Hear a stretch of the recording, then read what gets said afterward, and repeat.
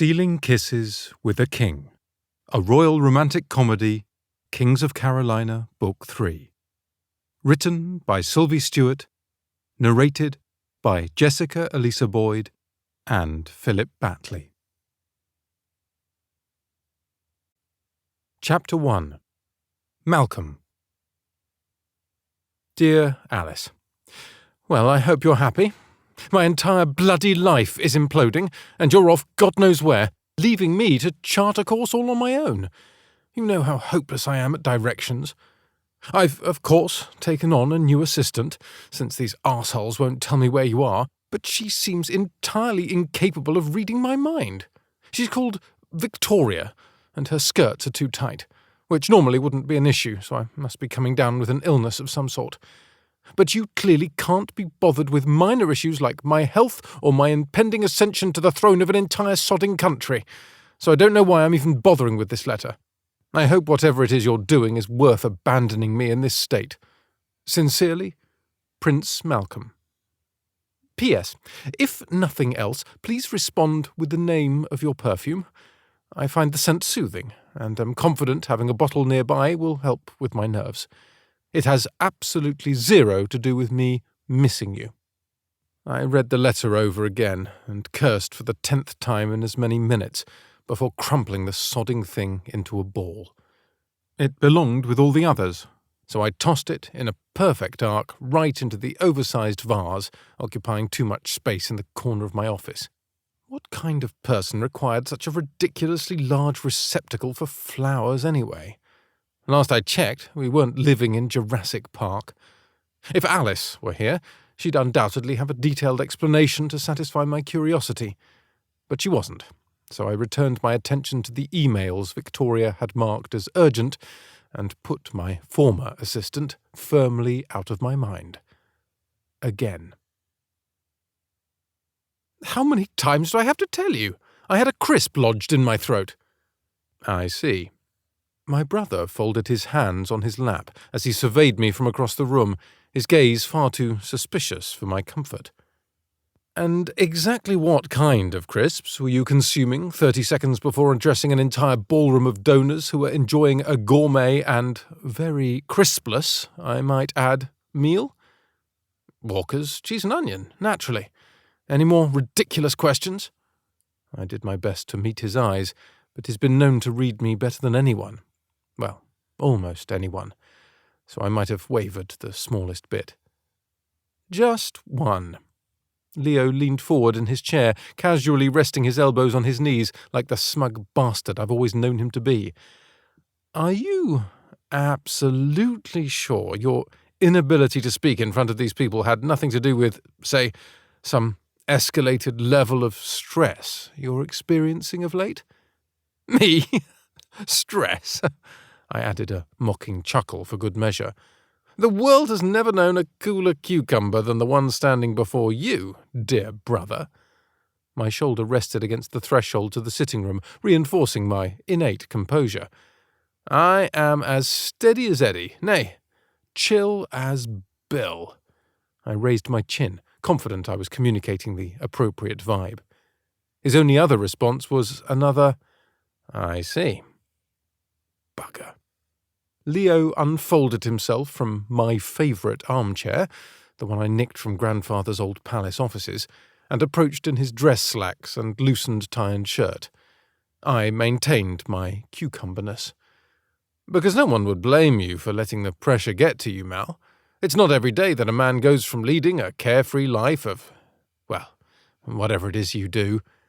The word you're looking for is women, I interjected, causing his brow to furrow in confusion. Or was that frustration? A carefree life doing women. I forced the corners of my mouth to lift, though I was feeling anything but cheerful. Leo shook his head as if clearing his ears of water. Right. As I was saying, it's not every day a man goes from a carefree life of whoring to assuming leadership of a nation. Not that he needed to know, but it had been bloody ages since I'd fucked anyone. Clearly there was something dreadfully wrong with me, but Leo couldn't help, much as he got off on all his intellectual gymnastics. I was beginning to fear no one could help. apart from Alice. I hoped the sharpness of my responding exhale conveyed my annoyance. Yes, Leo, I am aware of the events in my own sodding life, and I have it handled. So, thank you for your concern, but the only problem I have is with walkers for making their crisps so irresistible I cocked up a simple speech to the hospital donors. I pushed off the wall. But, as you already know, Clara wrested control of the situation, and the evening was salvaged. End of story. I was done with this little interrogation. I don't know why you insist on hounding me like this. It's been 2 days. Don't you have a girlfriend to befoul? And, just as I knew it would, my mention of the fair Ruby transformed my brother's expression from one of thinly veiled impatience to something more closely resembling a drunk labradoodle on roast night. Sorry bastard. I crossed to the bar trolley and swiped a bottle of my favourite Lafrague, leaving Leo to his no doubt filthy fantasies. Not that I could blame him entirely. Ruby was a gorgeous girl, and well equipped to ruffle Leo's overly starched feathers. In fact, she was quite possibly the best thing ever to happen to my brother, and the fact that she provided loads of entertainment for me as well was the proverbial icing on the cake. The woman possessed balls arguably bigger than either of us Baxter twins, but luckily for Leo, they came in a tall, honey-haired package with legs longer than a giraffe's and a smile as charming as Deepening bloody Padacone. As they say, we'd already put a fork in my brother because he was truly done. But not with the current topic, it seemed. She's left for North Carolina early, I'm afraid. So my attention has been freed and can be focused entirely on you until I leave for D.C. this afternoon. I spun on my heel, almost spilling my newly poured glass of whiskey. But she promised to repair the sticky clutch on the Shelby. What am I expected to do now? Leo's eyes rolled predictably. It truly is a crisis. But couldn't you possibly drive one of the other dozen cars in your bloody garage? My responding scowl went unacknowledged. The GT350 was my favourite of the ladies this month, and I'd been looking forward to a drive over to Rostana Bay to catch the last of the waves with my mate Nolan before the weather turned too cool, and I became consumed by official duties. Don't be ridiculous. None of them will do. I'll need to ask Wes to repair it instead, although I believe he may have mentioned something about his daughter's wedding, so I should be quick about it. A vein in Leo's forehead threatened to rupture. You'd honestly ask a man to be late to his own daughter's wedding just to avoid grinding a few gears on a heap of metal? My lips curved easily at that. Don't let your girlfriend hear you refer to it as a heap of metal, or you'll find yourself with balls bluer than Cookie Monster. I feigned grabbing my balls with an added, "Nom nom," just to watch him squirm. He appeared to run out of steam as he swiped a rough hand through his hair. I'm not an idiot, Malcolm. So you keep saying. I lifted the glass to my lips and let the smoky liquid coat my tongue. Just leave poor Wes alone, and Ruby as well. She'll be back in a week or so. Her Uncle Carl is having a stent put in, and she wanted to be there. Well, why didn't you say so? Tell me you didn't make her fly commercial. I pointed a finger at him around my glass. His lips pinched together, providing my answer. Unbelievable! The entire point of being a prince is to fly women around the world in your private jet and impress them with your money and privilege. He shot me a withering glance and shoved his stupid hands in his pockets. Interesting take. First, using the jet unnecessarily releases staggering amounts of greenhouse gases into the atmosphere, something Ruby understands and respects. And second, I was under the impression that a prince's purpose was to prepare to assume leadership of a nation while always putting its people's well-being first. How silly of me. Prick! I concealed the insult under a fake cough. Well, obviously, but the impressing women part comes directly after that.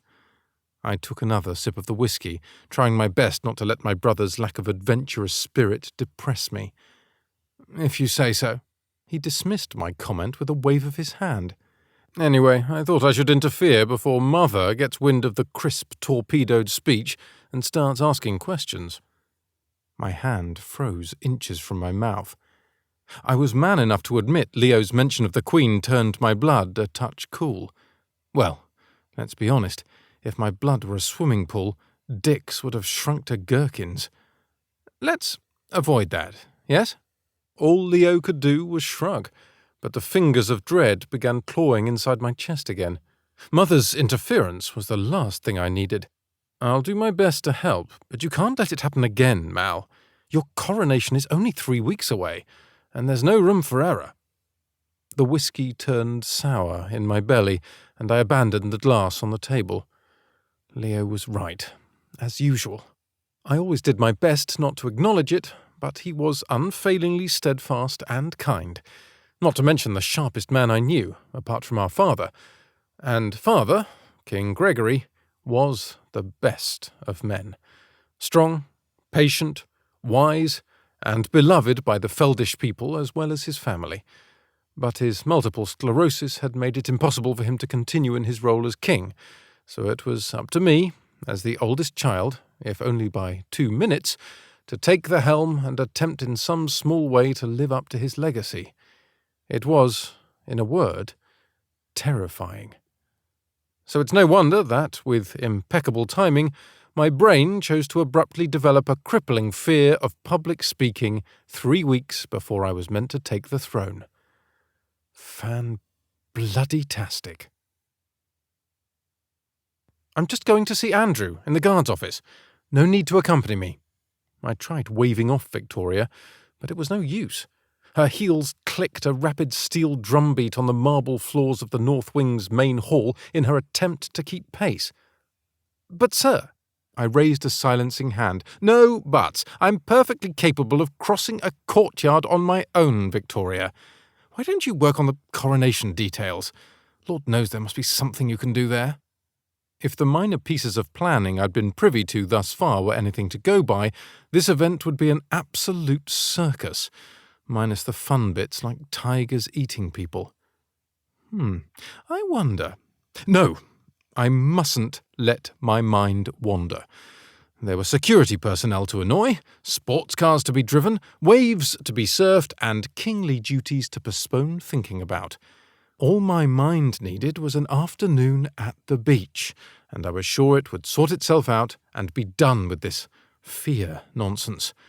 Now the only thing coming between me and my afternoon plans was my annoyingly competent and clingy assistant. Sir, as you are aware, I've been instructed not to let you out of my sight until the coronation. Her cheerful tone belied what was surely some degree of impatience. And as you are aware, I am your boss, and I instruct you to do the exact opposite. I didn't enjoy losing my temper with Victoria. It wasn't her fault I disliked her. She was just so enthusiastic. No, eager. No, charming. Yes, that was the problem. Everyone in the sodding place sang her praises like she was the next coming of Hugh Jackman. Yes, even I can't deny the pull of that man's devilishly handsome smile and smouldering countenance. Even Mother approved of Victoria, and she detested almost everyone. To be fair, Victoria ticked every box for the perfect assistant. She was agreeable, punctual, bright, well-mannered, engaging with colleagues and superiors alike, and rarely overstepped, except when it came to anything my mother instructed her to do that I would surely dislike. And she didn't shy away from doling out compliments, something one would think I'd enjoy. Not to mention, Victoria was unarguably attractive, with a tall frame, flawless bone structure, and an almost concerning amount of lustrous blonde hair. Her beauty had little to do with being fit for the job, but it was difficult not to take notice, especially when she occasionally stood a touch too close or brushed an accidental hand over my arm. And the smiling! I'd never seen such extraneous smiling. I knew I was being ridiculous, but as I said, it wasn't Victoria's fault I didn't like her. It was Alice's. The same Alice who hadn't answered a single call or text in over 4 months. I'd never been so callously ignored, even if her abandoning me was, possibly, partially, my fault.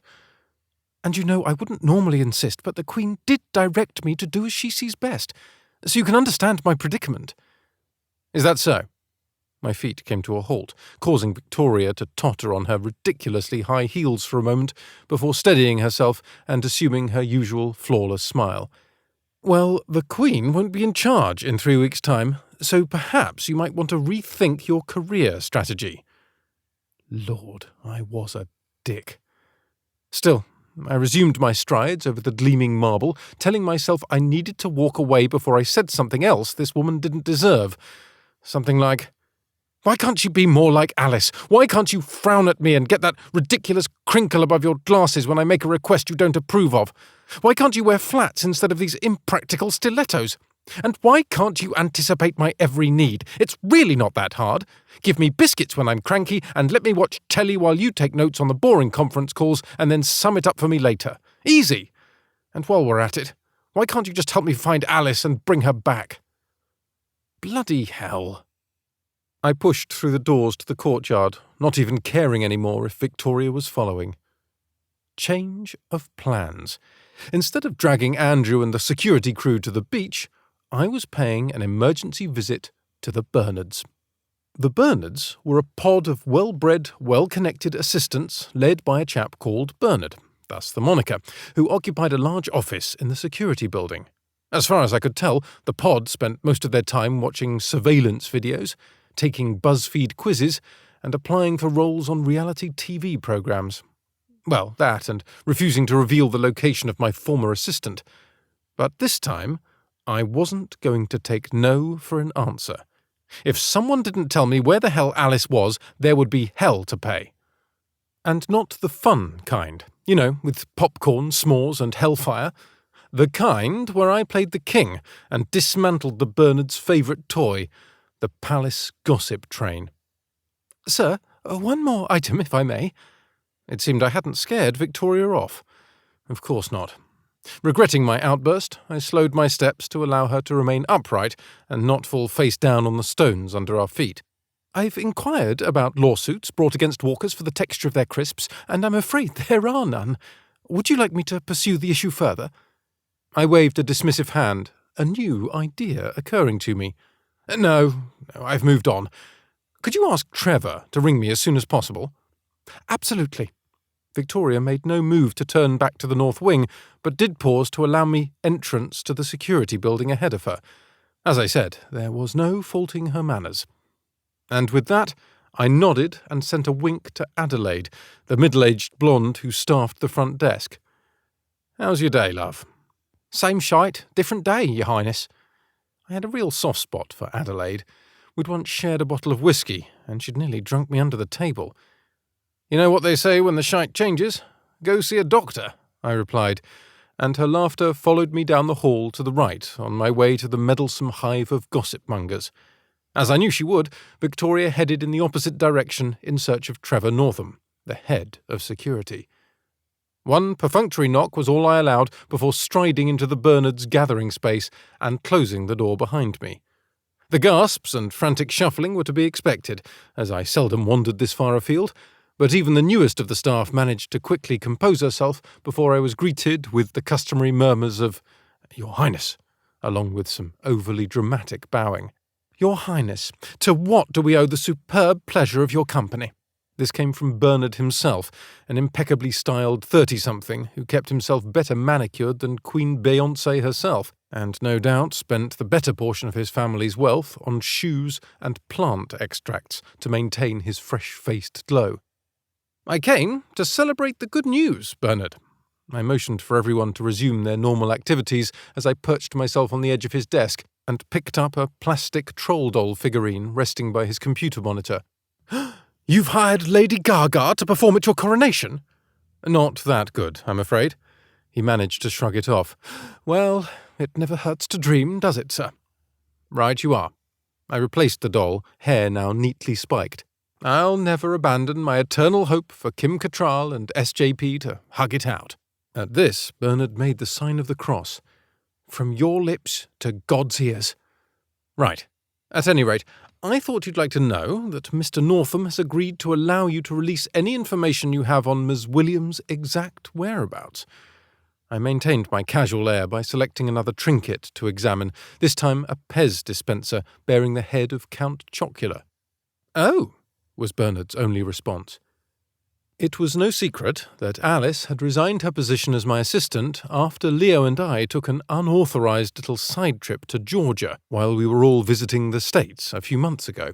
She and Trevor had been of the same mind that my brother and I required 24-hour protection while on foreign soil and did not take kindly to our small excursions sans security. It mattered little to them that only a handful of Americans even knew who we were, and there was no risk of harm coming to us. Rules meant everything to Trevor, and Alice, who also had an overly inflated respect for practicality and preparedness, and they were incensed at our abandoning them and setting out on a bonding brotherly adventure.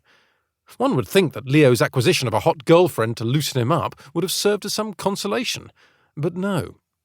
Trevor had yet to forgive either one of us, and Alice had abruptly resigned as my assistant and disappeared, refusing to answer any of my calls or texts. Trevor's displeasure with Leo might have been slightly understandable, based on the small matter of my brother almost being shot. But all's well that ends well, I say. So, here I was, with a head of security who looked at me like a dog who'd just soiled his carpet, and a new assistant who was entirely too perfect. My life was a living tragedy. It mattered little that Alice would likely have resigned anyway once she married her boring banker fiancé Reggie at some point in the coming months. The hours and travel weren't exactly conducive to marriage and babies, but I hadn't even been given the chance to persuade her otherwise. And I wasn't one to take anything lying down, unless it had a nice pair of tits and arse, of course. Now I'd finally secured the address of her hideout, which I had reason to believe was in America somewhere, and pop over to insist she return to her post. I was even willing to do a bit of grovelling, if necessary, which would surely communicate exactly how seriously I was taking her abandonment. She'd be back in the fold and squinting her disapproval at me in no time. My phone chose that moment to ring from my pocket. Ah, here Trevor is now. I replaced Count Chocula and lifted my phone, flashing the screen to Bernard before bringing it to my ear. "Trevor, how are you, old chap?" "Your Highness, I was notified you required me." The terseness of his greeting told me it might be a few more weeks yet until I was forgiven. "Oh, wonderful, yes, I'm just speaking with him now." I covered the bottom half of the device with my free hand and whispered to Bernard. "He says Alice rang him just this morning, and she's eager to meet with me as soon as you pull up the location." Bernard's responding thumbs up was encouraging. The sound of Trevor's sigh did nothing to discourage me. "Let's assume I have no interest in whatever you're up to, and you get to the point. Of course, it's always best to exercise caution when it comes to these things, but I appreciate that we've come around." To Bernard, I rolled my eyes and whispered, "Red tape," before continuing to Trevor.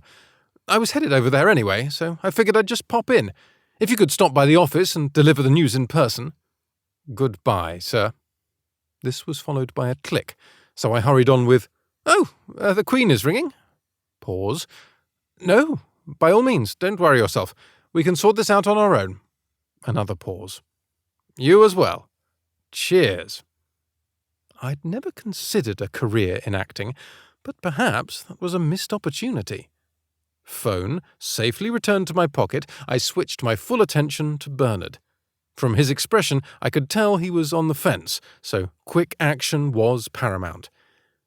Did I ever tell you about the time Nolan Royce and I had a pint with Charlie Hunnam? Hollywood, here I come. But first, I had an assistant to fetch.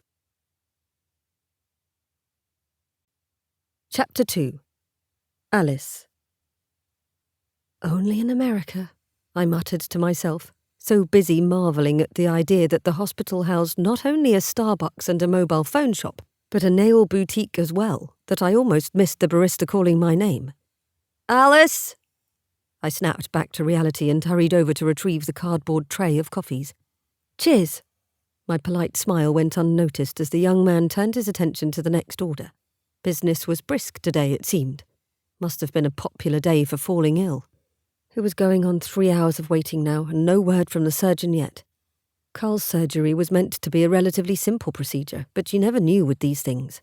An innocent trip to the chemist could end in a 4-car pile-up, just as an ascent on a ladder to hang holiday lights might result in a broken back or a sprained wrist at the very least. There was an article just last week about a perfectly healthy 22-year-old woman who entered hospital for rhinoplasty and never left. 1 minute she was planning her new life with an attractive ski slope nose, and the next she was gone. Poof! Just like that. And it's not as if Carl Green was a paragon of healthy living with his diet of beer and cheeseburgers and those size double extra large coveralls. For heaven's sake. I swallowed hard and forced myself to breathe. 1 in, 1 out. 2 in, 2 out. You're in a rainforest surrounded by the sweet chirping sounds of the birds and insects. 3 in. Hey, over here! I turned to see that Ruby and her cousin Sadie had moved from our previous spot, sitting vigil outside the surgery ward, to a pair of small plush sofas and a coffee table that must have just recently been vacated.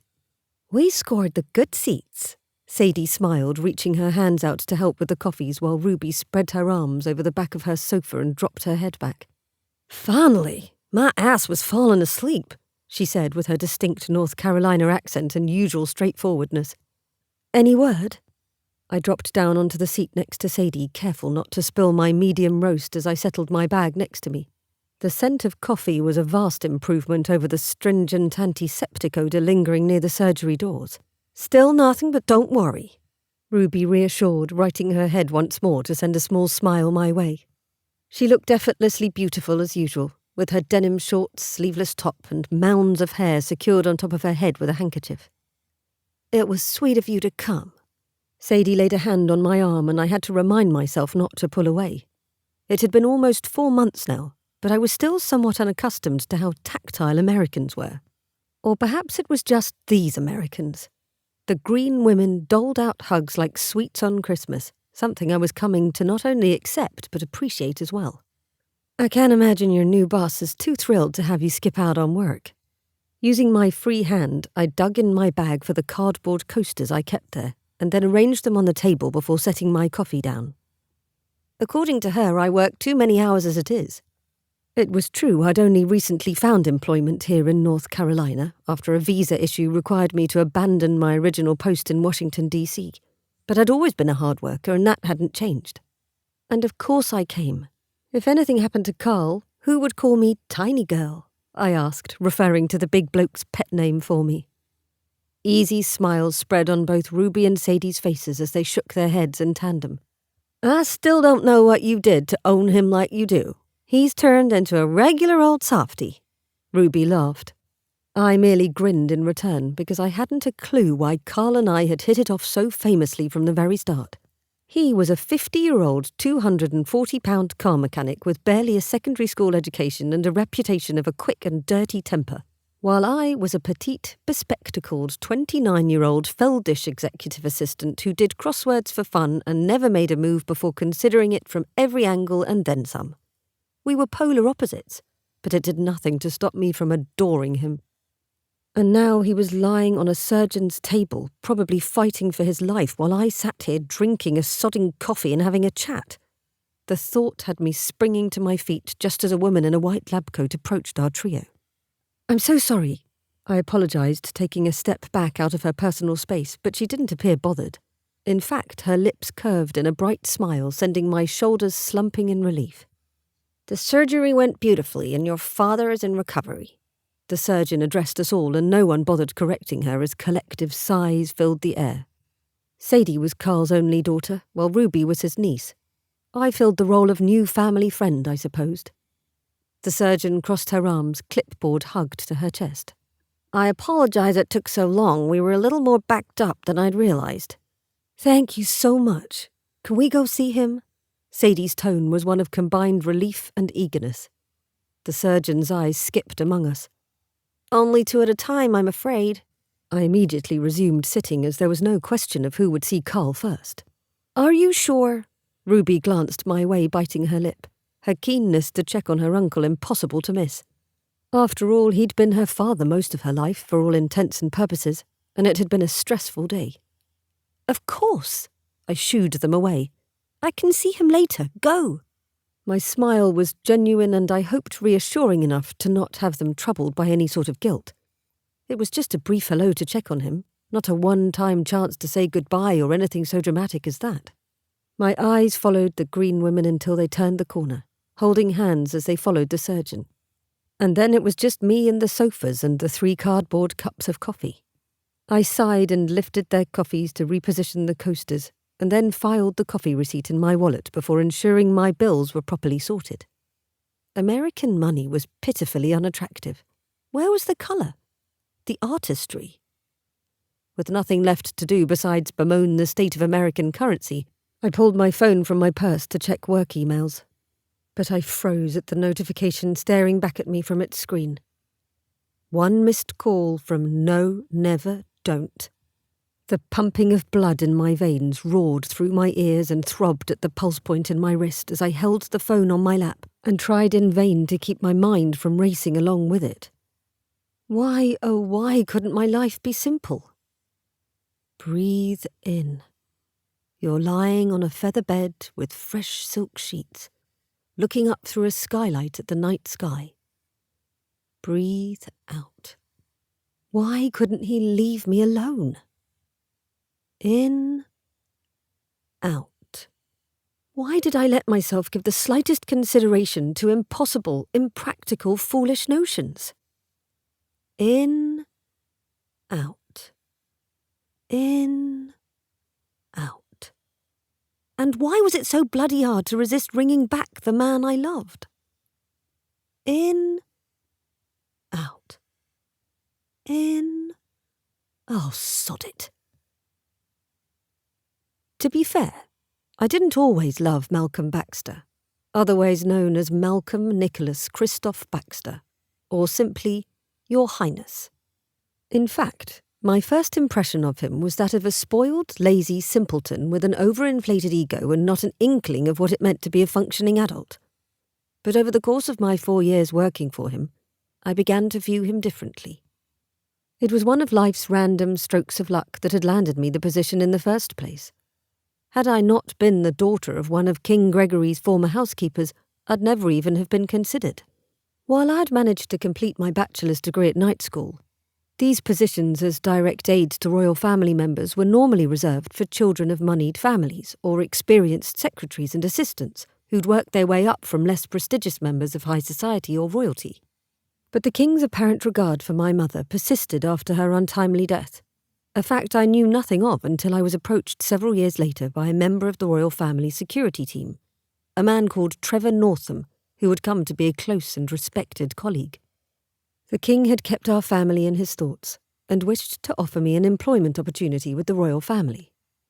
Thus had begun my employment as Prince Malcolm's primary assistant. As I spent close to 14 hours a day in his presence, doing everything from running his schedule to bringing him tea to juggling his dates, not to mention listening to him ramble and endlessly ask for my opinion on the smallest of things, I came to know the prince who would be king. His spoiled nature became tempered by his enjoyment of small things, like the lyrics to an old song or his boyish excitement over an extra biscuit with his tea. And the ego I detested so much often found balance in his open admiration for others. His father, King Gregory, his astoundingly more grounded brother, Prince Leo, and his wise and unfailingly kind sister, Princess Clara. Even the stern and ever-forbidding figure of Queen Elsie, his mother, occupied an elevated spot in his regard, despite his constant complaining that she didn't understand him. He revered leaders, artists, and everyday people alike, even as he pretended to hold himself above them all. Over time, I also began to understand that his eschewing of royal responsibility had not as much to do with his disinterest in engaging in worthwhile pursuits as it did with normal human trepidation about one day assuming the throne. And it would come as no surprise if he feared failing to live up to the lofty expectations placed upon him as the eldest child of a royal family. And then the perceived laziness. It became quite clear early on that once Prince Malcolm put his mind to something, He pursued it with a degree of determination usually only seen in one of the Queen's Siamese cats when a mouse happened to trespass on palace grounds. This was, fortunately, or unfortunately, depending upon how one chose to view it, evidenced in his dedicated maintenance of that exceedingly fit body through various athletic pursuits and an unforgiving exercise routine. One I witnessed more than enough times to find it distracting. No, Malcolm wasn't at all what he seemed at first glance. He had his faults, to be sure. So many faults, in fact, it would be impossible to list them all without my brain detonating like a barrel of dynamite. But he defied categorization, something which history has proven tends to divide men into one of two categories, the exceptional and the abominable. Time had yet to tell which would come to describe Malcolm Baxter. But despite his complexities and his knack for surprising me, Malcolm was, and forever would be, two things, a royal and a Lothario, which meant that when my disdain turned to tolerance, then to curiosity, then reluctant admiration, and finally to warmth, it mattered little in the grand scheme of things. We could only ever be employer and employee to one another, ruler and subject, royal and commoner, playboy and prude. We weren't friends. We certainly weren't lovers. In fact, I suspected Malcolm viewed me as an asexual being whose sole purpose in life was to be at his beck and call. Anything apart from the business of looking after the future king's administrative needs and personal protection was to remain only in my imagination, no matter how much it hurt. And hurt it did. So much that, in the end, it had made it impossible to be effective at my job, which was why I was now in Greensboro, North Carolina, working for the American branch of a Feldish eyewear manufacturer, while Malcolm remained across the Atlantic preparing for his coronation with the help of someone much better suited to the task than I. But his incessant ringing and texting made it impossible to put him out of my mind, as did the periodic visits from his identical twin brother, Prince Leo. Ruby and Leo had met and fallen in love in a matter of days during the episode that ended in my resignation 4 months ago. And now the couple was splitting time between the States and the Feldlands until they worked out a long-term plan. Thankfully, everyone involved had sworn to keep my whereabouts a secret from Malcolm, lest he form one of his mad notions and hop on a jet to ask my opinion on which socks he should wear. Sadly, this example was not an exaggeration. But Ruby was the only one involved who knew of my true feelings for Malcolm. Everyone else assumed I'd just become tired of his antics and wanted to be rid of him. However, every time my brain instructed me to get a new phone number, my heart made an excuse not to. What if Carl needs you and doesn't remember your new number? What if a contact from your years of service with the royal family rings you with some fabulous offer of employment in New Zealand? What if the worst happens to King Gregory and no one is able to notify you?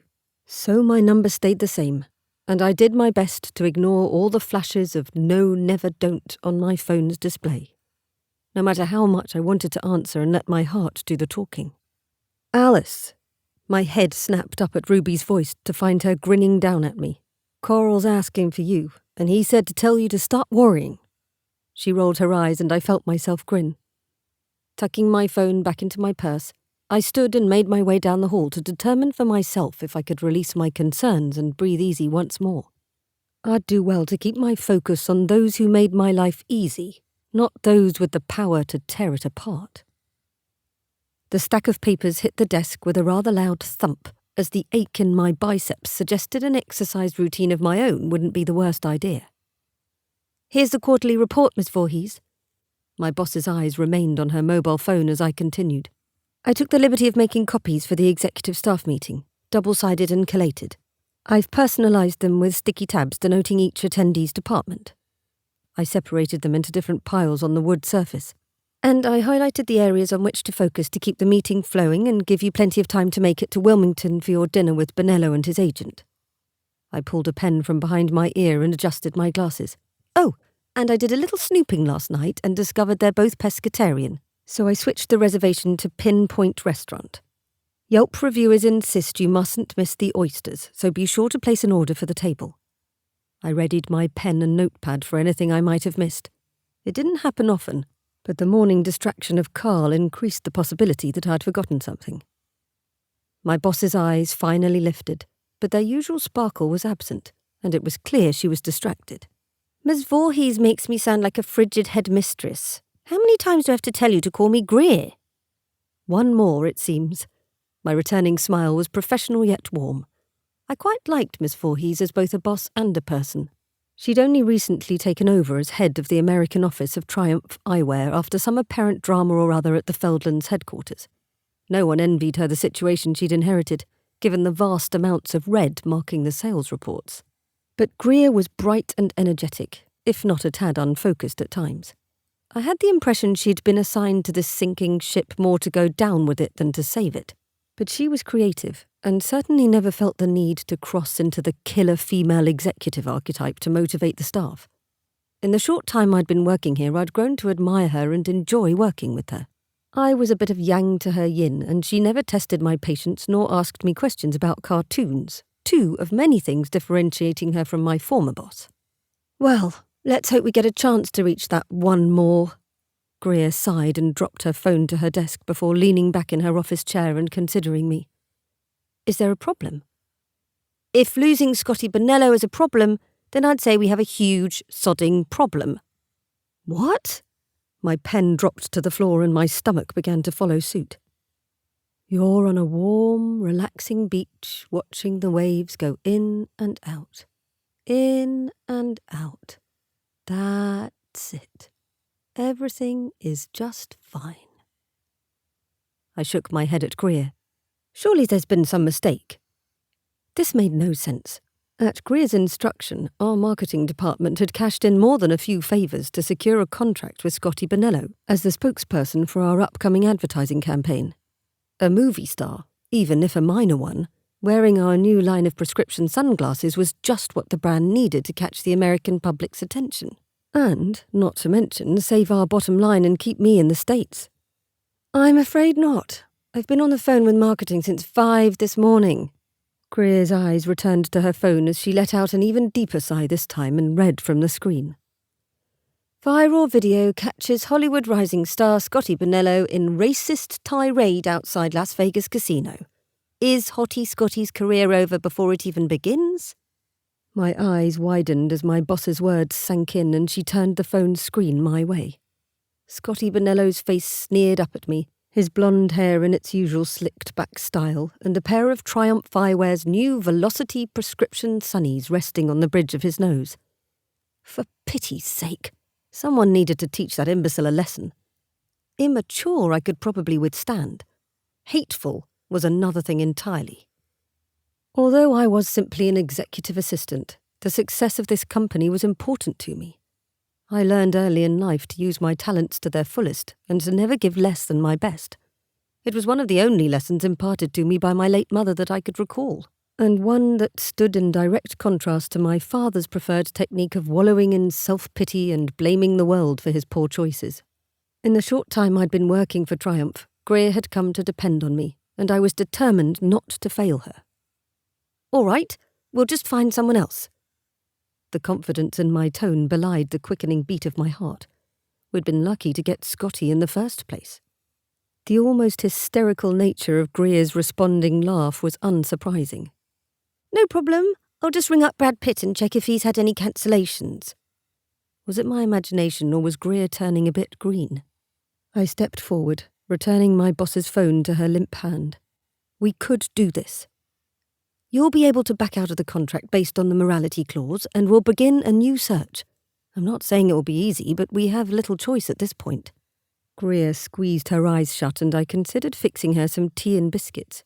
It had always worked for Malcolm. "I know, you're right, Alice, but allow me a few moments to lose my mind first, would you?" "Of course." I set my notebook on her desk and rifled through my bag until I located the bergamot citrus spritz. A little calming ambience couldn't hurt. Small tricks like these helped me get by when I found myself in danger of descending in a panic spiral. Some quick visualization exercises, a bit of aromatherapy, the repetition of mantras like the one scrolling through my mind now that instructed, "Focus on the things you can control and discard the rest." "We've put all our proverbial eggs in Bonello's racist basket, and now we're well and truly screwed. Corporate will shut us down for good before we've even had a chance to implement any of our dream initiatives." She gestured toward the rows of cubicles on the other side of her door. Not to mention, Sheila will lose her mind if she's forced to move back to the Feldlands and break up with her boyfriend. Another sigh. How are you not out of your bloody mind? Adjusting my glasses and setting my shoulders straight, I exhaled. Because it's of no help, is it? I'd rather focus on a solution. She shook her head almost disbelievingly. I don't know how you do it. Practice. I tossed a reassuring smile her way as my mind raced for ideas and my finger pumped soothing citrus essential oils into the air around us. Surely the marketing team has some fresh ideas. Greer huffed out a mirthless laugh as she fanned the fragrant bergamot away from her face. The only solution they've thought of thus far is for one of us to magically acquire a new famous best mate who owes us a giant favour. Her artificial smile fell and her forehead connected with the desktop. What are all the underprivileged kids going to do when they can't see the chalkboard at school? I was so excited to start our pet project. We're not giving up, Miss Voorhees. I rounded the desk and put a hand on her slumped shoulder. We'll find a non-racist substitute, blow away forecasted sales, and be so flush that corporate will sign off on the charity campaign before you know it. Greer's head rose just enough for her to lift her eyes to me. You think? I know. I nodded and threw in another reassuring smile while my mind switched mantras. You will not panic. You will not panic. Her head nearly connected with my chin as she bolted upright in her chair. I didn't even ask you how your friend's doing. I'm a complete bitch. My smile grew at that. He's doing wonderfully. They put in a stent and his heart is back to pumping more blood. The only issue now is convincing him to change his diet from that of an 18-year-old boy in the throes of a growth spurt. At least something is looking up today. I'm glad he's okay. Both hands landed flat on the desk before her. Now, let's get busy dropping Bonello's arse and finding someone better.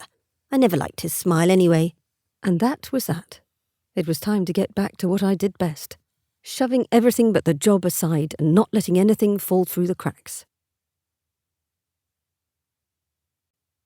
Chapter 3. Malcolm. The moment the voicemail engaged, I properly unleashed. So, I'll spare Ruby because I find it difficult to uphold resentment for any decent length against someone with such a fine pair of tits, but you'll be getting her share of my ire. How could you not tell me Alice is in North Carolina with Ruby? I hereby disown you as my sibling, and will only claim Clara from this day forward. And forget about the new title I was considering for you. If you want to be ambassador to Victoria's Secret underwear models, you'd better learn to live with disappointment. Goodbye forever, you worthless excuse for a brother. Finger poised to disconnect the call, I had a last-minute thought. And don't forget to bring me some of Ted's Pop-Tarts from DC. The boxed ones here are rubbish. That should do it. Victoria! My voice echoed off the walls of my sitting room where I'd been busy pacing. Her face immediately appeared around the half-open door, eyebrows raised in expectation. Sir?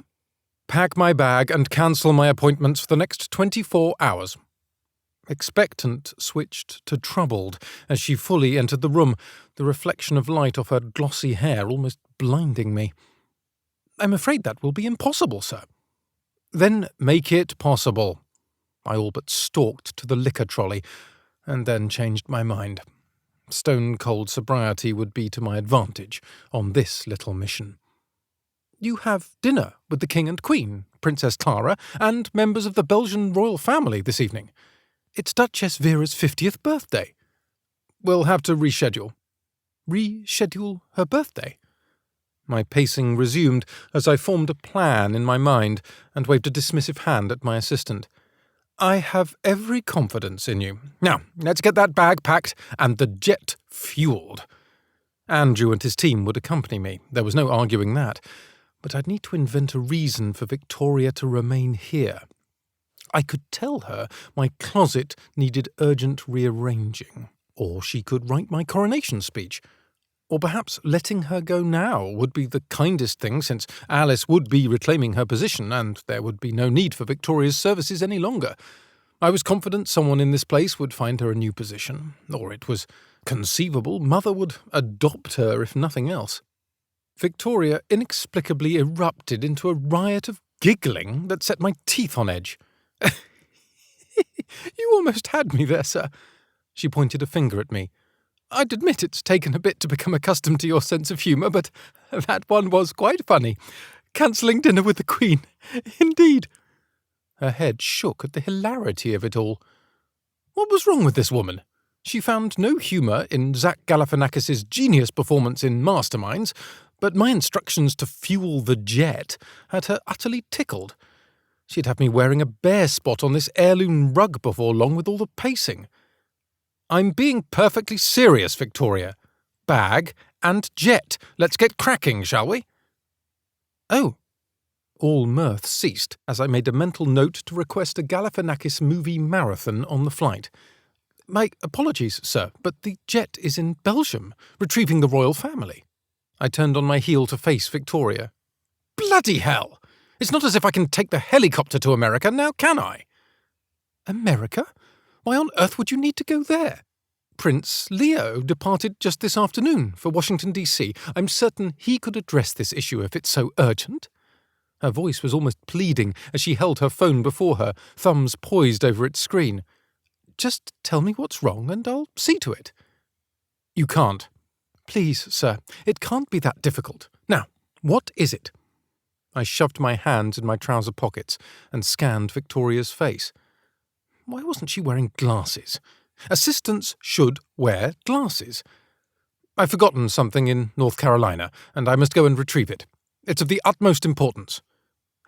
"Is that all?" she responded with a relieved smile. Ignoring her comment, I pulled my own phone from my back pocket and pressed Andrew's contact before bringing the device to my ear. I'd have to take care of this myself. "Sir?" Andrew's clipped greeting made me want to mess with him, but there'd be plenty of time for that on the way to America. "Yes, Andrew. Tell me, did you help arrange my brother's trip this afternoon? I'm assuming the do-gooder flew commercial." "I did, sir. And yes, we booked the entire first-class section of a Feldish Airlines flight, due to land soon at Washington Dulles Airport. We sent Natalie and her team on his detail." "Excellent. Cancel your evening plans, Andrew. We're going to America." Victoria's spluttering disbelief followed me down the hall toward my bedroom. It was time I made peace with her. After all, I'd likely never see her again after today. "Come on, Victoria, let's get packing. What are your thoughts on driving gloves? Do you think I should bring a pair or give them a pass?" "I'm sure it's a simple cold, Mother, but I'd be devastated if I sickened Vera on her birthday of all days. You will give her my best wishes, won't you?"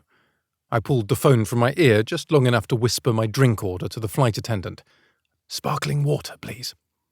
She responded with a quick nod and a wide smile before hurrying back to the galley and away from a frowning Andrew. I watched her hips sway in her tight skirt and felt a momentary pang of regret at the need to pass on discovering the colour of her knickers. "A cold, Malcolm? Is that what we're calling your dalliances now?" The Queen's tone did little to hide her irritation. A gasp fell from my lips. "You wound me." I mustered up a small cough for authenticity. "We've already spoken about this. If you require companionship, have Victoria work with Trevor to arrange something. Discretion is key with the coronation so near." I huffed out an incredulous laugh. "Trevor is the last person I'd allow to set me up on a date. He'd be liable to arrange dinner with Lizzie Borden's ghost. And as I said, I have the sniffles. It's nothing to do with a woman. Well, Alice was a woman, but not in the sense the Queen meant." My mother sighed on the other end of the line, telling me I'd won. "I'll give Vera and her family your best, but I beg of you, whatever you're up to, let's not allow it to appear on the front page of the newspapers tomorrow, yes? Or I'll find a way to alter the succession bill to allow Clara to take the crown in your place." I barely refrained from asking her to do just that. Everyone knew I wasn't suited for the job, yet here I was, poised to fuck everything up. Not that she wouldn't make an excellent queen. In truth, my little sister would likely be the best candidate of the three Baxter children. But I hardly think my nasal passages warrant a front-page story. A section B, perhaps, but not the front page. The shapely flight attendant returned, a naughty lift of her brow catching my eye as she handed me my Perrier and brushed her fingers over my wrist in the process. How deliciously tempting. "Goodbye, Malcolm." Mother's voice sounded in my ear, and I refocused for a moment, giving one more cough for good measure. "Goodbye, Mother. If I should succumb to my illness, please scatter my ashes in the west garden so I can properly haunt my loved ones." A click was her only response, and I couldn't help my small chuckle as I lowered my phone to the seat beside me and threw a wink at the attendant as I caught a peek at her name badge. "Thank you, Janine." She lingered for only a split second before realizing this flirtation had run its course, and moved on to take drink orders from my security staff. Such a pity. "Her Majesty give you an earful?" Matthias, one of the younger guards, inquired with a smile from his spot across the aisle, his eyes following Janine's tight skirt. I got on well with Matthias, as we shared an affinity for surfing and an appreciation for beautiful women in very small dresses. "All sorted. She thinks I'm in bed with a cold. What she doesn't know can't hurt her." Matthias nodded, giving his golden beard a scratch, and finally tearing his focus from Janine's curves. "We should touch down at Piedmont International in 4 hours. Local time will be around 5 in the afternoon." Andrew beckoned Matthias, and he excused himself to see to his boss's instructions. I leaned back in my seat and crossed my arms over my chest. Only a few more hours. Perfect timing. I'd likely catch Alice returning to her flat from whatever job she'd taken. My mouth turned down at the thought of her talents being wasted on a tedious office gig, working for some stodgy old bastard who couldn't possibly appreciate her properly. I'd bet my Shelby she'd been living in regret every day since her impulsive and inexplicable resignation. Since learning of her whereabouts, I'd given it more than a little thought, and determined that her fiancé must be working in Greensboro as well. Why else would Alice not be home in the Feldlands? I imagined she'd be relieved to see me and have an excuse to return to the motherland, as well as her position with the soon-to-be king. You couldn't buy that kind of prestige for a CV. My lips curved as I pictured her reaction upon seeing me on her doorstep. Soon she'd be back where she belonged, and all would be right with the world again. Alice would know what to do, how to rid me of this pesky public speaking hiccup and prepare me for my new position. There wasn't a problem out there that Alice Williams couldn't solve. She thrived on it, in fact, and now it was time to put her skills to the test. With the fate of the nation at hand, how could she possibly refuse? Chapter 4. Alice. "Reckon you could spare a few bucks?" I did my best not to rip my hair out with my brush as I listened to my sister over speakerphone. "What happened to the money I wired last month?" "Dunno. Zaz buggered off with it. Probably spent it down at the pub. He's got himself a new girlfriend who works there. Some slag called Teresa who always smells of patchouli and day-old spunk." My hand paused in its strokes and I grimaced at my reflection in the mirror. "That's revolting, Tilly." Leave it to my sister to never skip a gory detail. "Maybe so, but it's also true." Our brother Zaz wasn't known for his discerning taste, although it wasn't surprising given his disregard for common courtesies like basic hygiene and eating in a manner not affording diners 3 tables over a view of his half-masticated meal. "You need to get your own bank account instead of sharing with Zaz. Next time I visit, I'll drag you from that packing crate you two call a flat and take you down to the bank." Who was I kidding?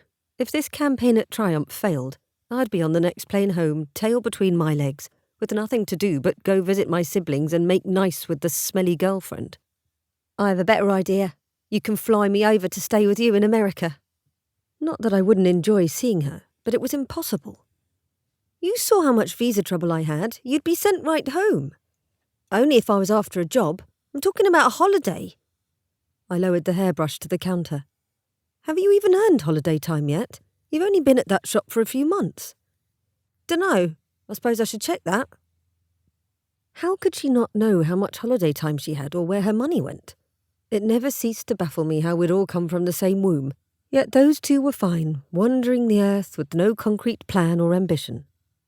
The two of them lived a 3-hour drive from Dunwall, having moved on a whim to follow one of their mates, and as far as I knew, Zaz hadn't held down a single job for more than a few weeks' time. He was happy to sponge off Tilly and me, although I seemed to be the only one it bothered. To be fair, however, our father hadn't set the best example. After our mother passed away, he'd developed a 3-pack-a-day habit and spent his days barely moving from his mate Darren's front porch, where the two sat like elderly tortoises all day and heckled everyone from the postman to small children walking to school. I'd just finished 6th form when Dad completely gave up any pretense of caring for his children, so I'd put off pursuing my bachelor's degree to get a job and watch after Zaz and Tilly. And as if he'd had the date circled on his calendar, our father vanished the day after Zaz turned 18. Not that it wasn't ultimately a relief not having him around. But this topic of conversation was never a good one, so I decided to change the subject while I moved on to examining my eyebrows in the mirror. Oof, I was beginning to resemble an alpaca. "Any other news?" I asked. "Not really. Oh wait, that's not true." She drew in an excited breath. "Guess who I saw when I took the train to visit Emily?" "I haven't the slightest." "Reggie!" she shouted, as if announcing a grand prize to a game show contestant. Oh, God. Reggie. I aimed for nonchalance while I grimaced at my reflection. "Oh? Did he look well?" "He practically ran in the opposite direction when he saw me." She laughed. "I don't know what he thought I'd do to him. You're the one who called off the engagement, not him." Perhaps he just didn't want a reminder. "I guess. Anyway, I always said you could do a lot better than him." "There's nothing wrong with Reggie," I scolded. "Then why'd you dump him?" She went on to answer her own question. I apparently wasn't needed in this conversation. "Because you're in love with Prince Charming." "Not anymore," I lied. Tilly knew me too well, however. In fact, she'd been the one to practically shove me bodily onto the plane to America following my resignation and the end of my engagement. She understood my need to create space so I could write my course and move on. "You're a terrible liar. We should play poker next time I see you." "How about if I just send you the money now?" She laughed at this as I stripped off my nightdress and surveyed my body in the mirror. My breasts hadn't grown overnight, unfortunately, so it looked like another barely B-day.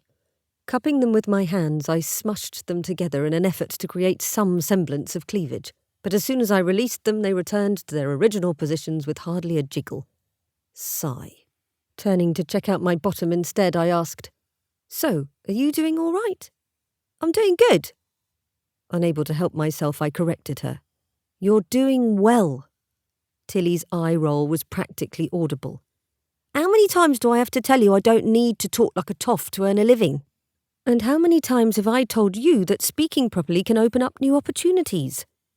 Satisfied that I'd made my point and that my bottom looked better than my breasts, I tossed my nightdress in the linen basket and moved to the bedroom to get dressed. "Oh, please. You got that gig with your hottie prince through some connection between Mum and King Gregory from a gazillion years ago." I dropped the phone on the neatly made bed. "That may be, but I never would have kept it for 4 years if I'd spoken like a street rat, now would I? Blah, blah, blah. I'd be bored to tears with a stuffy gig like that. The only time I want to use the words, yes, sir, no, sir, right away, sir, is when I'm kneeling in front of some hot dom with a huge knob." I choked on my own saliva, and Tilly lost herself in a fit of hilarity as I coughed and had to hold onto the wall to steady myself. "Where in the world did you learn to talk like that?" "It's just a skill I was born with, I guess." There was no preventing Tilly from being Tilly. "On that note, I'll be late for work if I don't hurry. Check your account at the end of the week and don't tell Zaz, all right?" "Okay. Thanks, Alice." I smiled at the phone even though I knew she couldn't see me. "You're welcome. I'll talk to you soon." We both hung up without exchanging goodbyes or I love yous.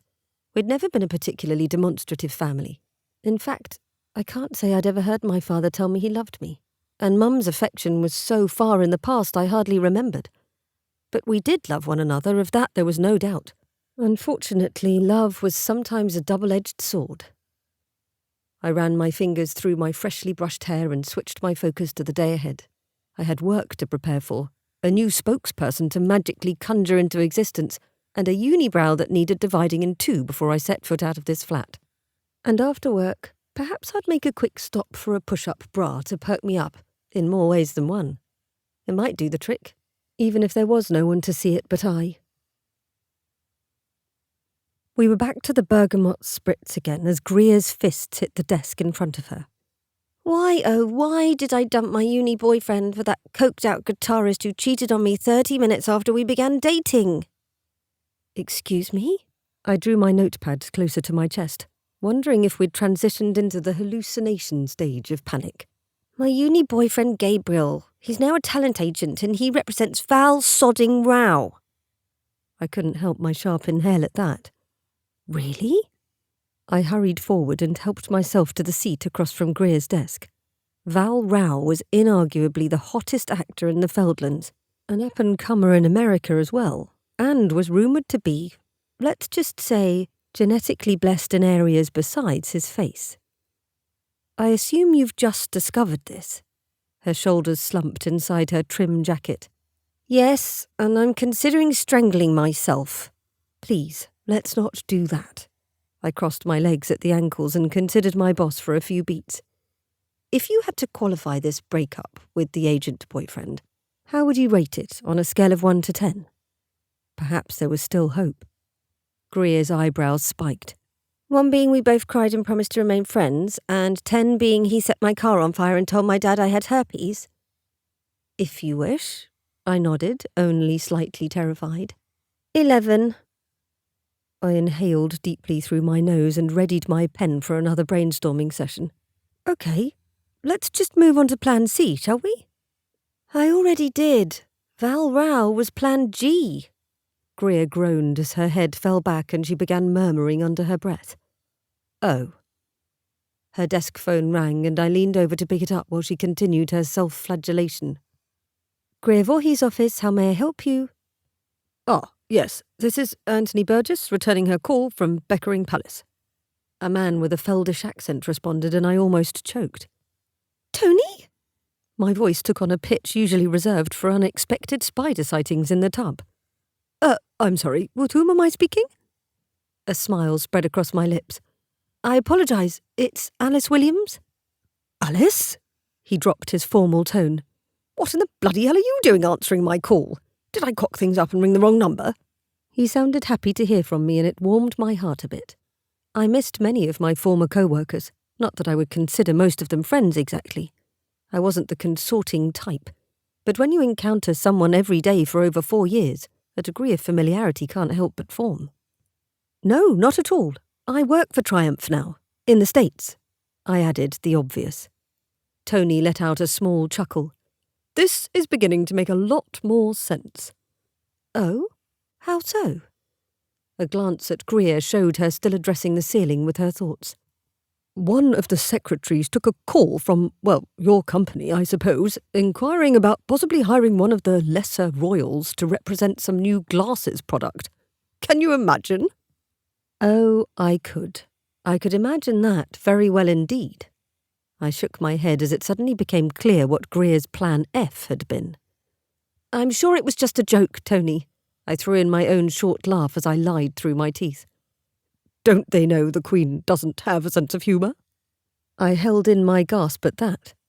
Tony had always been a bit cheeky, but to speak ill of the Queen was inexcusable. He must have wrongly assumed I'd lost my sense of decorum when I left the palace. Still, it wasn't my job to correct him. My job was to sell glasses and mind my own business now, so I decided on a neutral response. You'd better hope no one is listening in on this call, Tony. I'll be all right. He sounded unbothered. I must fly, but it was nice chatting, Alice. Bye now. Goodbye, Tony. I returned the handset to its cradle, thoughts of Queen Elsie floating through my mind. I'd always admired her, not simply because she was the Queen, but because she was both decent and strong. Throughout her husband's illness, she'd shown resilience and fortitude, while also managing to be an emblem of comfort to the nation.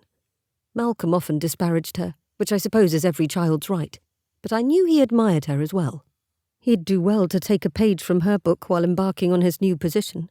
If he could manage to harness her strength, the king's warmth, and combine them with his own irresistible magnetism, he'd be an excellent leader. "Who was that?" Greer asked, her eyes on me again. I attempted nonchalance. "That was my old colleague Anthony. He works for the royal family." Her spine straightened as her expression brightened. "Oh, right, I forgot about that one. Well, what did he say? You didn't let me speak with him." A delicate touch was called for here, so I leaned forward, folding my hands in my lap. "Miss Voorhees, you must know the idea of a member of the royal family endorsing a commercial product is impossible on numerous levels." Her brow furrowed. "I didn't mean the Queen herself. I thought maybe there was a distant cousin, a duke or something, who could use a few euros. Every country has its share of royals who've fallen on hard times." "That may be so, but it's simply impossible." I shook my head and silently pleaded for her to drop it. But she leaned forward, eager as ever. "How do you know unless we try? It's practically your motto. It's not like you to give up so easily." My jaw clenched as I sought calmness, but it was no use. "Because I used to work for the royal family." So much for delicate. "I know their protocols inside and out.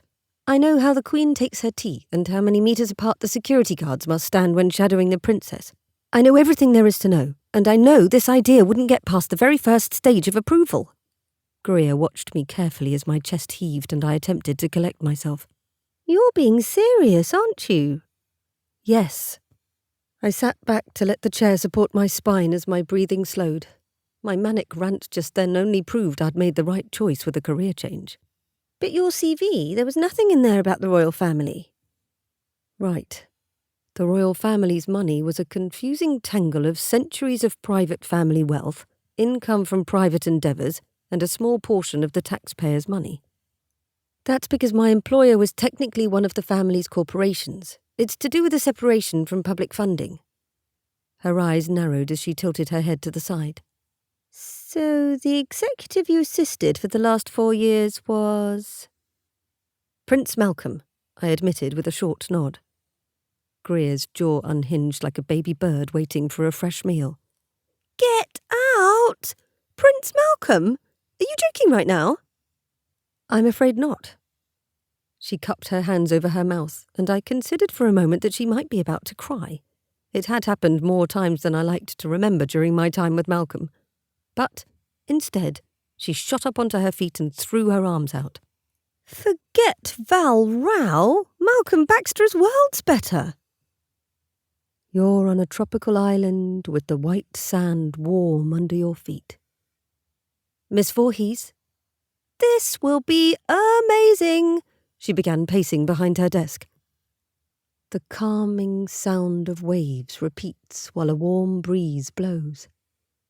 "Miss Voorhees?" "Corporate will be eating out of our hands." The sunscreen drips into your eyes and a crab bites your boob. "Greer!" Her eyes shot to me as her feet ceased their pacing. "What?" 20 minutes later, I was still trying to explain to Greer how utterly impossible her idea was while she pretended not to hear a word I said. "You don't understand," I began again, but she cut me off. "I know you think I'm not listening to you, but I've heard you and now I'm taking a page from your book. We won't know until we ask now, will we?" I closed my eyes and leaned back against the hallway wall for a second. We'd moved our discussion to the ladies' room where Greer had insisted I splash my face with cold water, and now to the hallway. "But that's what I've been trying to tell you. I'm not in touch with any of the prince's staff any longer." "Not being in touch doesn't mean you've lost their numbers. You were just chatting up that Anthony fellow. I thought he was your boyfriend." I gasped. "I wasn't chatting him up. I was politely engaged in small talk with a former colleague." "Alice?" "What?" "Alice." She grasped both my hands in hers and brought them together between us as if begging for forgiveness in a confession. "It's just one call. If they say no, we move to plan H or whatever it is that's next." I looked from our clasped hands to her face to find an expression that was oddly familiar. It was the same one Malcolm used to get when he wanted to misbehave and needed my cooperation. "I rather like the sound of plan H. Let's go straight to that, shall we?" I tried. And just as with Malcolm, I caved. Fine. I wrested a hand free and pointed it at my boss. But only because I can't stomach the thought of everyone being sacked if we go bankrupt. I knew I could count on you. She pulled me by my other hand back toward her office, my ballet flats threatening to slip on the carpet. I haven't done anything yet. You always come through, and this time won't be any different. How could she be so confident when the situation was completely preposterous? Back in her office, Greer watched as I pressed a series of numbers on my mobile phone and brought it to my ear. The line rang twice until a familiar voice spoke and my lips curved without my permission. Well, Miss Williams, it's lovely to hear from you. Hello, Trevor. Chapter 5. Malcolm. Let's not forget to stop by Benny's Bar in Kernersville before we head home tonight. I'll introduce you to some real American bikers. Andrew appeared less than impressed from his seat next to me in the back of the Audi, but I had fond memories of that bar from my escapade with Leo and Ruby. Well, what I remembered of it, that was. I'd been rather pissed, and there was a slight possibility I'd been punched by Ruby, but surely I'd made some friends as well. The sooner we get this nonsense over with and return to the Feldlands, the better, as far as I'm concerned. He brushed a non-existent bit of lint from his pressed trousers. I focused my attention out the windows at the evergreens and oak trees lining the roadway.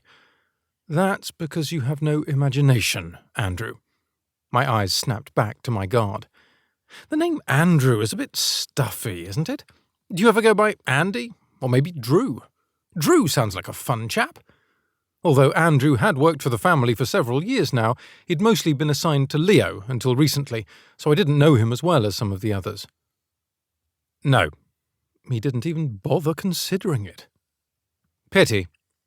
My attention returned to the scenery as Matthias turned left onto a winding road with even more trees. I'd forgotten how hilly it was here. The Feldlands was positively flat in comparison. Surely we must have been getting close to Alice's flat. Confirming the time on my phone, a new idea struck me. New plan, Matthias. We must find a florist's shop. I don't know why I didn't think of it before, but it's always best to show up to a woman's door with something pretty in hand, to disarm her. Not a problem, sir. I gestured to Matthias while raising a brow at Andrew. You should spend more time with Matthias and less with Trevor. It would make you much more pleasant to be around. I'll take it into consideration, Andrew dismissed as he pulled out his phone and began typing. There's a florist half a mile north of Miss Williams' complex. It will be on the left. There was nothing to do now but sit and wait. Soon I'd have Alice as my right hand once more, and all my problems would be solved. Ask for an elegant bouquet of the best they've got. No red roses, I instructed Andrew 5 minutes later as the car idled outside a retail park florist shop. She likes yellow and orange. I didn't trust him to select the flowers on his own. He'd be likely to return with a bouquet of poison ivy or a sad collection of carnations abandoned at a funeral. He shut the door without responding, leaving me with Matthias in the cool silence of the luxury vehicle. Why not red roses, sir? Matthias looked back at me from the driver's seat. Red is for love, passion, my good man. This is much more important than that. Exactly what sentiment are we aiming for, then? I exhaled as I surveyed the vehicles in the car park. I never understand the number of SUVs and trucks in this country. Hadn't any of these people experienced the sheer perfection of a manual sports classic? Whatever will get her on the plane. Matthias's head dropped back as he barked out a laugh. It's nice to know even princes have trouble with women. Glad to be of service, Matthias.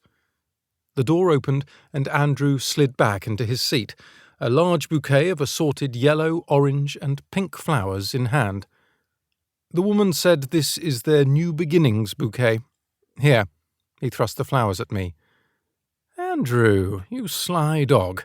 You shouldn't have. My grin was returned with a frown. Let's get this over with. Onward, Matthias! We have a lady to rescue. I ignored Andrew's responding groan and gripped the bouquet as the car pulled forward. 10 minutes later, I found myself knocking for the 4th time on the door of Unit 206 in the last cluster of buildings in the modern complex. What on earth could be keeping her? Maybe she and Reggie were out for dinner. I'd admit, the thought hadn't occurred to me to account for the fiancé until now. Never mind, I'd appeal to his sense of patriotism. I pulled my phone from my pocket and squinted at the reflection of the bright sun on its screen before beginning to type. Me. Where are you? Me. I'm standing at your door, so you can't ignore me any longer. A gasp from behind had me spinning on my heel. And there she was, wearing her familiar uniform of staid sweater set and pencil skirt, glasses sliding down her nose, and not one but 2 pencils in her dark hair. It was styled differently than usual, pulled back into a knot with loose strands falling into her face. But the eyes behind her glasses were the same. 2 brown orbs measuring, analysing, studying every detail and committing it to memory. Her hands clutched one of her large handbags, along with a pink paper bag from a shop of some kind. I threw my arms out wide, the flowers swishing in the air at my movement, and my phone almost launching into the car park. Surprise! Alice stood frozen, her small mouth maintaining a perfect O, while her eyebrows reached for her hairline. Since she apparently wasn't moving any time soon, I approached with the bouquet in my outstretched hand as I tucked my phone back into my pocket. "Did you miss me?" Her eyes dropped to the bouquet, which she studied in a manner suggesting she'd never seen flowers before and thought they may perhaps leap forward and attack her. "Go on. Well, they're for you." This had her gaze shifting to me again as she slowly resumed control over her limbs and stepped forward. I'd always had a certain effect on women, it was true, but I hadn't anticipated my arrival physically incapacitating Alice like this. Instead of taking the offered flowers, however, she stepped past me to unlock the door to her flat. "Good idea. Let's take this conversation inside." I wouldn't want Andrew overhearing in the event I might need to resort to blackmail or grovelling. I turned to follow Alice in, but there must have been some kind of freak wind coming through the complex at just that moment, because the door slammed shut before I could step through. "Ha! Alice?" The door remained closed, so I knocked again. "Alice, love, the door seems to have shut itself." No response. I released a chuckle as I glanced around. Perhaps this was a prank. I'd bet my autographed Rolling Stones' Bridges to Babylon album that Trevor and Andrew were in on this one as some sort of payback. I put my hands up in surrender, the cheerful bouquet like a torch in one hand. All right. Very sodding funny. You can let me in now." Still nothing. A ping from the direction of my pocket caught my attention, and I quickly retrieved my phone. "Alice, please leave." This was quickly followed by, "Alice, Your Highness." My amusement was quickly fading, and I was tiring of this little game, so I pounded on the door once more. "Alice, enough! I've come to see you. The least you could do is open the door and speak with me." Finally, her voice sounded from the other side of the steel door. "Why?" "Why what?" I'd never in my life had to work this hard just to convince a woman to speak to me. "Why have you come to see me?" "Open the door and I'll tell you." "No." She sounded almost alarmed. "Sir." Whatever could be going on in her mind that she'd leave me standing out here by myself? "Oh, come on. I flew over an entire ocean. I even flew commercial." The door opened a crack, revealing one brown eye behind the lens of her glasses. "You did?" "Aha! I did." I leaned forward, infusing my tone with my customary charm. "Please let me in. We need to talk." But the suspicion inexplicably returned. "Did Trevor speak with you?" This had my eyes narrowing. No? Why? What was she up to? If Trevor was involved, it couldn't be anything I'd like. Shaking her head, she opened the door a few inches farther. No reason. Never mind. I can't let you in until you tell me why you're here, sir. The time was finally upon us to deliver the good news. My lips curved into a wide smile, and I extended the flowers once more. I came to hire you back as my assistant. This time, when the door slammed, the sound of a deadbolt clicking into place followed. Women, I grumbled under my breath as the Audi cruised along I-40 to downtown Greensboro the next morning. What was that, sir? Andrew cocked an ear my way, unable to hide his shit-eating grin. You know my family pays your paycheck, right? And you know my job is secure as long as I don't allow any harm to come to you, right? It's in my contract. What? I didn't know that. Whatever happened to serving at the pleasure of the king? It was one of the conditions put in place after you drugged me in that cabin and stole my car keys, he responded through tight lips. Oh, right. That. I tried not to smile at the memory. It was how Leo and I had escaped our security detail to embark on our journey of adventure and intrigue with Ruby last time I was here. Ah, what fond memories. I did apologize. And I renegotiated my contract. He turned and spoke to the window. I've got a nice little nest egg as a result. And I can't fire you unless I'm dead. He simply nodded his response. A new thought occurred to me, one I liked even less than the first. Or maimed. Now you're catching on. He didn't turn to me, his eyes on the passing cars as Matthias took the next exit. I considered that for a moment. Seems a bit unfair, don't you think? What if you get sick of the job or get cross with me and decide, hey, I'm about ready to retire anyway. Go ahead and cut off King Malcolm's ears. He had it coming.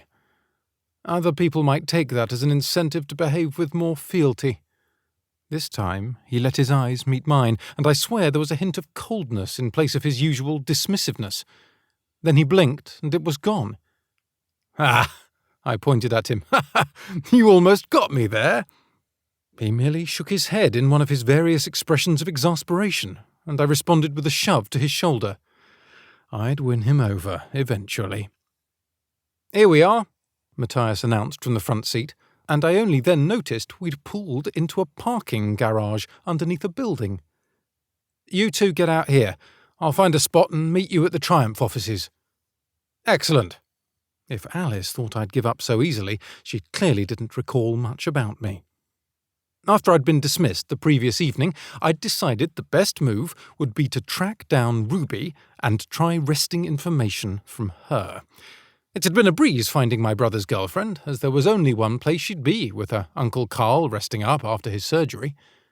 As I approached the open garage door at Crankshaft Auto Repair, it was impossible to miss the lower half of a slim figure clad in dirty coveralls sticking out from under the chassis of a woefully beat-up Ford Taurus.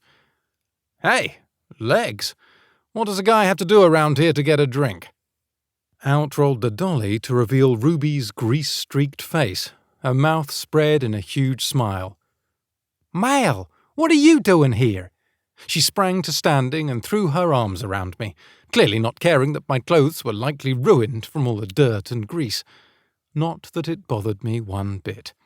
Then she pulled back sharply. Wait, aren't you supposed to be at home preparing for the coronation? I bobbed my head from side to side.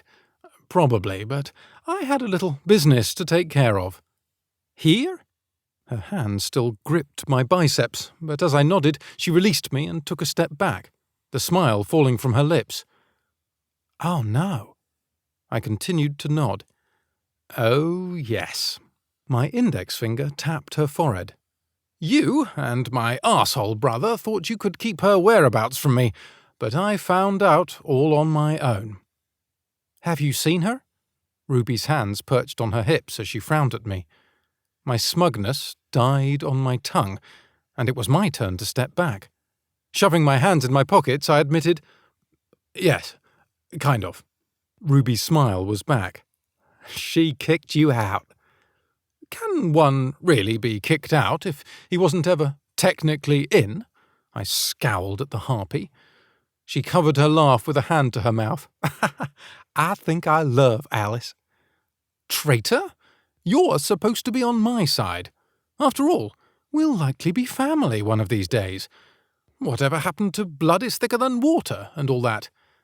I prefer hoes before bros myself." I tilted my head. "Did you just call Alice a hoe? Shame on you." "A good point. Hoe fits you a lot better," she retorted with a shrug. How Leo withstood this on a daily basis was a marvel. "Pardon me while I pull this knife out of my back." "I'm just giving you shit." She grabbed a rag and began wiping her hands. "Come on, I'll get cleaned up and we can head down to Benny's for a beer. Leo should be here later tonight after he wraps up his meeting in D.C. My brother was collaborating on some environmental initiatives with an American senator and split his time among D.C., North Carolina, and the Feldlands. It meant I didn't see him as often as I used to, but I was chuffed for him as long as he was happy. 20 minutes later, Ruby had transformed into a 50s pin-up model, and we were belly up at the bar under the dim lights of Benny's bar, while Andrew and company lingered outside in the car park.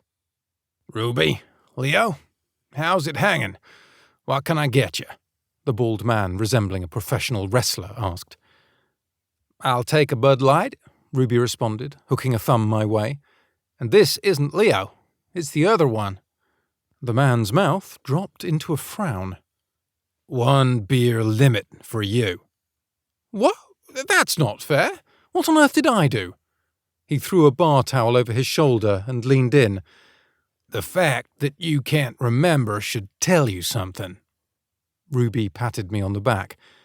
"I'll keep an eye on him, Benny. Don't worry." The giant passed 2 fingers back and forth between his eyes and mine. "I'm watching you."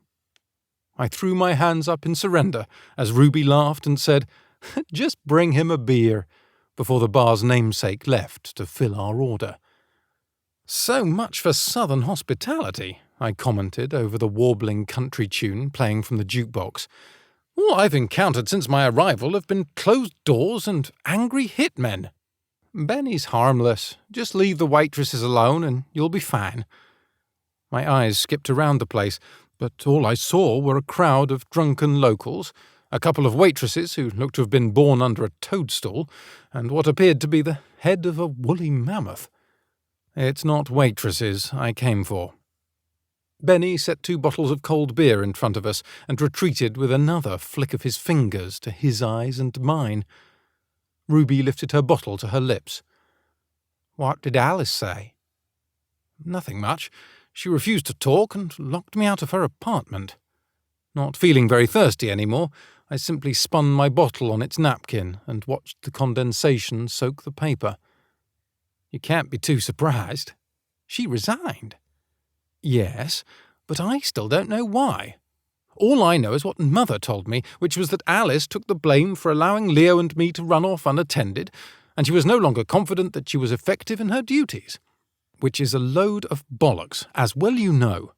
My fist tightened on the bar, and I considered ordering a shot instead. "I know it wasn't her fault you 2 escaped your security detail, but she may have a point about not being effective in her duties anymore." Ruby raised a brow at me, and I met it with a frown. "That's preposterous." Her bottle hit the bar top with a thud. "Why did you really come here, Mal?" "To get Alice back." I'd thought this was obvious. Had Ruby been inhaling too many exhaust fumes? She seemed to consider this for longer than necessary as she picked at the label on her beer bottle. Finally, she asked the odd question of, "You want her to work for you again?" I was tempted to ask if she'd been to a doctor lately. "Isn't that what I just said?" Ruby huffed out a laugh that felt disingenuous and shook her head. Then she swiveled her bar stool to fully face me. If I tell you where you can find her, will you promise me you won't hurt her?" "Hurt her? Well, why on earth would I ever do that? Did she think I'd come all this way to run Alice over with my car?" "We all have the power to hurt those closest to us, don't we?" "Oh, I suppose." I tapped a finger on the bar.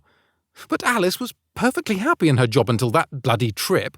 If I don't know what upset her, how am I to prevent it again?" Ruby picked up her beer again. "I think I'm the wrong person to ask that." "Well, I've asked her 1,000 times over text, and I'd ask her again in person if she'd quit slamming doors in my face." My raised voice caught Benny's attention, and he scowled at me in warning. "I don't know why the mental image of you getting hit by a door brings me so much joy." Ruby smiled over the lip of her beer bottle before taking another healthy swallow. I finally followed suit and took a long drag on mine. It tasted of watered-down piss, making me wince. "You've been hanging around Leo for too long." Ruby laughed at my expression and slid my beer closer to her before making a series of hand signals at Benny. "Maybe it's time you found yourself someone to hang around with, Mal." I snorted out a half laugh. "You're probably right.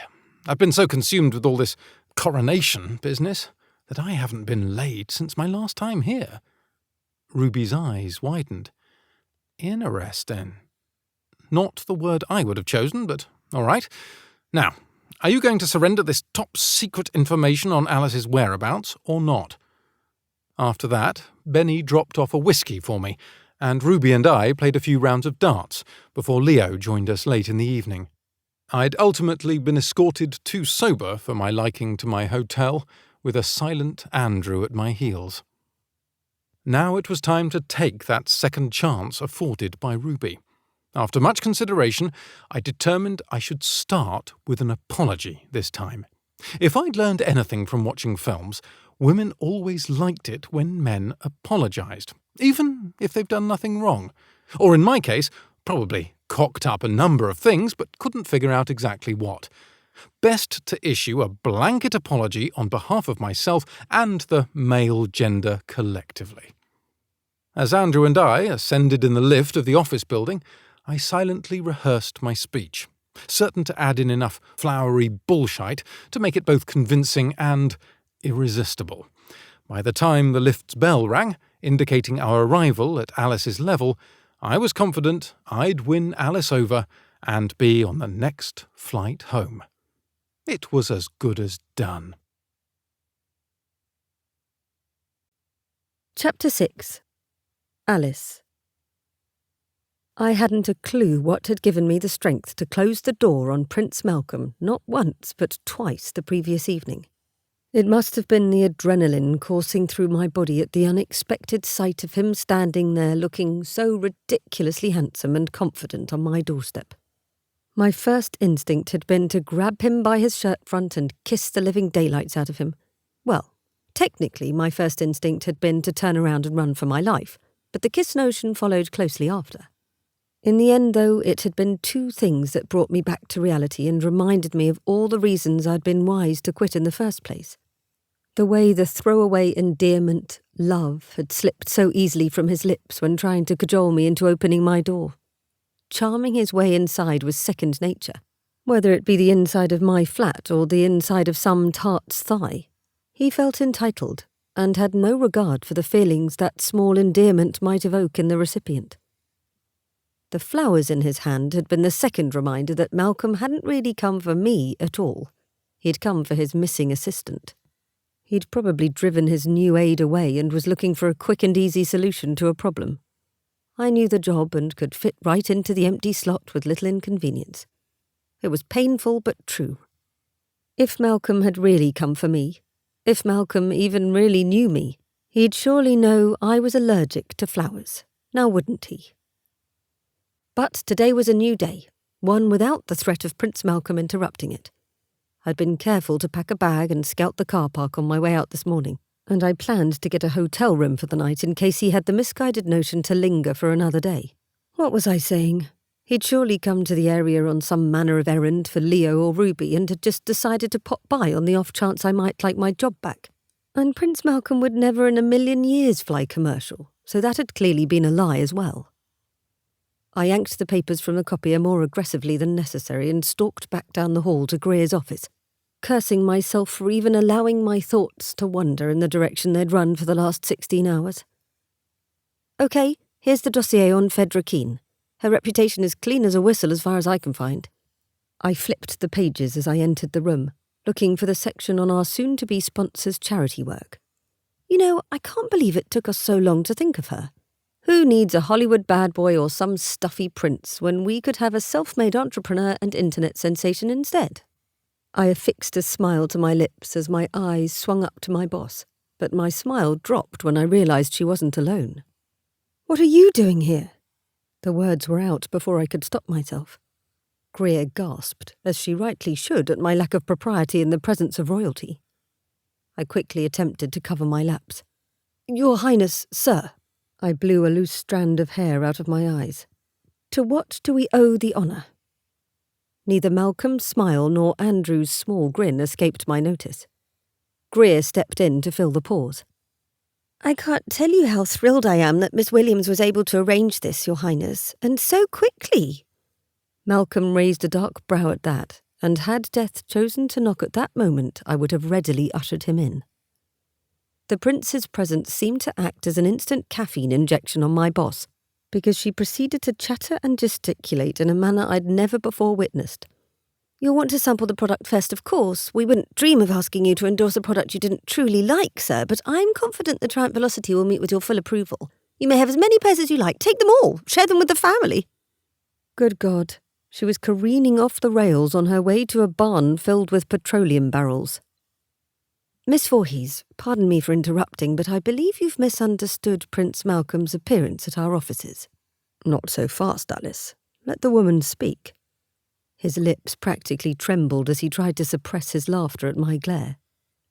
My fingers curled into fists as I pasted a tight smile on my lips. "Of course, sir. I apologise, Miss Voorhees." This was just like Malcolm. The man's mind was a pinwheel. "Now, Miss Voorhees, am I to understand you'd like me to endorse a line of eyewear?" Greer's eyes pinballed back and forth between Malcolm and me as she finally collected herself and gestured to the chairs in front of her desk. "Please, sir, have a seat and we can clear up any confusion." Malcolm unbuttoned his suit jacket and nodded at Andrew before settling in one of the chairs. While Andrew retreated to the hallway, I gingerly sank into the other seat, the dossier resting on my lap and my mind repeating the mantra, "Don't stab him with your pen. Don't stab him with your pen." There was nothing to do but allow Greer to outline our proposal while Malcolm listened with too much interest for my liking and purposely avoided looking my way. There he sat, seemingly riveted and in need of a fresh haircut and a proper shave. Where was his new assistant? I forced my attention back to Greer's words, and it wasn't until she was finished with the part about making him famous on American soil that I finally cut in. "And as much as we appreciate you considering this project, it's my understanding that members of the royal family are prohibited from endorsing commercial Feldish products." I'd already confirmed this with Trevor just yesterday. Malcolm's gaze finally met mine, and I did not care for the devilish glint in his eyes. "But technically, this is an American product, so I don't see the problem." "Yes, but—" I began, but was cut off by my boss. "Exactly, sir. Brilliant." She beamed at him, and he ate it up like a pig at a trough. Oh dear. I was really in a state if I'd sunk to this level of disparagement.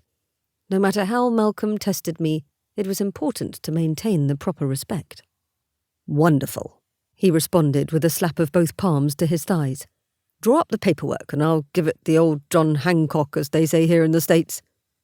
Oh, for pity's sake. I was about to interject once again when Malcolm made a flourishing snap of his fingers and frowned. "Oh dear, there is one thing I'll need in order to make this work." "What is that? We can do just about anything." Greer leaned forward, eager to please. Not that I could blame her, really. Malcolm's veins flowed with charm instead of blood. He managed an almost apologetic expression. "I'm afraid I need Alice to come back to the Feldlands to work for me." My heart thudded to a stop, and I began to seriously reconsider the pen. Greer's smile dropped a bit as she glanced my way and tried to maintain her cheery air. "That's impossible," I croaked. Then I cleared my throat and continued. "I'm needed here. I prefer living in North Carolina and working here, sir." He couldn't force me to come back, could he? Bugger. "Did I mention I want you to donate my fee to the charity of your choice, Miss Voorhees?" Greer's expression told me she was doing her best not to whimper. "That's lovely of you, sir," she whispered. I'd had enough. I turned in my seat to face Malcolm more directly. "Why is it that you need me to return to the position? Has my replacement been sacked?" "Sir," I added as an afterthought. "Not yet. I'd been waiting until you returned." He folded his hands in his lap, calm and confident, just a hint of a smile resting on his lips. "Is she unequipped for the job?" Malcolm's slightly dishevelled appearance suggested as much. "No, not exactly." "Is she unpleasant?" "No, in fact, she's quite personable." His nod of assurance had me more baffled than ever, and it didn't help that he wore the charcoal Armani with my favourite teal tie. Still, I maintained my focus. "Then what's wrong with her?" "She's not you." His tone was matter-of-fact. My teeth gritted at Greer's responding sigh. "You mean she doesn't understand you?" It wasn't a question. Despite what Greer might have thought, I knew what Malcolm had meant. "Exactly. See? You know me better than anyone." I opened my mouth to refuse, to lie and tell him that I was flattered, but it was simply impossible. But a glance at Greer's transparent expression told me her mind was already dancing with the faces of thousands of children and teens wearing new prescription glasses. The faint sounds of ringing phones and chatting colleagues beyond the doors of this office brought many familiar faces to mind. I tried to tell myself that we still hadn't tried Phaedra Keane, that Americans didn't even know who Malcolm was, that despite his enthusiasm this contract would never happen, that we'd find another way to prevent layoffs. But it was no use. To anyone looking from the outside, I had the power to fix everything with a simple word. "Okay." Malcolm bounded to his feet. "Brilliant. I'll have Andrew make arrangements." Turning to Greer, he asked, "How long will this take? Can we put a rush on it? I'm meant to be at a coronation in a few short weeks." I thought Greer might faint, but I wasn't done. "I'll do it on one condition." Their eyes swung to me and both their expressions turned wary. "I'll come and be your assistant until the coronation. In that time, I'll train your current assistant in every detail she may possibly need so that a seamless transition can be made when you're crowned." I turned to Greer. "Do you think you could hold my job for 3 weeks?" "Absolutely." She smiled in relief from her seat behind her desk and folded her hands under her chin. Malcolm studied me in silence for a few moments, and I could practically see the funhouse gears turning in his mind. Then he simply nodded with a quick, "I accept." I let out the breath I'd been holding and extended my hand to him, immediately regretting it when his warm skin made contact with mine. I made it a point to never touch the man unless strictly necessary. And now I remembered why. My hand felt weightless at his touch, and a pleasant buzzing sensation swept over my entire body. So I quickly pulled my hand back and nodded. "Sir." Greer and Malcolm continued to chat, working out details while I took notes and fidgeted in my seat. I couldn't believe he'd tricked me into agreeing to this. And if I knew anything about the man, he undoubtedly had some alternate plan up his sleeve. I just didn't know what it was yet.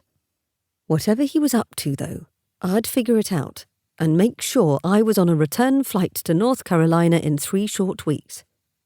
Come hell, high water, or Malcolm Baxter's tempting smile. Chapter 7. Alice. Me. Help! I gripped my phone with both hands in the back seat of the hired car. Tilly. What's wrong? Me. I'm on my way to meet Prince Malcolm at the airport to go back home. Tilly.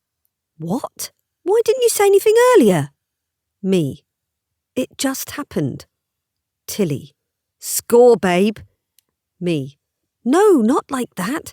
I'm working for him again for 3 weeks. Tilly. And that's bad because...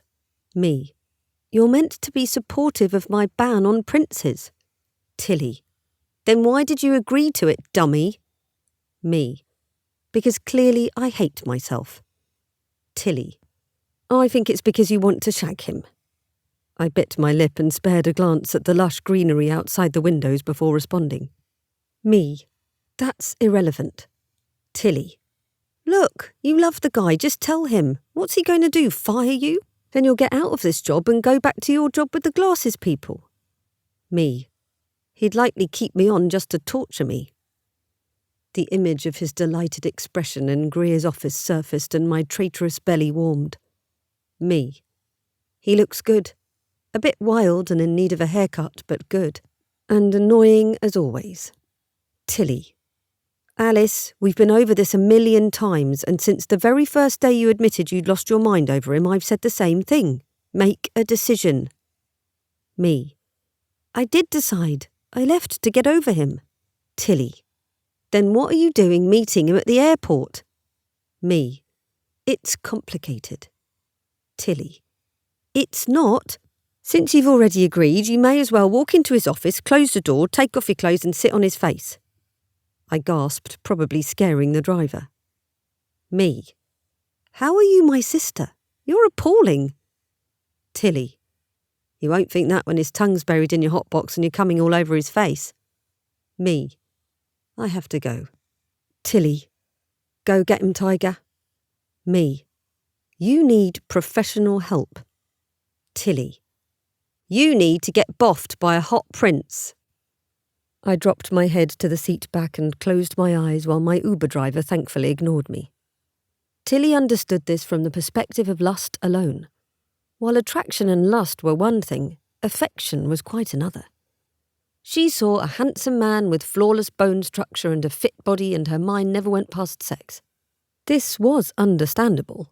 I'd found Malcolm's thick dark hair and carefree smile attractive, since the day I'd noticed boys as more than unwashed gangly things who laughed too loud and spent far too much time preoccupied by farts.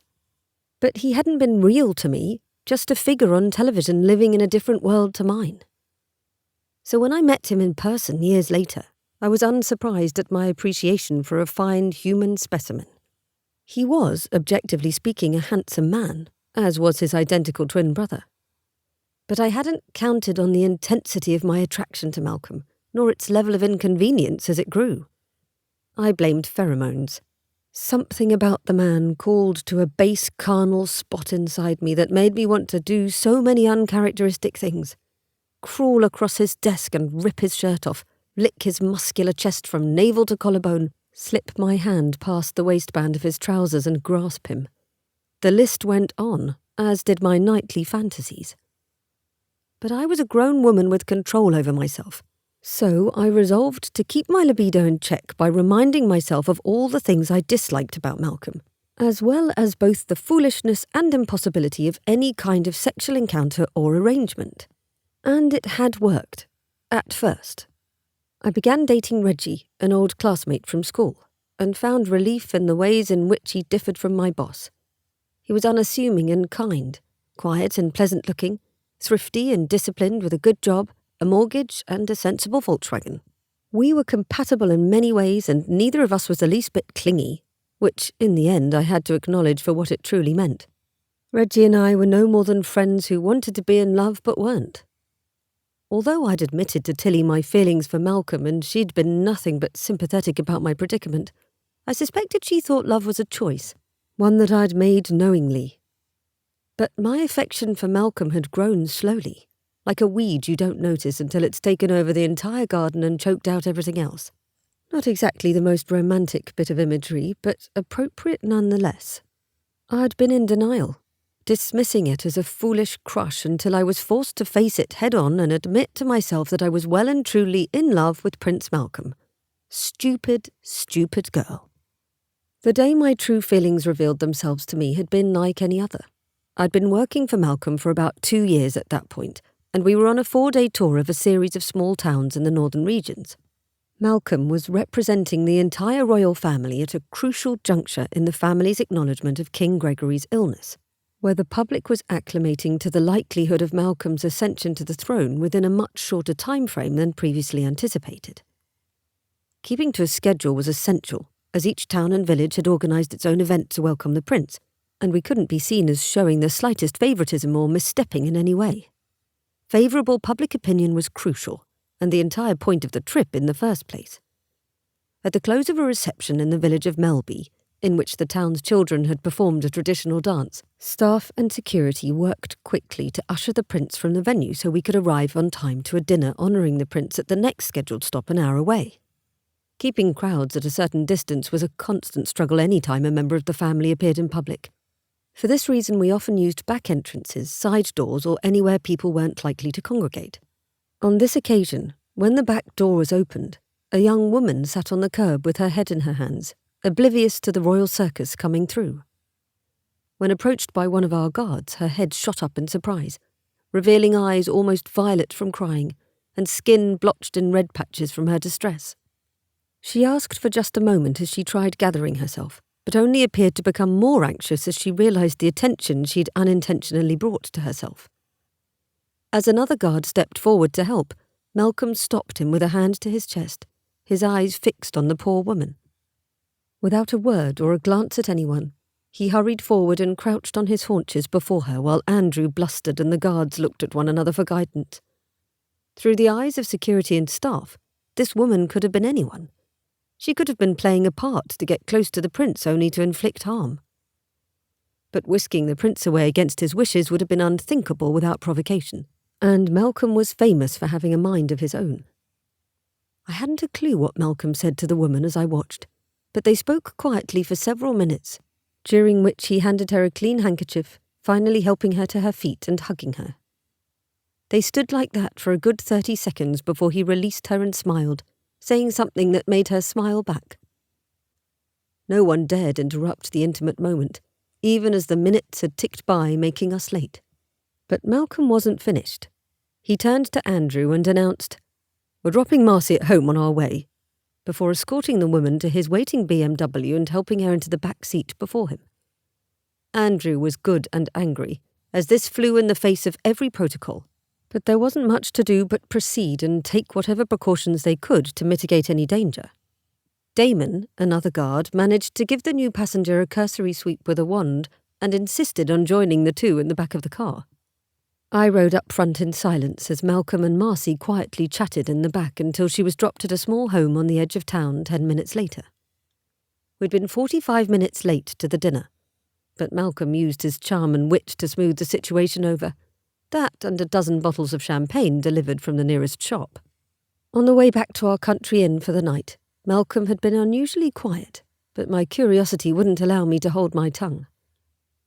"That was kind what you did for Marcy." I watched him as the light from passing street lamps flashed over his face. "What was that?" He'd clearly been lost in thought. "Marcy, it was lovely of you to show her such care." My voice was quiet, as I doubted Andrew or Damon wanted a reminder of the day's events. "She reminded me of Clara." Malcolm's small smile was wistful. "She was a dancer." "Princess Clara or Marcy?" "Marcy." He looked out the window, the light painting shapes on his skin.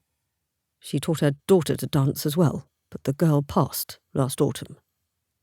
I brought a hand to my mouth. How awful. I couldn't imagine. I couldn't imagine that. He echoed my thoughts exactly. Then his voice assumed a tone of frustration. What's the use of money and influence if you can't help someone in any impactful way? Your family helps thousands of people daily, and I have a feeling you helped Marcy more than you think. His head turned to me again.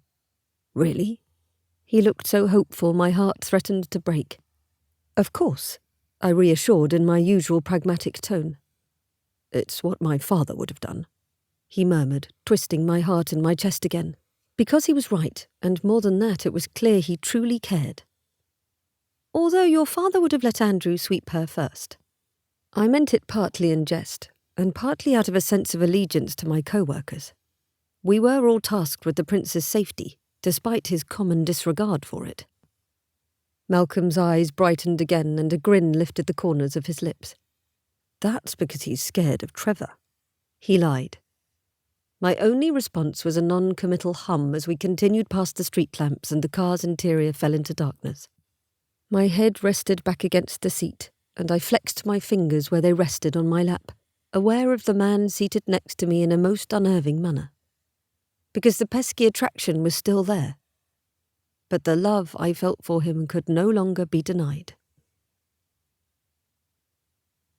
It was more difficult than I'd thought resisting the urge to punch Malcolm in his smug mouth as the plane lifted from the runway and catapulted us into the midnight sky. Of course, everyone in the Triumph offices had been beside themselves with excitement at the surprise visitor this morning. They'd all bent over backwards to rush an immediate photo shoot to kickstart the Velocity campaign, despite the minor fact that no actual contract was in place. Malcolm was as agreeable as a fat puppy, telling jokes and glad-handing as photographers scrambled to compose a set and legal tore their hair out over potential terms. It was eventually decided that test photos would be taken to establish a starting point, and Malcolm would return to complete the official shoot once everything was in order. No one appeared the least bit concerned that the man had a coronation in 3 short weeks and would likely be on virtual lockdown until then. Yet he assured everyone with his confident smile and flair for exaggeration that all would work out in the end with nary a hiccup. I seemed to be the only one with my feet on the ground and a nagging sense of doom pressing in on my chest. And now here I was uprooting my life at the whim of this man again, even after I'd sworn to myself I was finished allowing him to have sway over me. Damn the man. Comfortable? He glanced over from his seat across the aisle with a raised brow. I had to stop myself from scowling at him, instead pulling in a calming breath and responding, "Quite," before refocusing on the crossword booklet in my lap. It was true, after all. I'd never flown first-class commercial before. Of course, I'd been on the Royal Jet enough times, but I'd always been busy working, not to mention a large aircraft like this flew more smoothly than the smaller luxury jet. Do you know your seat turns into a bed? His eyes sparkled, turning my stomach into a trampoline for all those feelings I'd sworn to repress. How convenient for you. I managed to keep my tone even, and Malcolm surprised me with a laugh in response. My, we seem to have been studying the art of cheek while in America. We have been working, that's all. It was pointless trying to do my puzzle, so I tucked my pencil back in my bag. Yes, and work you still will, just in a different capacity. My fingers practically ripped a magazine from the seat back in front of me, and I began leafing through it almost violently. I swear, if he made a meowing sound, I'd jump from this plane. But again he surprised me. I owe you an apology. There was no helping the flash of my eyes to his, but I remained quiet. Well, speechless was more like it. Don't look so shocked. If you'd read any of my texts or emails, you'd know I've been attempting to apologise for months now. It was true. I had read a number of his messages, and they'd asked for the opportunity to apologise in person, but he'd never outlined his perceived transgressions. I imagined he thought his impulsive behaviour on our last trip to America had been the reason for my resignation, and I wasn't about to enlighten him with the true reason. One can't exactly apologise for not returning another's affection, especially if it's a well-protected secret. So there had been no point to listening to him then. He hadn't really done anything. I'd done it to myself. But now that he'd ignored my wishes, dragged me away from my new safe place and thrust me back into shark-infested waters, perhaps he truly did have something for which to apologise. Well, go ahead then, sir. Best to get it over with.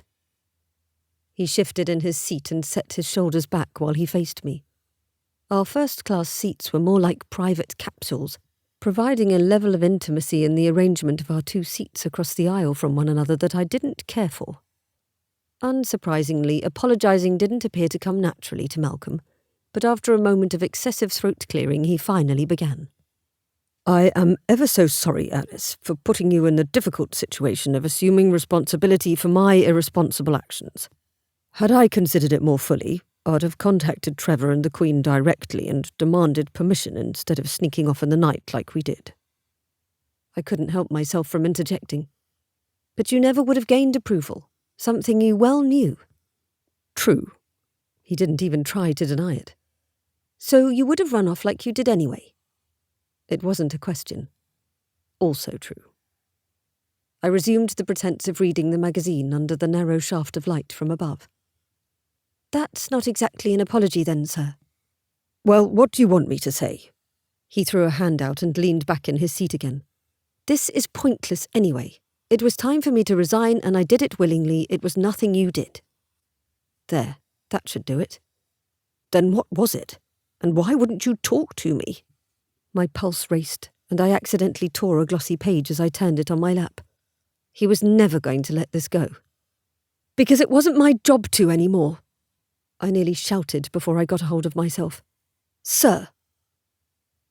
I couldn't bear to look at him, but the hurt in his voice was clear. Am I that unbearable? Did our time working together mean so little to you?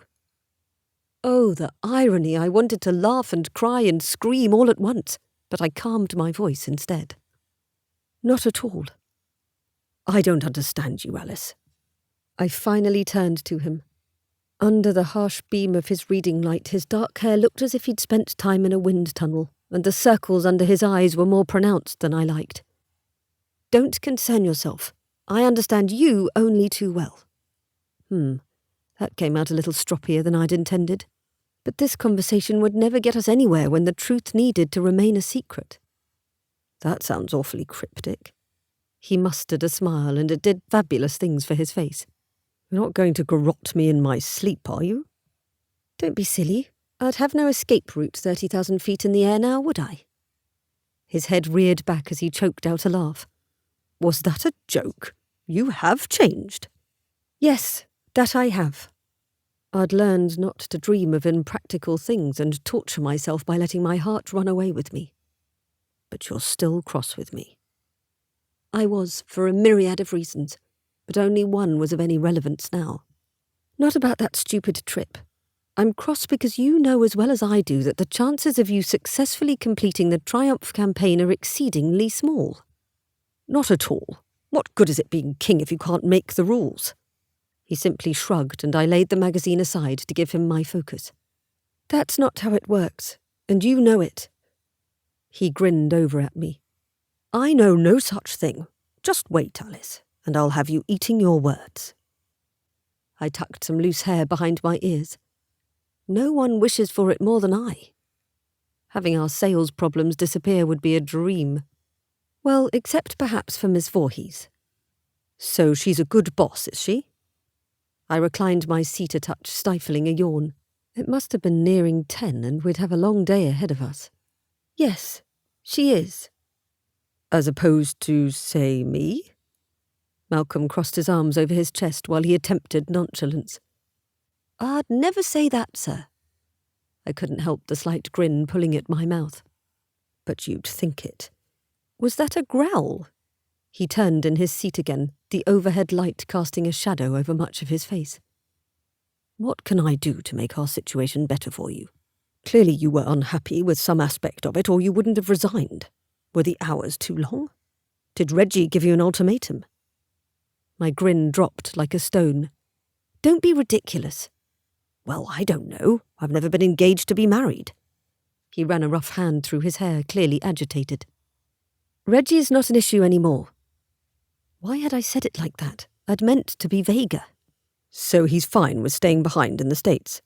I suppose I should have invited him on the flight now that I think about it. There was the hand in the hair again. He'd make himself bald before long.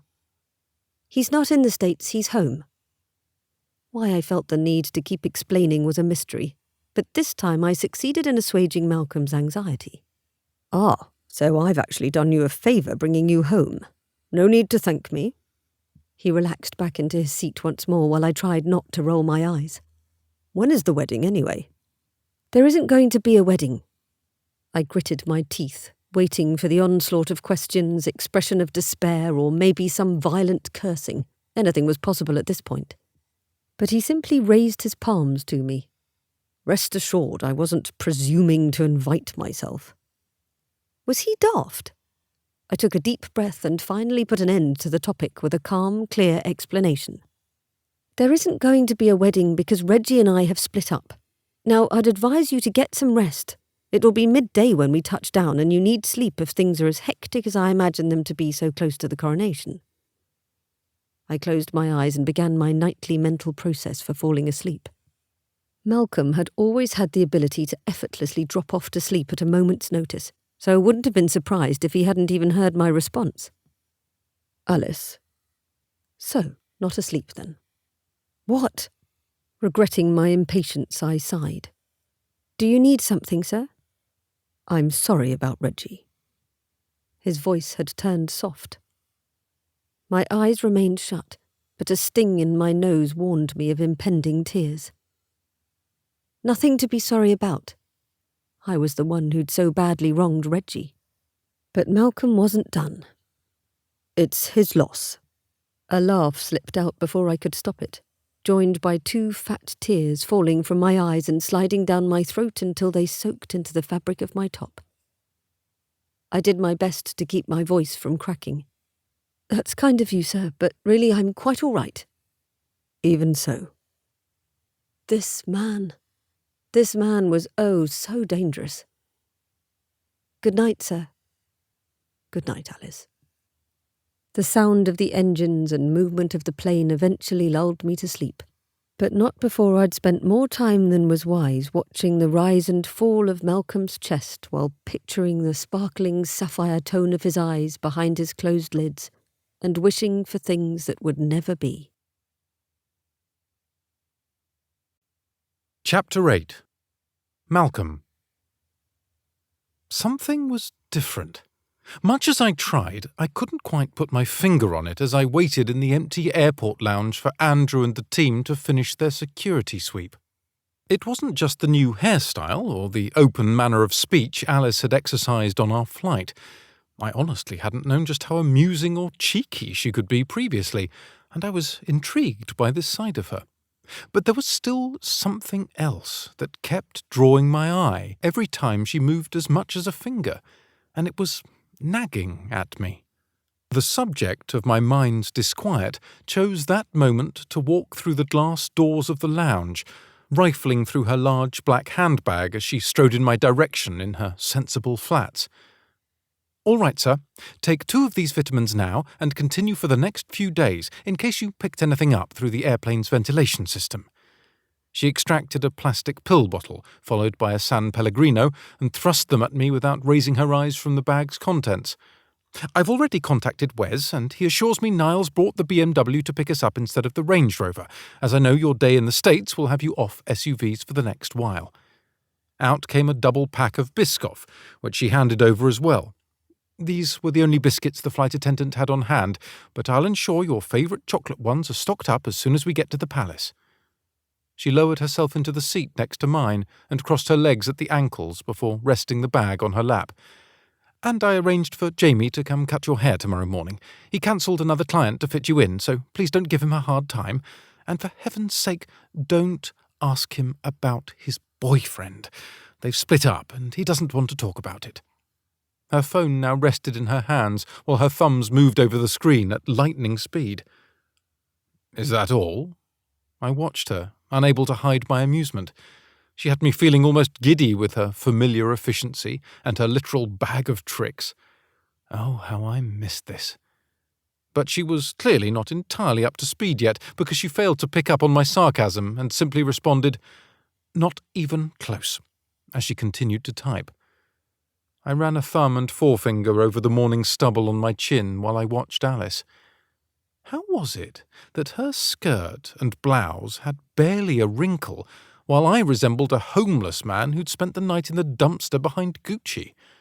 The dark rose colour of her blouse complemented her olive skin and, if I wasn't mistaken, was more form-fitting than her usual choices. I was even able to make out the shape of the breast closest to me. Good for her. Now that she was single again, she should show off her figure. This, of course, brought old Reggie to mind. I'd only met him once, and, to be honest, had found the chap dull as shite, but I wasn't one to pass judgment if he made Alice happy. But he hadn't, it seemed, in the end. Perhaps I should grab Leo when we returned, and we could go mess Reggie up a bit. It might be quite fun, actually.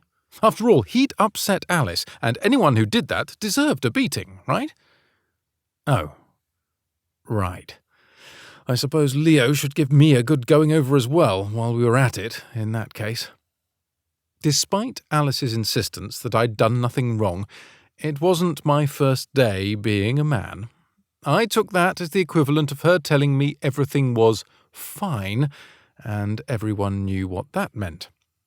I'd clearly either mistakenly slept with both her best friend and her mother, or drunk too much and told her she had a fat arse, which was ridiculous because absolutely everything on Alice was positively tiny, from her ears to her mouth to her overall stature, and certainly to her arse. Not that I'd purposely examined it, mind you, but when you work with someone for so long, you eventually get a glimpse of everything, don't you? Which brought me to her tits. They were proportionately sized to the rest of her as well, except Alice. Her attention remained on the phone in her lap. Yes? Have I what, sir? I squeezed my eyes shut. Never mind. Bloody hell. I'd just been about to ask my assistants if her tits had got bigger since I last saw her. What was wrong with me? The Queen scheduled dinner with you and the King for Thursday evening, so I'll work with Victoria to clear any conflicts. My eyes flashed to Alice again. How did you know her name was Victoria? This finally had her turning an inquisitive brow my way. Have you hit your head or sustained an injury I should know about? Very funny. It was just a question. A stupid one, I realized. Alice knew everything about everything, and was the most resourceful woman on earth. And now that she was facing me, I could confirm my notion about her tits. They were definitely bigger. And I was going to hell. Yes, Mother. I switched the phone to speaker, as I'd surely need both hands to pour a drink in the coming moments. Good afternoon, Malcolm. I trust your trip went smoothly. What trip? I asked, as I opened a cupboard to inspect its contents. We'd arrived back at the palace only moments before, at which point Alice rushed off on one mission or another, promising to return shortly. I had planned on a quick shower when the phone had rung, and I made the mistake of picking it up. The one to North Carolina. Alice is back. Her tone bordered on smug. How? What was it with the women in my life and their witchcraft? Never mind. How was Vera's birthday dinner? Lovely. Your father was feeling better than he has in quite some time, and Vera fell asleep in her plate of cake. What more could I have asked for? I chuckled at that and closed the cupboard again. Where were the crisps? Sorry I missed it. It surely won't be your last opportunity, she dismissed before continuing. Now, tell me, what is this nonsense I've just heard from James about you and some sunglasses advertisement? Bugger. I gripped the counter's edge with both hands, weighing my options, and then eventually went with, Nothing to concern yourself with, Mother. Damn, I was genuinely off my game as of late. Your response tells me the exact opposite. I don't have time for this, son, so please make it go away, would you? I could picture her perfectly on the other end of the line, leafing through documents and making hand signals at James while she divided her attention and still managed to accomplish more tasks in the span of a phone call than most people finished in a day. I promise it's no big deal. I'm just going to pose for a few photos wearing some sunglasses. This was followed by a pause that couldn't possibly be to my advantage. Need I remind you of the time your cousin Louis attempted to push some brand of tea and nearly brought the entire economy to a standstill? I stared at my phone in puzzlement. I don't have a cousin Louis. Exactly. My snort of derision was as quiet as I could manage. And here I thought I was the dramatic one. I'm not being dramatic. I'm simply communicating to you that when it comes to the Feldish economy, favouritism has no place. Really, Malcolm, why are you even involving yourself when there are so many more pressing things at hand? Put an end to it. I closed my eyes and thought for a moment, ultimately deciding to be forthright. It's how I convinced Alice to agree to come back. I won't break my promise. I owed it to Alice. You'll have to. Why did you bring her back anyway? You have Victoria now. Bloody Victoria and her smiling. I thought you liked Alice. I pulled a hand through my hair and nearly lost a finger. Alice was right. It did need a trim. The Queen sighed. I do, but Victoria is well suited to the position, and I have yet to hear a single complaint. Besides which, her father is now married to the Duchess of Dunwall, as you well know, so we must tread carefully. So you're saying it doesn't matter if I prefer Alice? This was unacceptable. A click told me she'd just taken me off speakerphone, and her voice suddenly sounded so close, I wondered for a moment if she was standing directly behind me, as if I were in my own personal horror film. Malcolm, you're about to be king. You can hire an army of assistants if you like. I really don't care. Just try not to offend any important people. And leave the economy alone, for heaven's sake. Do I have your word? There was no use arguing. Yes, Mother. Good. And don't worry yourself. Alice is, above all, both practical and patriotic. She'll understand. I'm sure you're right, Mother. My voice dropped in defeat, and I wondered, not for the first time, if faking my own death would be the wisest course. Then Leo could take my place, while I whiled away the days surfing in the Caribbean. I must run, or I'll be late for my next appointment. Get some rest, Malcolm. You sound tired. Her voice softened a touch. I will. Goodbye, Mother. I hit the end button, and then turned to rest my backside against the marble counter. Well, that could have gone better. The last thing I needed was one more thing to apologise to Alice about. She'd be livid, and rightly so. I'd done a little digging of my own while Alice slept until landing earlier, and discovered the American branch of this Triumph company was on thin ice with the parent office here at home. It was just like Alice to do whatever it took to get the job done. They needed to turn a corner, and fast. And I, apparently, was the key to their plan now. Perhaps if I just didn't bring it up, she'd forget about it. Right, that was about as unlikely as me riding about in Leo's electric car. No, I'd have to come up with an alternative plan, but first it was time to prioritise. The ad campaign could wait. Victoria would be back from the errand I sent her on upon my return soon, and then I'd introduce her properly to Alice. Something I was not looking forward to. If I had to guess, Victoria would not take it well. But it wasn't as if I could sack her now. Not when Alice was under the impression she'd be training Victoria and then leaving again. I'd just have to make sure Alice was so satisfied in her position here that she'd ditch that boring gig at Triumph and be begging to remain here, even after the coronation.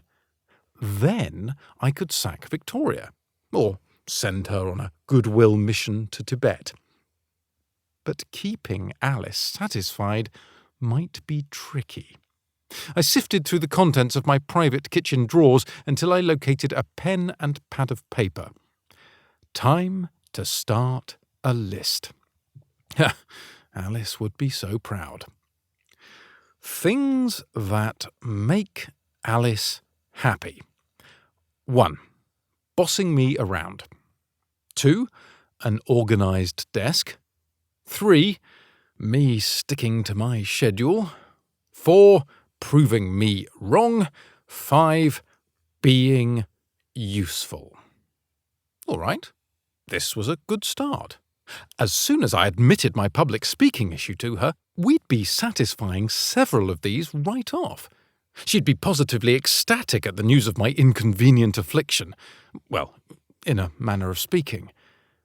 But my experience with women told me I'd need more than strictly task-related items for my list. Just as women were more skilled at multitasking than men, they required a wider array of stimuli to reach a state of perfect satisfaction. For example, a man can be quite happy with a good blowjob, while a woman often needs her tits fondled, her clit flicked, that one spot behind her ear sucked, and her unicorn of a G-spot hammered with your cock before she comes. And it's worth it in the end because, really, who doesn't love to satisfy a woman? So I'd need to take a wider approach when it came to Alice's happiness. Not that I'd be involving my cock, but the premise remained the same. Satisfaction in a broader sense equaled Alice staying put, and, therefore, me surviving what lay ahead. Think, Malcolm. Think. What kinds of things did Alice fancy? What made her smile? Aha! She had her brother and sister she talked about sometimes, although I seem to recall her brother being a bit of a twat. 6. Her sister Tilly. I also knew some of her food preferences. Food certainly made her happy. 7. Cannoli, but just the filling. She always threw away the shell, something I'd almost forgotten, which was surprising since it annoyed me so much. 8. The Thai spring rolls from the palace kitchen. I seem to recall her almost biting my finger off when I attempted to help myself to one off her plate last autumn. I do well to remember that. 9. The sense of coriander and citrus. I recalled a lot of sighing, or possibly even moaning, over the coriander in particular, as if she were a kitten and it was a pot of catnip. 10. Feldish folk music.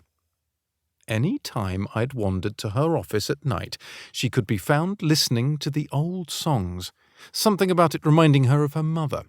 Personally, I preferred rock, but each to his own. Now, on to friends. Although, apart from her siblings and Reggie, she seldom mentioned anyone else. Surely she had friends, though, right? How did I not know of them? I quickly scribbled down a new item. 11. The Green family. She'd been fond of that lot, according to Leo. It would be easy enough to fly them all here whenever she liked, and Ruby would surely be living here full-time before long, so they could chat whenever it suited them. Now that I thought about it, though, a boyfriend would be a surefire way to keep her here. 12. New boyfriend. Perhaps not. He would only be a distraction. I crossed it off. I was being ridiculous. Reggie hadn't been a distraction at all. Alice had spent most of her time with me when they'd been together. 12. New boyfriend. There. Now, what about hobbies? I gave it a few minutes' thought, but came up with nothing but crossword puzzles, and I refused to encourage an activity as boring as that. Did Alice even have any hobbies? I suppose she'd never had time while working for me. Well, that would have to change. 13. New hobby.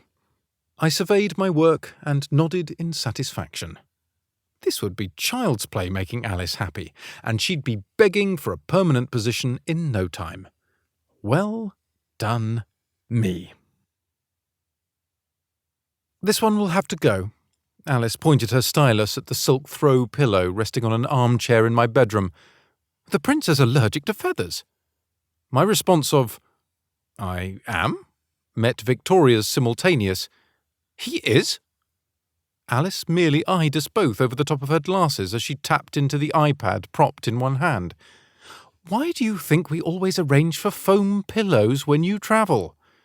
I could only shrug. I don't know. I suppose I assumed Leo convinced you they were better for the environment, or you hate geese? No one told me this." Both Victoria's tone and the placement of her hands on her hips broadcast her ever-heightening defensiveness. As I'd feared, this was not going well. And Alice was offering Victoria no leeway at all. "Well, did you ask?" Not that I could really blame her after the disastrous introduction between the women 30 minutes prior. Hindsight being 20/20 and all, I could have handled the situation better. Not that it was entirely my fault. I'd been minding my own business, drying off from my shower, when the sound of a door being opened and closed in the next room caught my attention. Wanting to intercede before the women made introductions on their own, I hurried to dress myself while moving toward my sitting room. "I'll be just a minute!" I shouted, struggling to pull on my boxer briefs over wet skin and nearly careening into a wall. Twig and berries swinging, I managed a single glance into my sitting room, confirming it had been Victoria who'd just entered my quarters, while Alice sat on a sofa scrolling through her phone and appearing quite at home. Quickly retreating again, I yanked at my boxers, only managing to rip a hole. "Fuck! Fuck! Fuck!"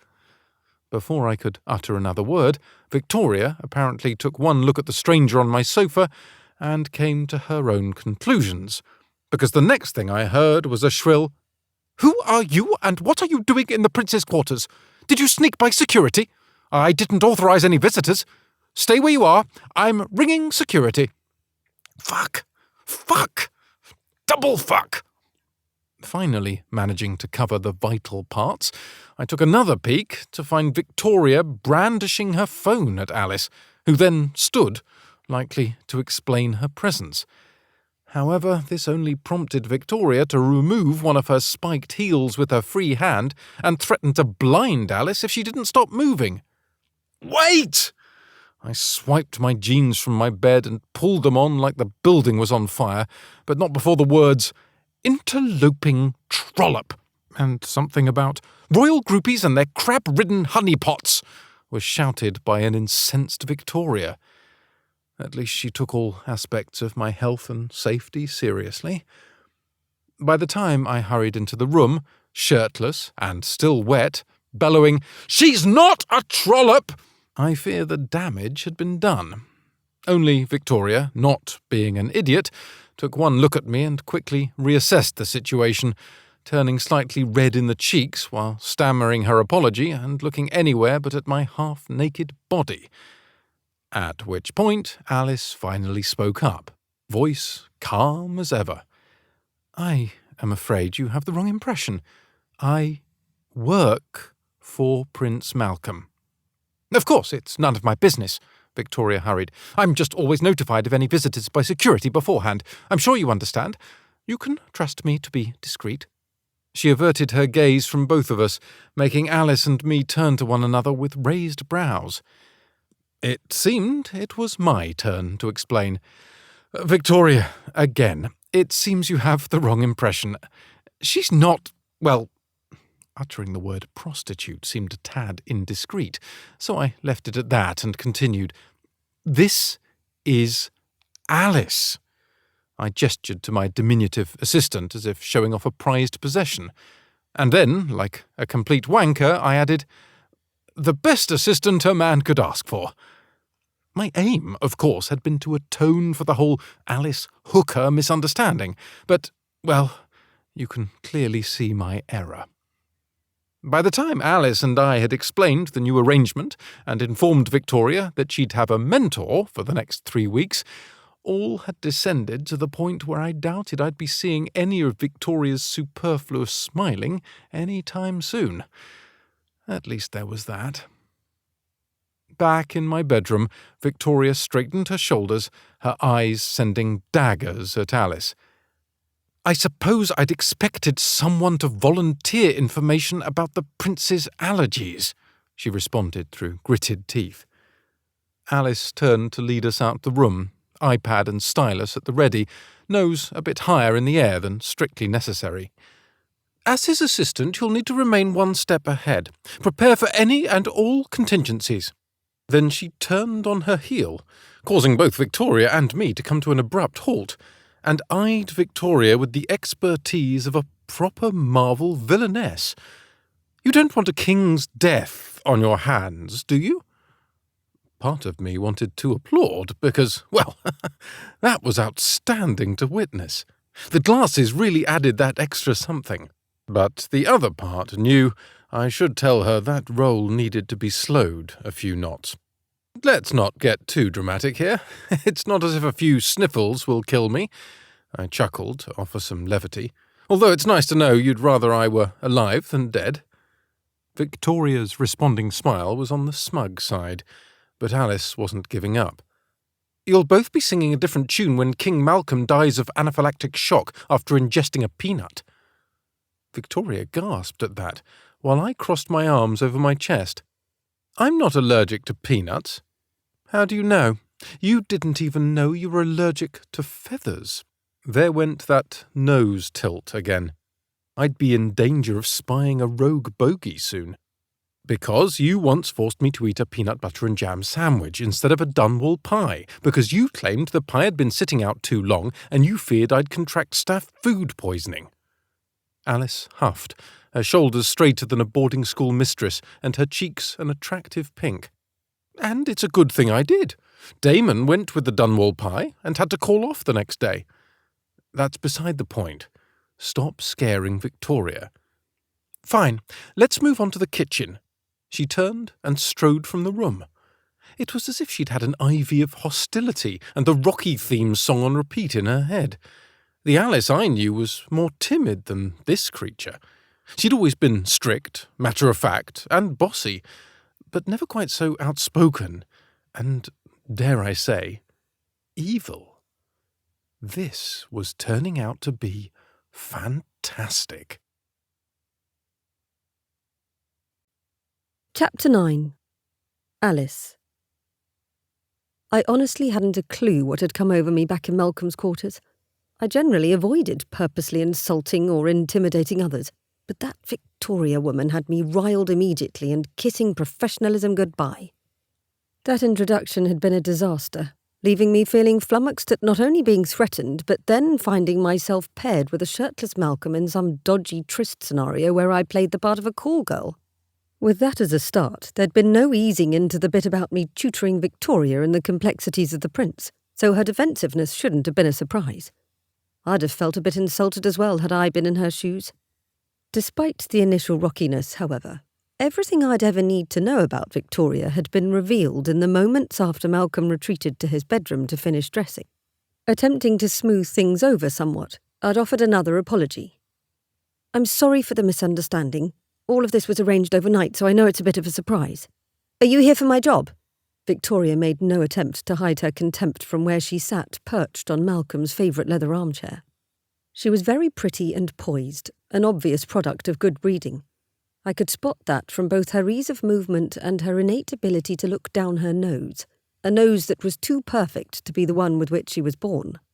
I'd had much experience with members of high society and royalty through my position with the family, and had grown skilled at summing up the character of a person in very little time.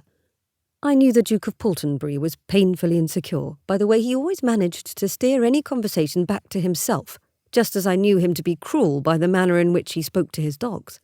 It had taken only one evening to suss out his true nature. Princess Clara had been a snap as well with her expressive face, as had Prince Leo with his far too soft spot for his brother. I knew then that I would uncover whatever lay beneath Victoria's neatly packaged exterior within the hour. It wasn't looking very promising so far, yet I vowed to remain civil. We'd have 3 weeks working side by side, and I had no desire to spend them in abject misery, apart from that promised by Malcolm's company. Not at all. I'll be returning to my position in America directly following the coronation. But she was having none of it. Tossing a shock of blonde hair behind her shoulder, she pursed her lips. Who complained about my performance? Was it Andrew? This had my neck shifting back. No, not at all. I searched for a suitable explanation, knowing a simple, Prince Malcolm is just slightly mental, wouldn't suffice. When you began in this position, there was no overlap at all, meaning you weren't afforded many particulars from someone experienced with Prince Malcolm's needs. She tilted her head at that and adopted a false innocent tone to go with her pursed lips. I think I've been meeting his needs quite well. For pity's sake. I'd never known Malcolm to cross any lines when it came to female employees, but he was certainly no monk.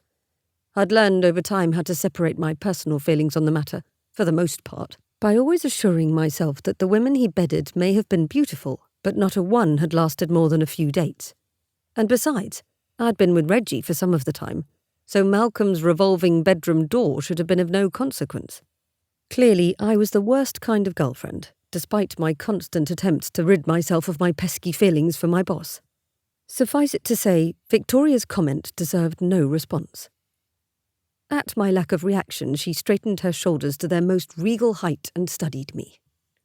You know, I heard all about you from the staff. Alice this and Alice that. I should have recognised you immediately. Unsure how to take that, I chose to remain silent, folding my hands in my lap where I sat on the sofa and attempting to use mental telepathy to summon Malcolm. What was taking him so long? Not that his broad shoulders and muscular stomach weren't lovely to look at, but he needed to dress himself and get back out here before Victoria decided to challenge me to a duel. But Victoria took my silence as an opening I hadn't anticipated and coughed out a loud laugh. I can't believe I thought you were here to have sex with Prince Malcolm. She made a show of covering her mouth, as if a waterfall of hilarity might spill out if she kept it uncovered. I mean, I suppose some men might like the stubby librarian thing, but God, even with a push-up bra you're flat as a 12-year-old boy, aren't you? Her laughter continued, sending her bending at the waist. This not being the first time I'd heard that vein of insult, Zaz had always been more than willing to make fun of his sisters, I was able to keep my reaction in check. Victoria was very clearly and cunningly turning a professional threat into a very personal battle, and I wasn't here for that. Then it's a good thing this job is strictly about satisfying Prince Malcolm's other needs. I think you'll find that's one area where I can teach you more than a few things. Malcolm's return directly following my response couldn't have been timed any better, but I knew not to underestimate this woman, something she proved when she rose from her chair, bright smile in place, and complimented Malcolm on his shirt before exclaiming, "Let's get to work, shall we?" like an enthusiastic cheerleader. My ensuing performance as schoolmarm from hell had been a little bit much, but I'd been unable to help myself, and now I had 3 weeks of contention and unease to look forward to. Why had I agreed to this again? Oh, right, Greer, and my co-workers' desires to clothe and feed themselves. And let's not forget those adorable children without glasses. Malcolm had better find a way to deliver on his side of the bargain, or I couldn't be held responsible for what I might do to him. And it wouldn't involve anything from my usual Malcolm fantasies, I could promise that. Where's Victoria? I glanced around the office as Malcolm closed the door behind us and gestured to one of the wingbacks by his desk. Inexplicably, he grinned at that. I thought she might need a break from the thrashing you've been delivering, so I asked her to sort through my spam folder while we met privately. I set my shoulders and arranged my laptop on my side of his desk. I'm not giving her a thrashing, I'm simply doing what you asked me to do, I lied. I didn't say I wasn't enjoying it. Seeing you fired up is quite glorious, in fact. But I doubt either one of you will be able to sustain this for long. He smoothed the front of his button down and sat still grinning. I ignored the quiver at his referring to me as glorious and focused on the screen in front of me.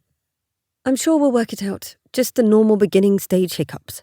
Now, I have your schedule for the coming weeks and it's not as taxing as I anticipated. We shouldn't run into any issues. About that, he interjected, his hand steepled on the desk in front of him. I need to speak with you about my coronation speech. I laid my pen and stylus neatly on the desk. Surely Samantha and Bryce are working with you on that, aren't they? The family had a crack communications team who always worked with them to develop speeches with the appropriate balance of propriety and personability. They are, he nodded, but it held little conviction. But, I prompted. Malcolm hastily pushed his chair back and stood again before scratching at his jaw with restless fingers. He looked nervous. This was most unusual, as he seldom expressed this type of anxiety outside of situations involving his mother, and that was mostly out of fun, I'd always been convinced. Deciding not to push him, I waited until he sat once more and released a beleaguered sigh, I have to show you something." He extracted his phone from his pocket and thumbed over the screen for a few moments before handing it across the desk. A YouTube video sat paused on the display and had my curiosity racing. "What?" I started to ask. "Just watch it." I eyed him as he hesitantly rested against the back of his chair, appearing almost uncomfortable in his skin and void of his characteristic vivacity. My stomach lurched at the sight. Malcolm was often melodramatic, expressing his woes and bemoaning the cruelties of life, but everyone knew it was all an act. His true exuberant nature always shone through. This time, however, it smacked of sincerity. With a growing sense of dread, I flicked my gaze down to the phone and pressed play. The video showed a large ballroom with elegantly decorated dining tables and what appeared to be more than 100 seated guests, all dressed in their finery. It was a familiar image, one repeated dozens of times over the years of fundraisers the royal family either organised or attended. As I continued to watch, a host approached the podium on an elevated platform at the front of the ballroom and began introducing the night's speaker. The presence of familiar security personnel told me it was Malcolm before he even stepped in frame. I glanced up at Malcolm for some explanation as to the purpose of this exercise, but he simply gestured down to the phone with his chin, eyes still flat. On the screen, Malcolm's handsome face beamed out at the crowd, a stark contrast to the man who now sat opposite me. His familiar roguish smile and lively eyes shone as he raised his hand to greet the guests. Nothing unusual there. He then approached the podium and withdrew a slip of paper from his jacket pocket. His speech, no doubt. But what followed was something that both baffled me and sent a slash of pain through the centre of my chest. He leaned toward the microphone, his smiling lips parted, and then... nothing. Not a sound emerged. He quickly cleared his throat and glanced down at the paper on the podium before lifting his head again and smiling. But it wasn't his real smile at all. It was the one he used when he was distracted or troubled. Again, his mouth opened with nothing but silence following. A few titters sounded from the guests, suggesting some of them thought this was a joke. Devil may care Prince Malcolm having a laugh. He cleared his throat once more and then covered his mouth with a fist to properly cough, after which he raised his head and managed a weak, "Excuse me," before turning and striding off the stage, fist to his mouth as he continued to cough. Silence settled over the room for an uncomfortable beat, the only sound that of Malcolm's dress shoes tapping on the steps as he descended and disappeared off screen. My heart thumped in my chest, each beat spiking a new stab of pain. The only balm was the swift appearance of Malcolm's sister, Princess Clara, hurrying on stage with her signature lightness and charm. She addressed the crowd, making a quip about her brother always eating his food too fast, before continuing with an impromptu speech about a hospital project. I switched it off after a few seconds and set the phone flat on the desk before finally raising my eyes to Malcolm. All the hard work I'd done to move on with my life and push my feelings for him aside crumbled to dust at the sight of him so utterly vulnerable and laid open on the other side of the desk.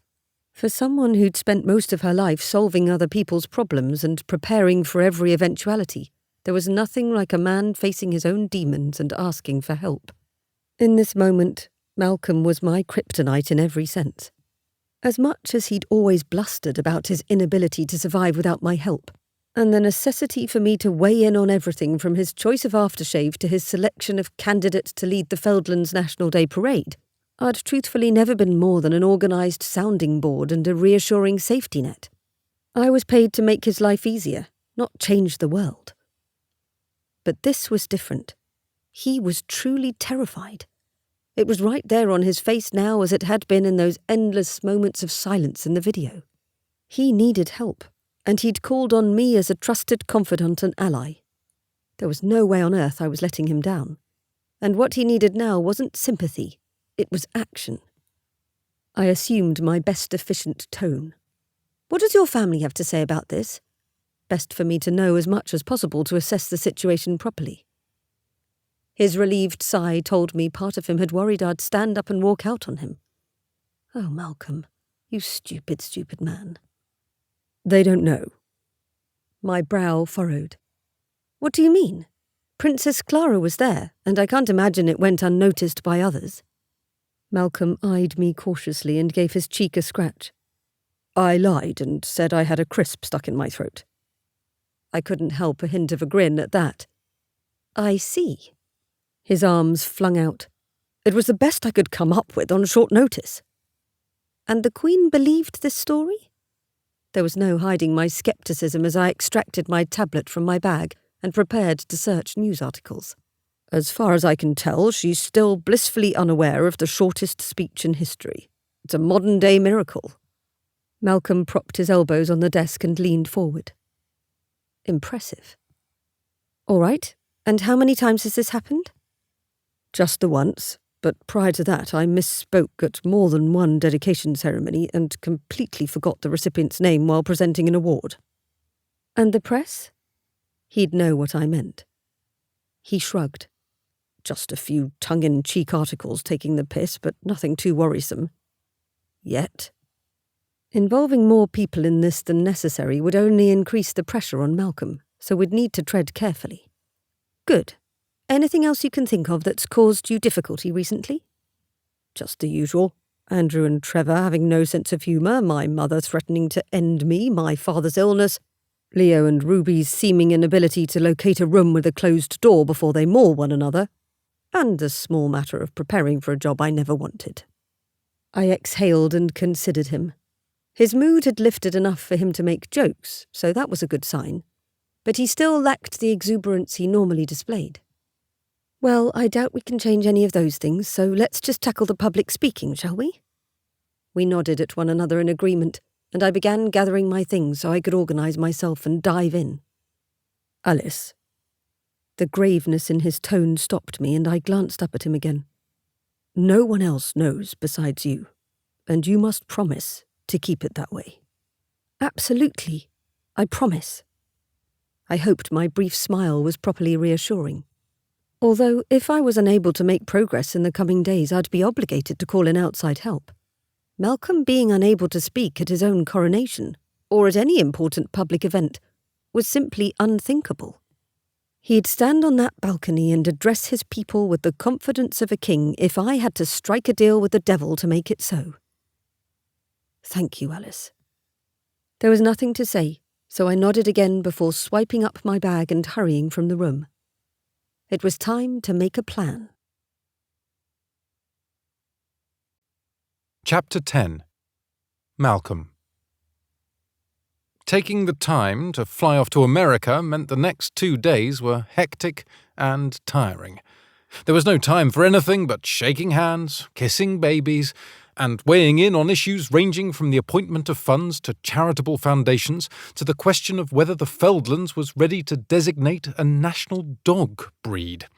Luckily, I did remember to pipe in Feldish folk music to my office and order Thai spring rolls for lunch yesterday. Anyone witnessing Alice eating them could be forgiven for thinking she was having an orgasm instead of consuming a meal. I'd had to put Nolan off yet again for surfing, and I feared I'd miss the rest of the season entirely.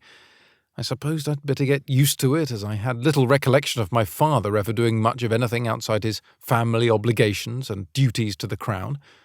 One thing I had managed to fit in were my morning workouts, as my level of grumpiness tended to increase when I missed them, and nobody wanted that.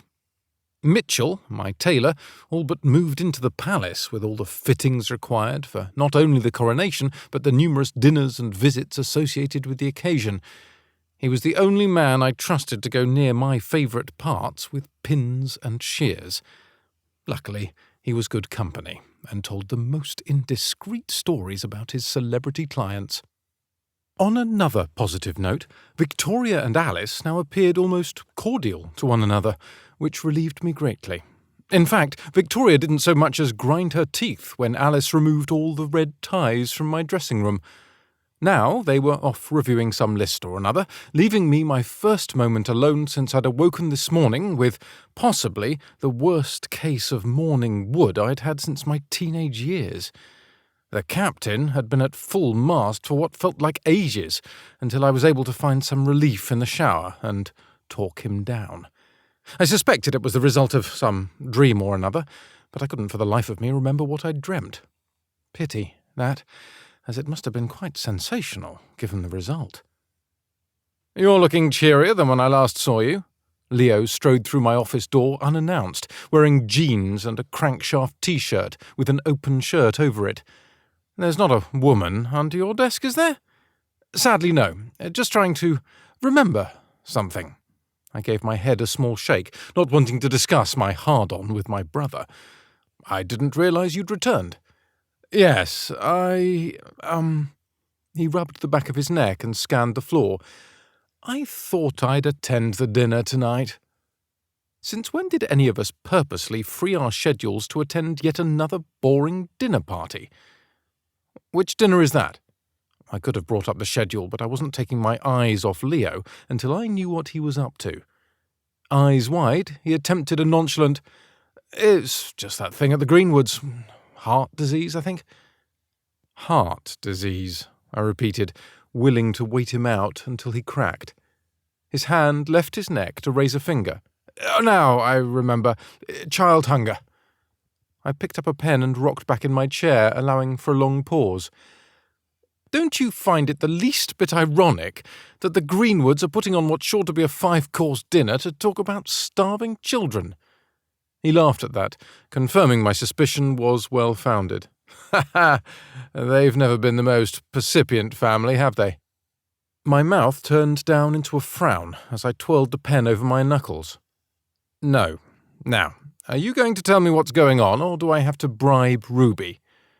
He made a decent attempt to stare me down, but, in the end, sighed and slumped into one of the wingbacks opposite me. "Fine. I've been concerned about you." My nose wrinkled at that. "Whatever for? I was only joking when I threatened to steal the jet and relocate to the Amazon. Pythons are terrifying." Ignoring me, he responded, "Look, there are a dozen occasions between now and the coronation where you'll be expected to, at the very least, give your opinion or engage in conversation among large groups of people." My jaw tensed, and I stilled in my seat. He wasn't telling me anything I didn't already know, but I was annoyed at his presumption that I needed a babysitter, and that he would be my first choice. Surely Rihanna could be persuaded if I promised not to cry when she spanked me. Leo persisted. "I just want to be there, in case—" "In case what?" "In case there's a repeat of the hospital dinner, in case you need to be bailed out." He dropped his palms to the rolled arms of his chair and sighed. I leaned forward in my chair, dropping the pen and propping my forearms on the desk. "Since when have I needed someone to bail me out of anything?" "Do you really want me to make a list?" I scowled at my brother. So maybe he had a point, but it was only because I believed in enjoying life and taking chances instead of sitting behind a desk crunching numbers and using my holidays to dig wells. "I told you I was just resting for my next climb that time at Shaker Cliffs." I thrust an index finger at him. "But you and your safety police had to call an ambulance." "When you opened your eyes, you called me Mummy and asked if I wanted to lick Nutella off your toes." His smug expression was so annoying. I hoped I didn't look like that when I was in the right. "I was in the middle of a dream," I explained. "You had concussion and a sprained neck." My fist thumped on the wood of my desk. "I have this under control, Leo, and I don't need a babysitter."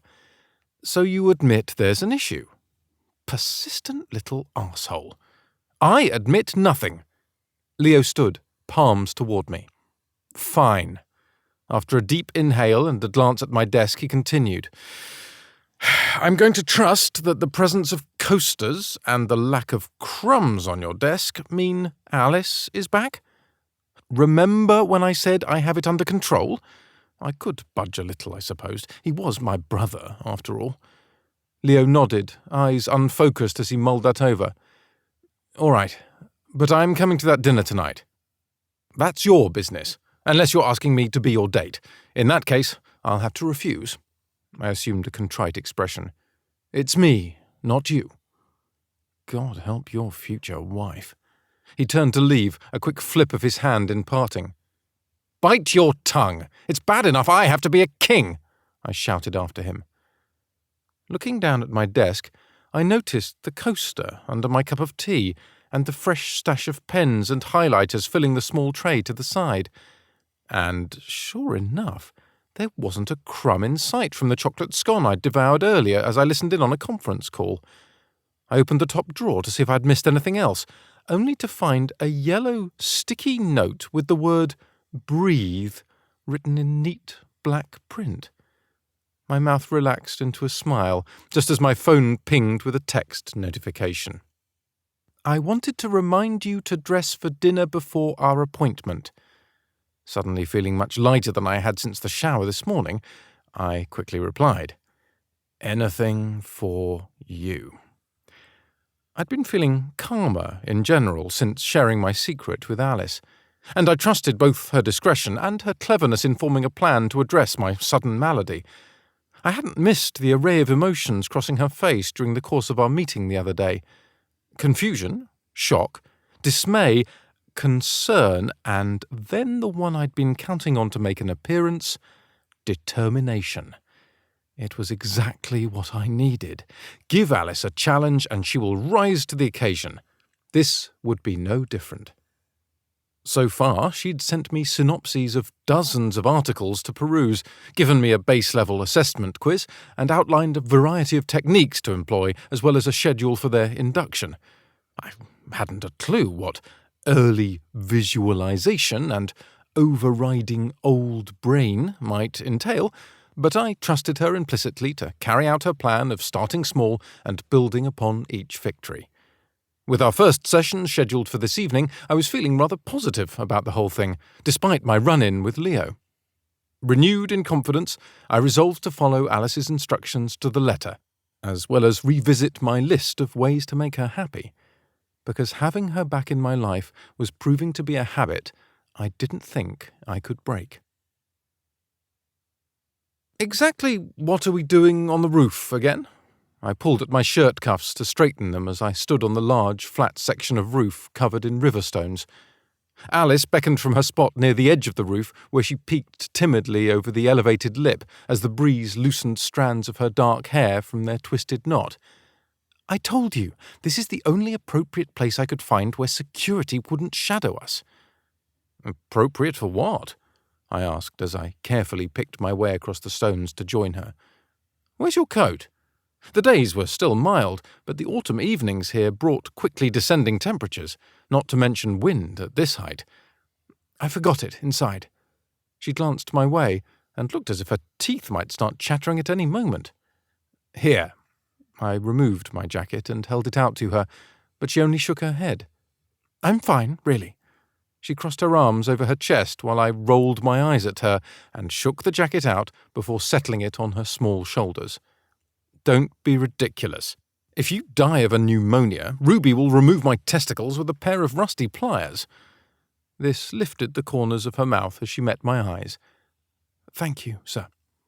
I watched her pull the wool suit jacket tighter around herself, all but burying herself in the fabric as it consumed her small frame.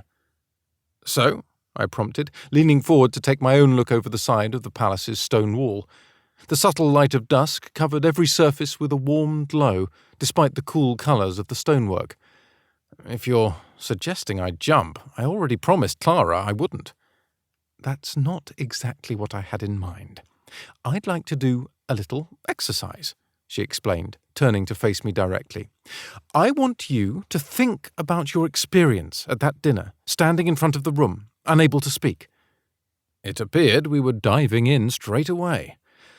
"This sounds fun." She squinted her disapproval at me, and I put my hands up in surrender. "Fine." Closing my eyes, I took a breath and thought back. "All right." "What were you feeling in that moment?" Her tone was coaxing and warmer than normal. My heart rate began to climb at the memory alone, and I wished we were doing this over spring rolls in my office instead of up here. Still, I forced myself to focus. "Nervous." My blood pumped faster. "Worried. Anxious. like I might collapse and die at that very moment. Anything else? I remembered the sweat dripping down my back and the heat that rose to my skin as I panicked.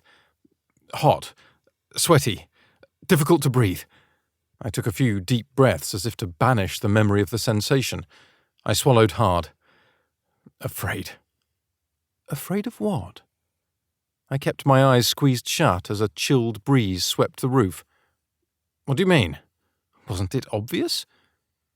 Afraid of the people? She asked with audible patience. All right, maybe not so obvious. Not really. Afraid of looking foolish? No one likes to look a fool. Anything else? Again with the coaxing tone. I forced myself back in that place, heart racing, palms wet, skin burning, chest tight. I was afraid it was never going to end. Okay, good. My eyes opened to find her standing closer than she had been, looking both ridiculous and quite adorable in my oversized jacket. The sight served to calm me almost immediately. She shook her head. I don't mean good that you felt that way. I managed a small smile as I continued taking slow, measured breaths. I know what you meant. So, on a scale of 1 to 10, how awful would you say that experience at the hospital dinner was? I didn't hesitate. 9.5. She only nodded and shifted closer to the edge of the roof, gesturing for me to join her. Take a good look down. I did as she requested, and then looked back at her. No, keep looking. My gaze returned to the stone courtyard below. It had to be 12 or 13 meters down. If you fell off this roof right now, what would happen? My eyebrows spiked as my eyes shot back to Alice. Besides Leo being crowned instead of me? One hand emerged from beneath the jacket to push her glasses up her nose as she pursed her lips at me. I'd say a broken back for certain, probably death, perhaps just paralysis and brain damage. I peeked once more over the edge and then back at her. Has anyone ever told you you're a fun date?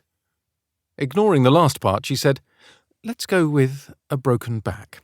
You'd be in excruciating pain, suffer through a long and difficult recovery, likely battle an addiction to painkillers. It's me we're talking about, after all. I fought a small grin. Again, I was ignored, ending in a lifetime of stiffness and pain. Sounds grand, but I have a dinner to get to. I threw a thumb over my shoulder and tried not to let the chilly air, or Alice's sudden fascination with my potential maiming, bother me. I'm not finished. She tightened the jacket again and met my eyes. So, on a scale of 1 to 10, how awful would that fall over the edge be? Giving it half a second of consideration, I responded, 300. No cheating. Her tone was back to scolding. Fine. 10. Okay. Now, would you like to change your rating for the hospital dinner? I threw a hand out in the direction of the courtyard. That's like comparing apples to oranges. It is, she agreed. Your point, then? Her eyes remained pinned on mine. Despite how panicked you felt standing at that podium, you were never in any real danger. It was always going to end at some point, and you'd return to feeling like yourself. You weren't going to cease breathing and die. The panic just had to run its course. What she said was true, of course, but tell that to my brain once the panic hit.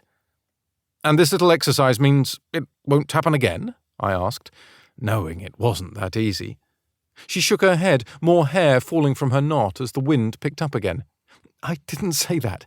We just need to change the way you're thinking about it to start turning things around. I let out a long exhale. Okay, I can work with you on that. She nodded, clearly pleased, and my chest swelled the tiniest bit at having achieved her approval. I have an assignment for you. Homework? That was never my strong suit.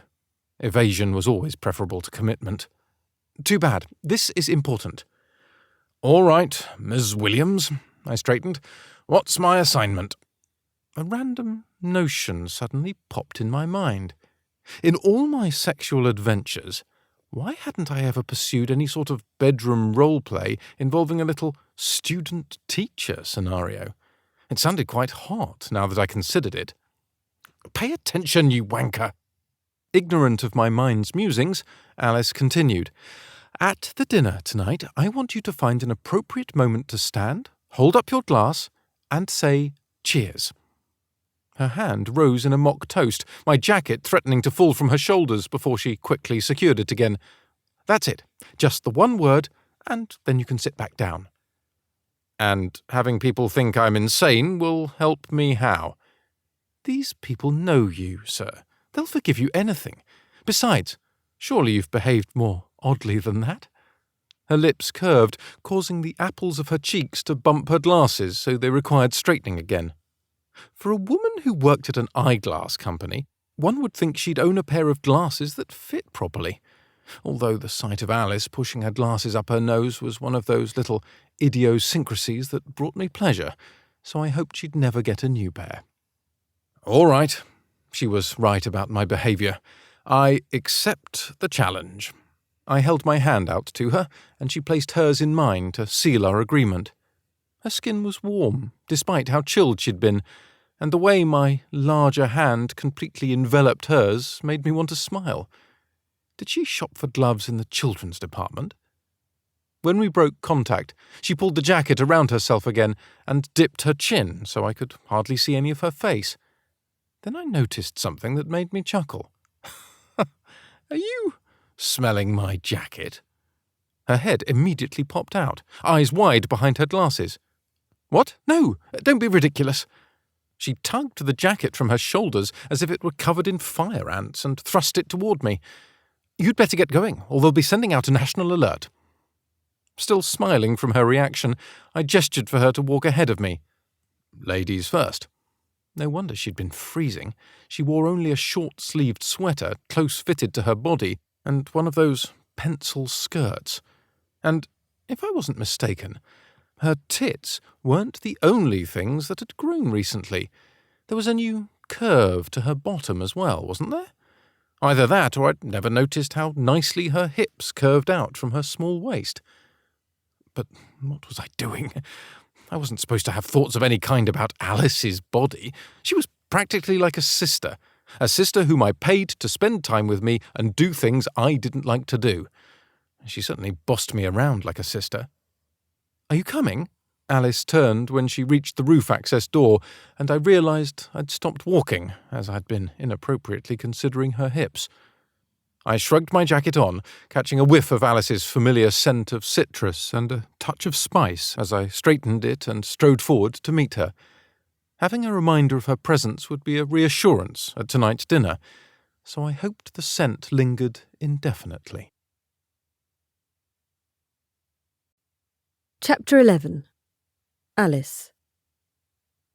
I couldn't believe he'd caught me sniffing his jacket like a teenage delinquent huffing paint fumes. How embarrassing! But he smelled so good, the familiar spicy and sweet of woodsy cardamom. It had been hard concentrating on the task at hand. The way he gave in to the exercise and allowed me behind the brazen self-confidence of his outer wall made me want to both hug him and reconsider some of Tilly's more colourful suggestions. And since when did Malcolm like folk music? He was making this very hard on me. There was no way of knowing how the dinner had gone, and the suspense kept me awake long after I lay down in bed. Did he freeze up? Did he make a successful toast? Did he abandon the dinner entirely to go drinking with Nolan Royce? All three were equally possible, as well as a dozen other eventualities I hadn't imagined. And now it was 1 a.m, and all I seemed capable of was pacing around the small flat that had been arranged for my stay and eating handful after handful of cheese and onion crisps. Malcolm and his irresistible vulnerability were going to make me fat. Oh, but what I wouldn't give for a cannoli to finish me off.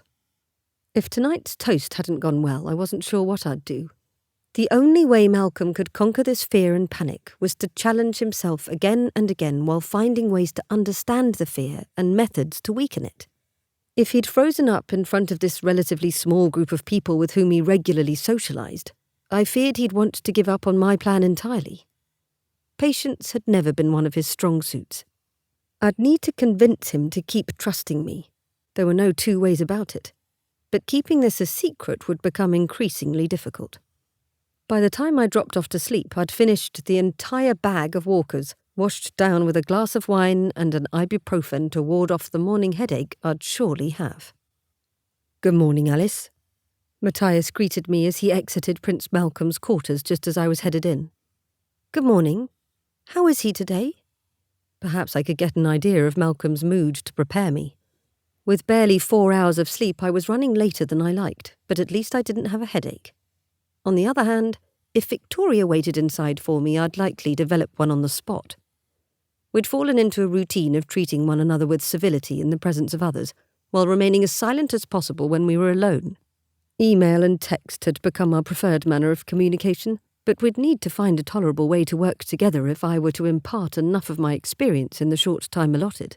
Though I now understood that Malcolm's reason for dragging me from America was to guide him through his public speaking fear, I felt it necessary to still complete the original assignment I'd been given. Even if I didn't like Victoria, she'd be the one to stay with Malcolm after the coronation, and I didn't fancy the idea of him being unhappy in any way. Matthias stopped beside me and ran a hand over his beard as he appeared to search for the right words. Unusual is how I'd characterise the prince today." I bit my lip. That could be good or bad. "Does he appear troubled?" "I wouldn't say that." He huffed out a small laugh and dropped his hand. "Good luck, miss." Then he continued down the marble hall, leaving me more wary than ever. I smoothed the front of my crisp blouse, noting, as I'd done for the past few days, how much these new push-up bras did for my confidence. The saleswoman had done such an excellent job helping me find the right size and fit to even out my body's proportions. I'd splurged and purchased half a dozen in a variety of colours. Tilly would be proud. But all the push-up confidence I had wouldn't be enough if Malcolm was in one of his turbocharged states where an impromptu skydiving trip over the North Sea sounded like a productive morning activity. Turning the knob slowly, I pulled in a deep breath and swung the door open. The first thing I noticed was his small dining table set with 2 place settings and, was that a plate of cannoli? Sure enough, the Italian dessert sat amongst several accompanying covered platters, along with a large coffee carafe and a bowl of freshly cut fruit. My stomach immediately growled at the sight. I closed the door behind me before walking to the kitchen to see if Victoria was somehow behind this. Malcolm generally ate breakfast either with one of his siblings or by himself, where he made do with toast and coffee over his morning paper in his armchair. But Victoria was nowhere to be found. The music sounding from the bedroom told me I'd find Malcolm there, so I proceeded down the hall and knocked on his door. "Good morning, sir." I raised my voice to be heard above the music as I faced the closed wood door. No answer. It occurred to me only then that he'd probably brought a woman home from the dinner or wherever he'd chosen to go after. That would explain the breakfast perfectly. My head went a bit light, so I leaned forward to rest my forehead against the wood of the door to steady myself. It wasn't like him at all to bring someone back to the palace, but I'd been gone for months. A lot can change in 4 months. My affection and jealousy, however, appeared not to be among those things. "You are floating on a sturdy boat, the rolling sea lulling you to sleep as the sun warms your skin. Breathe in, breathe out." Before I could get my bearings, the door swung inward with a whoosh and I stumbled forward. But 2 strong hands on my upper arm stopped me from falling, and before I could think or utter a word, I was being pulled forward and a pair of warm lips landed on mine in a hard kiss. It was over practically before it began, and then I found my nose buried in a firm, bare chest sprinkled with soft hair, the familiar cardamom scent filling my nostrils while muscular arms tightened around me. "Good morning, Alice." Malcolm straightened, pulling me off my feet and swinging me back and forth like a rag doll. My heart banged at my ribcage while I tried to catch up. Where was the woman? Was Malcolm even wearing trousers? Oh God, please let him be wearing trousers, or this was about to become very, very awkward. My feet finally found the floor and he released me, pulling back but taking both my hands in his. He was indeed wearing a pair of jeans, but absolutely nothing else. I could still feel a buzz on every centimetre of my skin that had touched his, and I knew my face was lightly flushed. Malcolm squeezed my hands, his face alight with excitement and that familiar sparkle in his blue eyes. "Have I told you lately how brilliant you are?" Without waiting for an answer, he dropped my hands and put up a finger. "1 minute, I need a shirt." Inside, I was begging to differ, but I refrained from voicing my thoughts while I watched Malcolm manoeuvre a white t-shirt over his muscular arms and back in a sort of reverse striptease that had my mouth going dry and my thighs shaking. He was back in a flash, pulling me out of the bedroom and down the hall to the dining table. "Breakfast. For you." And I added dessert. So, no woman, it seemed. Except me. Gulp. Thank you." I managed to nod while doing my best to ignore our clasped hands and the lovely feel of his fingers and palm against mine. Was I still asleep? Because this felt very much like a dream. "I take it last night went well?" It was the only explanation. He offered one sharp nod. "They all thought I was mental, but we knew that would happen. The point is, I did it. I'm cured." Last night's crisps knocked at the walls of my stomach. Oh no, this wasn't good. "Sir," I began, but he cut me off, pulling me to one of the chairs and helping me into it. "Sit. Eat. I'm absolutely starving, aren't you?" He pulled the covers off each platter, revealing eggs, sausage and toast before turning and hurrying to the kitchen. "They forgot jam. I'm sure I have some around here somewhere." I spoke over the sound of cabinets being opened and shut. "Sir, I'm thrilled that last night's exercise was a success, but we should proceed with caution and stick to the plan." His head poked around the corner, hair spiked messily despite his recent haircut. "Why? I now know all I have to do is drink a few whiskies and take time to breathe. Piece of cake." "Whiskey? So you'll just get drunk at your coronation?" "Not drunk, pleasantly buzzed." He grinned as if this were a joke and went back to his task of hunting down the jam. "You have to see how impossible that would be. It's entirely inappropriate, not to mention it does nothing to actually solve your problem. We need to continue with the plan and build upon last night's success." I squirmed in my chair, unsure if I should press the issue now or wait until his high had worn off. But it was so lovely seeing him in such good spirits. Not to mention I didn't want him regretting that kiss, even though I wasn't sure he'd even realised he'd done it. He returned to the table with empty hands. "Have a little faith, Alice. This is good news." He seated himself and picked up the plate of cannoli. There must have been a dozen pastries there, each bursting with the creamy cheese filling. "Cannoli? I won't even utter a single word when you don't eat the shell." My lips curved without my permission at that. I didn't know if it was the kiss or all the touching or the cannoli, but I lost all interest in spoiling his good mood. "Please." I held out my plate and we proceeded to eat breakfast in his dining room like two commoners in a North Side flat on a normal Wednesday morning. It was surreal and fun and wonderfully intimate. In other words, it was oh so dangerous. His grin combined with those pleading eyes would be the death of me. "Fine, but we only have an hour."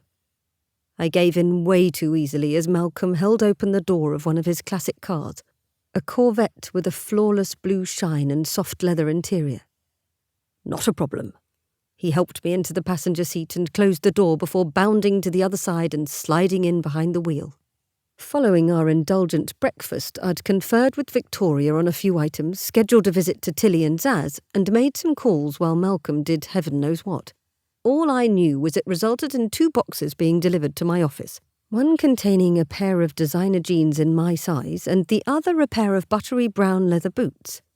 With them was a note instructing me to meet him outside the garages in 20 minutes. My responding text to "No, never, don't" went unanswered, as did the 5 following it. Me. Why did you send me clothing? Me. You have reports to review and a call with Yardley Hunter at 11. Me. These boots cost more than my annual salary. Me. I'm not wearing these. Me. I'm changing, but I'm leaving the tags on. Me.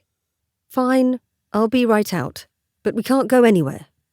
And now I'd agreed to accompany Malcolm to an unknown destination that was just as likely to be Mars as it was a petrol station, based on the oddness of this day thus far. I don't suppose you'll tell me where we're going now that I've agreed? Nope, it's a surprise.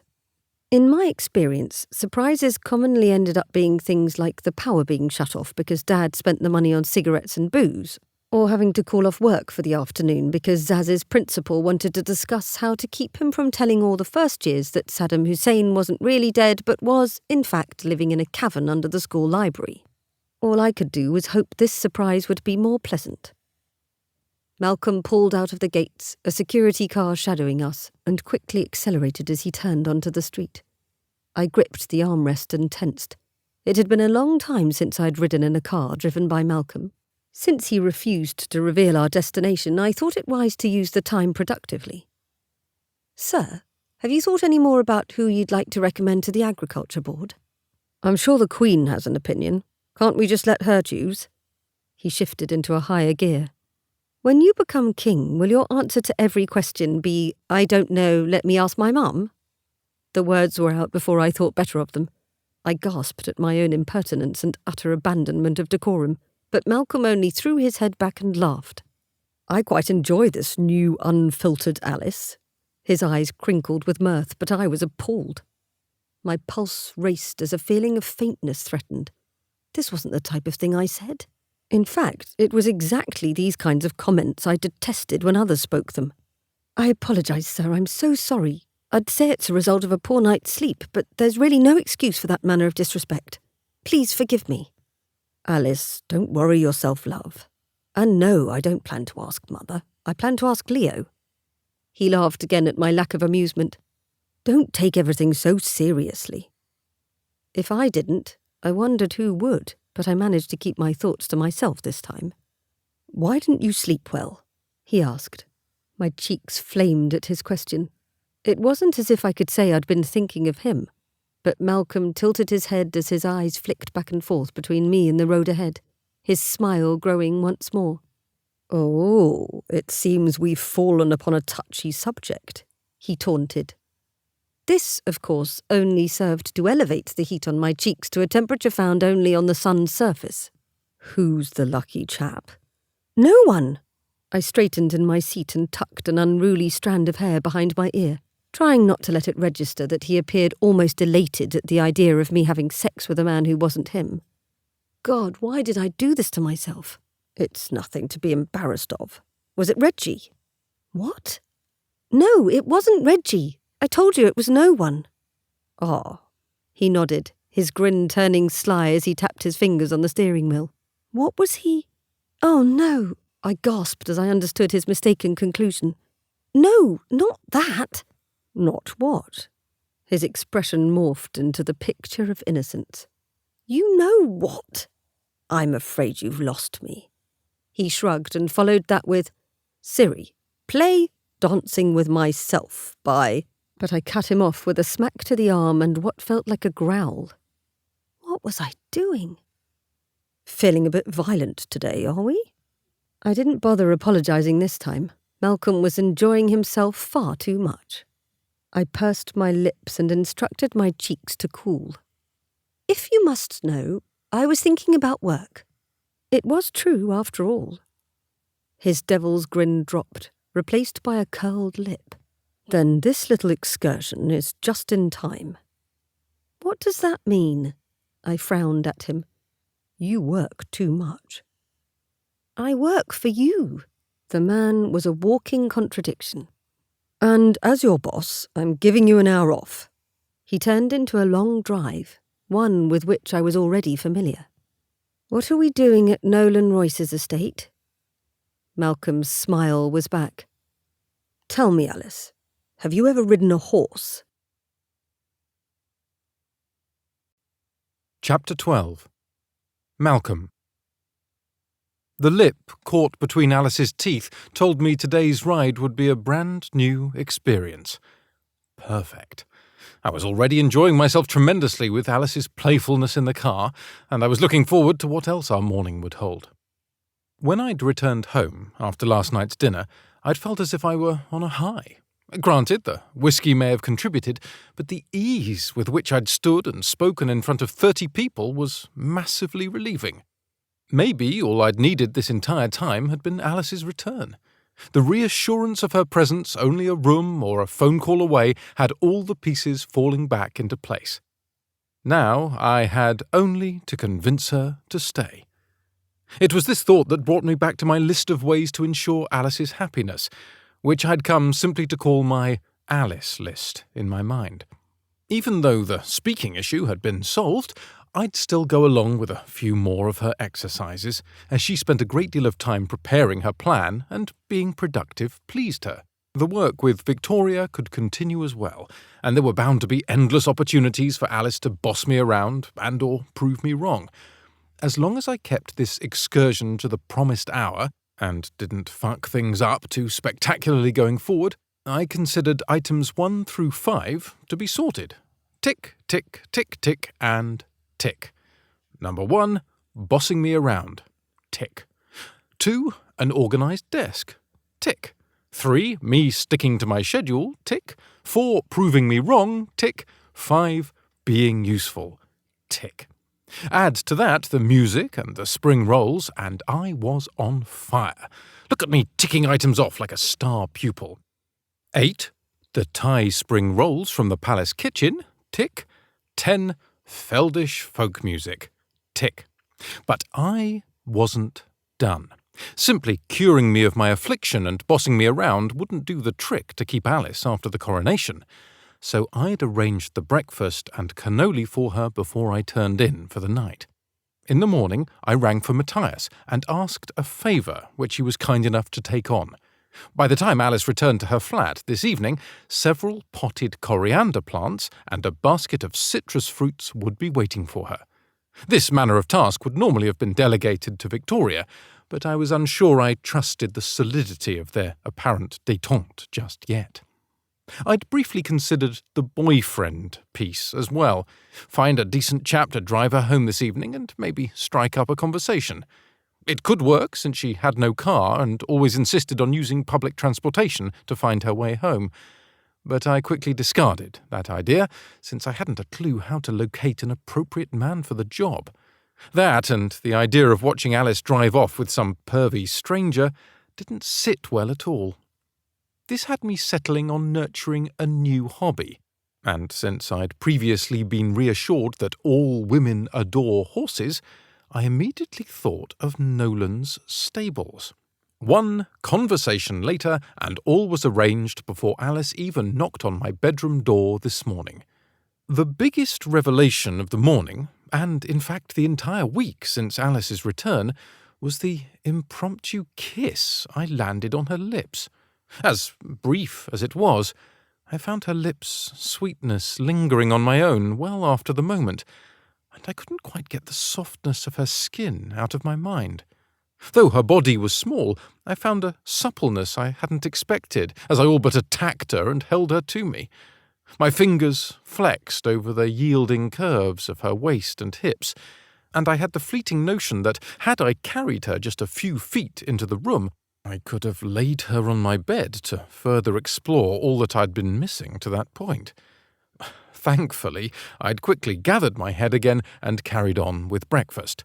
And now, here we were, standing in front of Nolan's stables as one of the stable hands walked a pretty Palomino quarter horse in Alice's direction. "Come on, Alice, he won't bite." Nolan stepped forward to pet the horse's forehead. "Voldemort, meet Alice." "Voldemort? Who names their horse Voldemort?" Alice exclaimed, taking a step backward. She turned to the stable hand. "Do you have anything smaller and less terrifying in nature?" Nolan and I both laughed as the man took pity on her. "He's just taking the piss, miss. This here is Maisie, and she's a right gentle girl. You'll do fine." Alice sent us both the evil eye and crossed her arms over her chest. I'd never seen her dressed so casually, and I reminded myself to thank Clara for choosing such a perfectly suited outfit. The jeans moulded to her narrow waist and curved snugly over her hips and thighs, and she looked at home, standing by the expanse of grass fields and trees, with the clear blue sky above and the sun lending light to the perfect autumn morning. I hadn't worn my own riding clothes since I hadn't wanted to give away the surprise. That, and I found them pretentious, but jeans and short boots would work fine.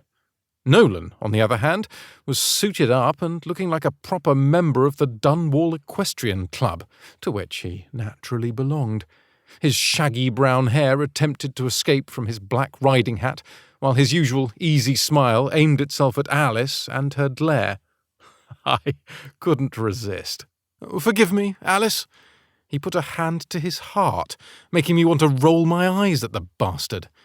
She dropped her arms and took a hesitant step forward. "I'll forgive you this one, but if I fall off, you can't laugh." "I give you my word." Nolan held his hand out to her and moved to Maisie's left side. "Come, I'll help you up." I don't know that I'd ever seen a person move as slowly as Alice approaching the animal, so I couldn't resist a taunt. "Remember, we only have an hour. I had counted on doing a bit more than simply staring at the horses." "Quiet, you," she nearly hissed, making me smile. Nolan's enjoyment was equal to mine. "Have I told you how lovely it is having you back, Alice? There's been no one to properly keep this one in line in your absence." He winked at her. "Not to mention, you do provide a vast improvement to the scenery." My smile dropped. Was Nolan flirting with Alice? He'd never done that before that I could remember. "Thank you, sir." She took his compliments without complaint and let him put his hands around her waist and hoist her up onto the saddle. "That's right. Swing the leg around. You got it." He patted her knee. "And how many times do I have to tell you to call me Nolan? There's only one sir here, and he's standing over there, pouting." He wasn't wrong, I was annoyed to realise. Maybe this hadn't been the best idea. "Stop your flirting and let's get on with our ride. Alice is too smart to fall for you, you tosser." He had the nerve to wink at Alice again, before coming back to where a second stable hand held the lead reins of two more horses, a grey thoroughbred that must have been 17 hands, and a black quarter horse that was almost as wide as he was tall. "I've had them pull Porky for you to ride, Mal. I figured it had been a while and you might be a bit rusty." "Can he even walk?" I gaped at the sad animal as he yawned widely, showing large yellow teeth and a fat tongue. One glance at the stable lad told me I'd be getting this horse or none. So much for me being the crown prince. "He does all right." Nolan mounted his horse in a flash and was by Alice and Maisie's side before I could even get a foot in the stirrup. "Come, Alice, I'll show you how it's done. It may take more than just this one lesson, though. What's your schedule like?" What had I been thinking? Letting Nolan worm his way into my plans with Alice? This was going to be an excruciatingly long hour. "Sir, I've had another call from Ms. Voorhees asking when to expect the signed contract. Have you made any headway, or shall I continue seeking out a replacement?" Bugger!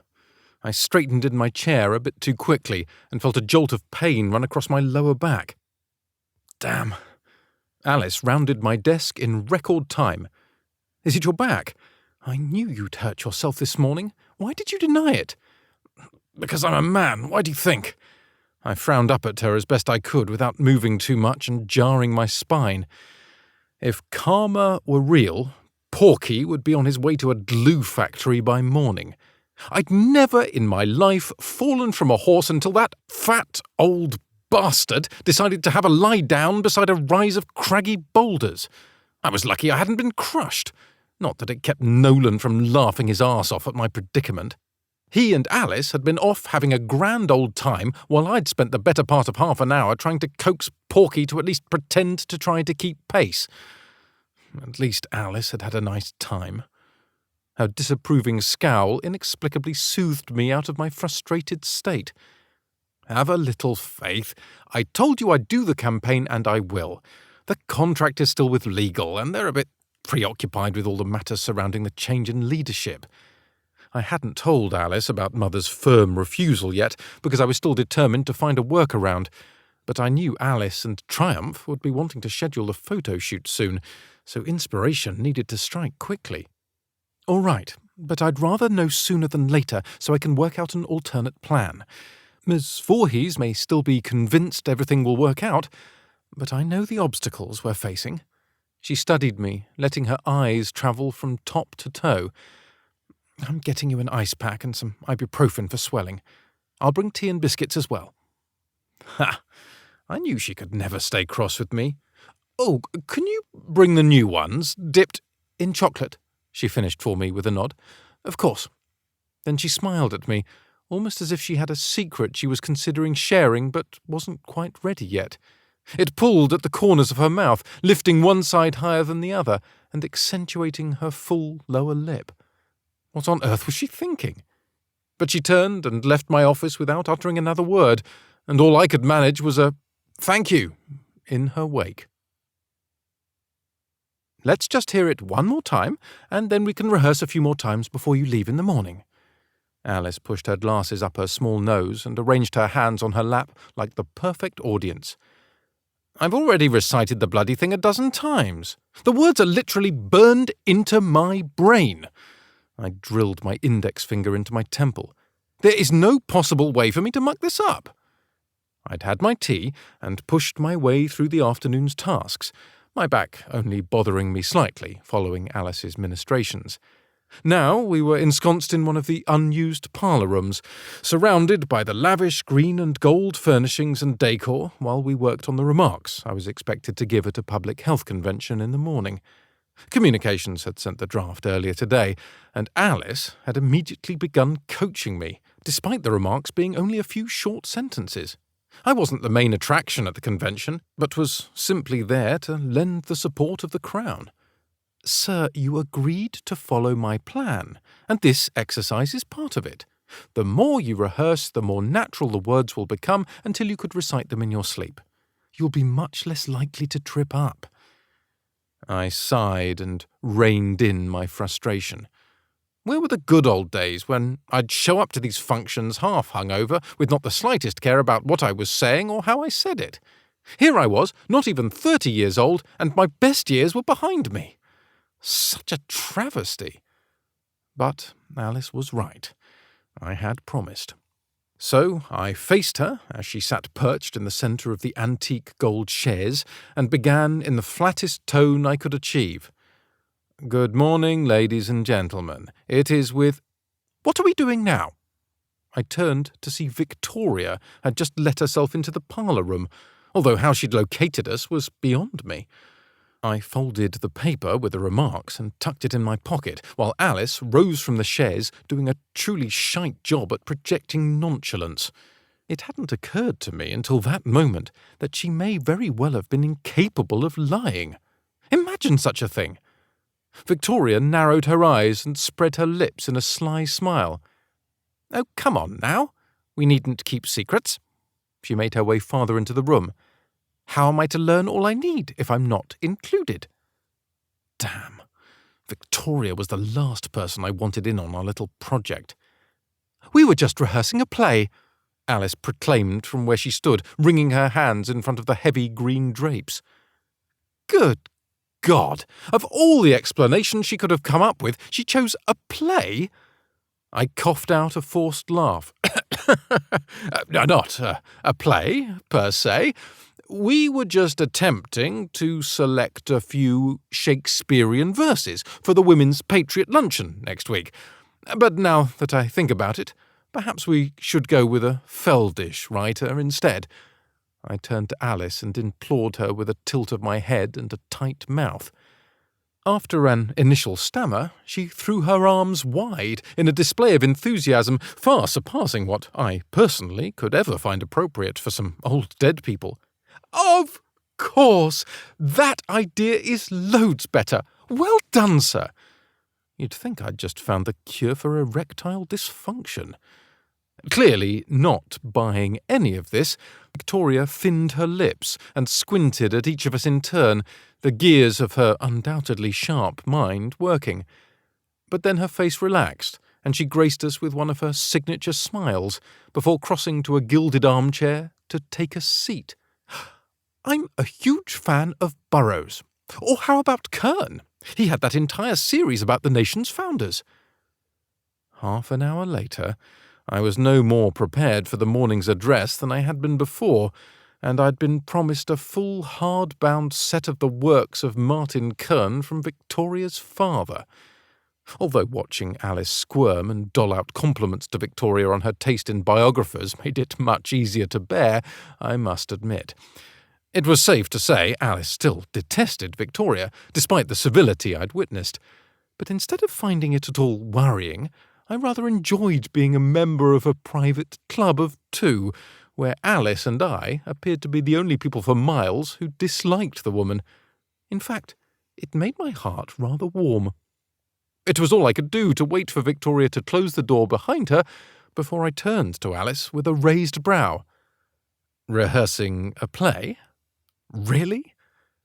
But she both surprised and delighted me when an early 19th century silk pillow came soaring my way, narrowly missing my face. "Quiet, you!" Chapter 13. Alice. I knew something was wrong the moment Malcolm emerged from the BMW and passed by Andrew without saying a word. As I watched from the window of the temporary office I'd been given, my heart sank further with each heavy plod of his Ferragamos on the stone below. I'd been afraid of this, which explained why I'd accomplished absolutely nothing in the time Malcolm had been gone to the conference. Well, that and memories of his surprising behaviour in the last few days. Not only did he kiss me and serve me some of my favourite treats, he took me horse riding, bought me clothes, took an interest in my music tastes, and sent me coriander plants and lemons. I'd spent the last evening in a blissful state, surrounded by my favourite scents and the knowledge that Malcolm had done all of these thoughtful things for me. That he did, in fact, know me.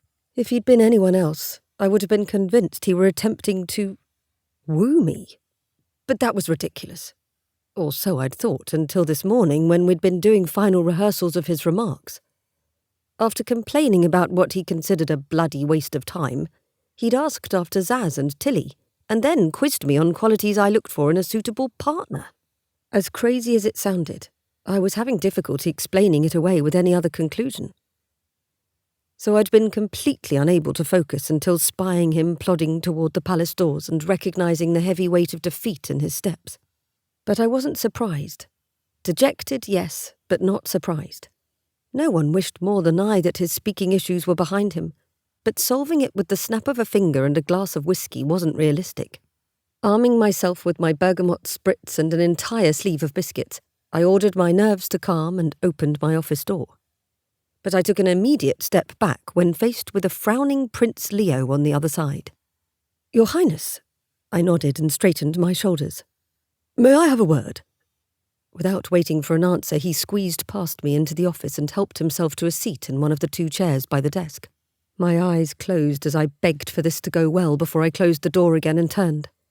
The prince was clearly troubled, and I had a good guess as to the source of his worry, as much as I hoped for it not to be true. His shoulders slumped and he was in need of a shave, I noted. It had always amazed me how a man identical to Malcolm in every physical aspect could do absolutely nothing to speed the rhythm of my heart. Leo shared the same dark hair, strong jawline and perfectly shaped nose, and even had the same expressive eyebrows as his brother. But the sight of him in my office stirred not a single loin. "How can I be of assistance, sir?" He shook his head and ran a hand through his hair. "I apologise, that was rude of me just then." He gestured distractedly to the door, but I waved off his concern. "It is strange to see you here again, Alice." He managed to muster a small smile. "In a good way, I assure you." "Thank you, sir." I decided to take a seat myself, thinking perhaps it would disarm him. Adjusting his position to lean forward and rest his elbows on his knees, he eyed me with more focus. "I have a feeling you know why I'm here." "Why don't you tell me so I can neither confirm or deny?" Well done me. This caused the corner of his mouth to quirk. "All right. I've just come from the public health conference." I failed miserably at holding my expression and my toes curled in my shoes. Leo pointed at me and straightened. "I knew it. He's told you about his trouble with speaking." Panic coursed through my veins. What was I supposed to do now? Exactly what has he told you? I countered. You first. His eyes remained firm. Damn. It wasn't as if I could simply refuse to cooperate and kick him out of my office. I inhaled deeply and squared my shoulders. I'm not at liberty to discuss private conversations with Prince Malcolm. Leo sighed and lost his temporary sternness. Come on, Alice. We both only want to help. This was true, I was certain. Leo always had everyone's best interests at heart, often to the detriment of his own interests. And having an ally could only make things easier. It wasn't as if Leo would breathe a word of the secret to anyone else. My mind filled with the image of a frozen Malcolm standing before an audience in sheer terror. I could almost feel the sweat form along my spine and my own vision begin to narrow with panic. I'd give anything to ease his pain and worry, and I would do anything to make this nothing but a bad memory he could tuck away and never give thought to again. So I met Leo's gaze and broke my promise to the man I loved. What happened? Oh, God, I just realised this makes me Colin Firth. Malcolm lay supine on his sofa, one limp arm draped over his eyes. I don't follow. I worried my lip as I took in a defeated Malcolm. King George IV of England, with the stutter, you know, the King's speech. Oh, God, this is a bloody disaster. I may as well hijack the jet and lose myself in the Amazon after all. Let the pythons swallow me whole while I gasp for my dying breaths. He was losing it, wasn't he? I believe they squeeze you to death before they eat you, I offered from my spot standing beside him. He lifted his arm to scowl at me. Thank you for that very helpful piece of nature trivia. You're most welcome. I moved closer and sat down on the edge of the sofa, forcing him to adjust his position to allow me access. This is just a minor setback. You'll see. I nearly fainted in front of a room full of strangers and then invented a ridiculous excuse about being needed across town. His arm fell back down. You said they believed you. He moaned. How many people do you know who would call out the Crown Prince on a lie? I can think of quite a few, actually. There's Queen Elsie, for one. Prince Leo, Princess... That's not the point. He cut me off. Then what is the point, sir? The only mentions of it online said you were dehydrated from a hectic schedule and you'd be right as rain tomorrow. I patted his bicep and wondered if I should fetch him some water. I still don't understand how they came to that conclusion, he muttered from under his arm. I did, but I wasn't breathing a word of it. Thank God Prince Leo had been there to do damage control. I'd wanted to hug him when he explained how he'd put off any suspicions with his quick thinking. All that matters is your secret is still safe and we still have 2 weeks to work on it before the coronation. He lifted his arm again, only to run both hands down his face until his fingers caught on his chin. But I have 6 engagements before that. My eyes met his. We'll figure it out. I still have loads of ideas to try. His nose wrinkled. They're not going to involve that bergamot shite, are they? I smiled at the image of Malcolm swatting the air almost violently when I'd spritzed the calming scent in his direction upon my arrival in his quarters half an hour earlier. No, you've made yourself perfectly clear on that one. You can try lavender, but you'll have to do that on your own. I'm allergic. Pity. I was so looking forward to it. I frowned, despite my relief at his return to his natural sarcastic state. Don't dismiss it out of hand.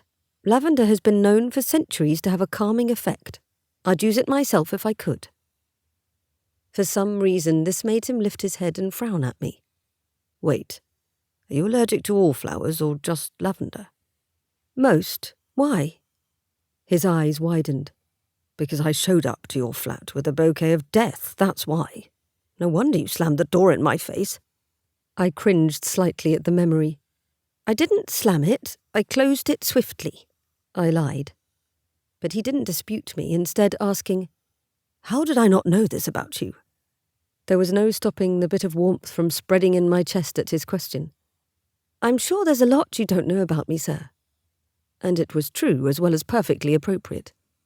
I'd always been his employee, not his girlfriend, regardless of how I wished things were. It was my job to know everything about him, not the other way round. Like what? He wasn't letting it go, causing the warmth to continue spreading. We really should get back to work. God, I was such a coward. No. Tell me. I want to know everything. He settled his head back down as if preparing himself for a bedtime story. I watched him, my mind going back to that kernel of suspicion and hope that perhaps he was attempting to win me over in more than just a professional sense. If he really wanted me to share private things about myself, I needed to know the reason. Why? He shrugged almost carelessly. I don't know. Then he noted my responding impatient sigh. What? I bit my lip, unsure if I could do this. It's just all the gifts, the thoughtful things. My hands gestured awkwardly in the air. The cannoli and the riding and the coriander. A smile settled in place. So you got my gifts. I'm pleased you liked them. I wanted to kiss him and strangle him. I loved them. Why did you send them? Why did you do any of those things for me? Why did you come all the way to America to fetch me? I wanted to ask. Can't I just do something nice? He appeared almost amused. Of course. I'm sorry, sir. What was I doing? He was just being considerate, and here I was picking everything apart. I'm really grateful that you thought of me. Time to set aside these ridiculous notions once and for all. His expression lost its amusement and switched to sincere. I think of you quite a lot, Alice. My back straightened and my eyes went wide. See? There it is again. He laughed and dropped a hand to my arm, causing my skin to warm immediately. There what is again? Then I completely lost my mind, shifting my position and bending at the waist until my lips hovered an inch above his. There I waited, eyes closed as I felt his warm breath on my lips. If he pushed up to meet me, I'd know I was right. But if he pushed me away, at least I'd know for sure that anything between us was never meant to be. What felt like an hour, but I knew was merely a second, passed before I felt Malcolm's abdominal muscles contract against my hip as he lifted his head and captured my lips with his. The first touch was soft, almost hesitant. But the second and third grew increasingly fervent until his hot tongue swept across my bottom lip and I eagerly opened to him. My nerve endings lit with electricity at the long-awaited feel of him against me and his mouth on mine devouring me. Adrenaline pumped through my body as I shifted for better access.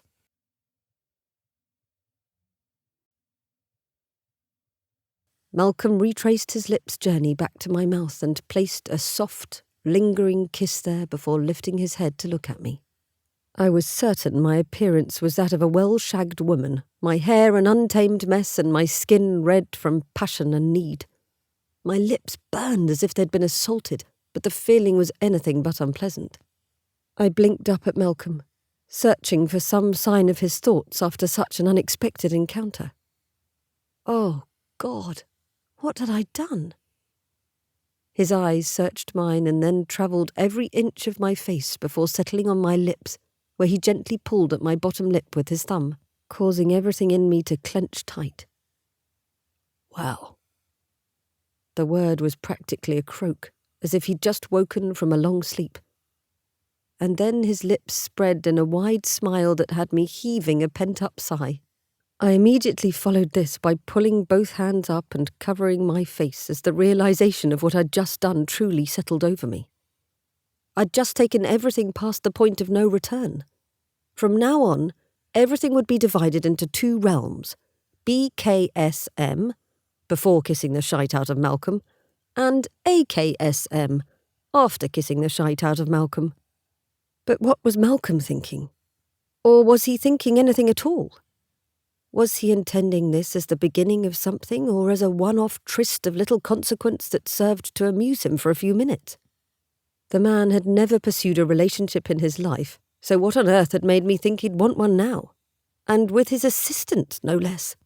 And on top of that, the man would be crowned king of a nation 2 weeks from now. What a complete and utter prat I was.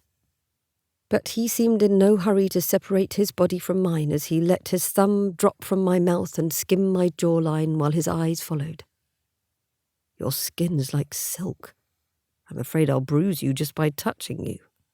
"Thanks," I eked out, immediately regretting the word. It wasn't as if I were a virgin, for heaven's sake. He grinned. "If you kissed me to distract me, I can assure you it worked." Cheeky man. I needed to reassert my position. "You're the one who kissed me." His lips quirked to the side. "A mere technicality. You started it and you know it.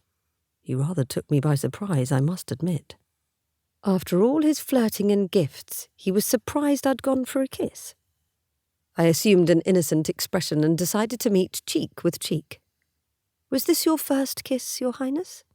His chest shook with laughter, pleasing me to no end that I'd amused him and made him happy, and I tried to focus on only that, pushing doubt back and willing it to flee for good. Chapter 14. Malcolm. "Well, old man, look at you leading a life of leisure." My father looked up from his paper, where he sat dressed in his robe with his feet up on an ottoman. "Quite a reversal of fortune, isn't it?" I stepped further into the room, hands in my pockets. "Well, it's past time I settled on a profession. I thought I'd give king a try." "Good choice, my boy. I hear the perks are quite nice and the crown isn't as heavy as it looks." His mouth lifted at the corners as he gestured for me to sit in one of the plush armchairs in the ornately furnished room.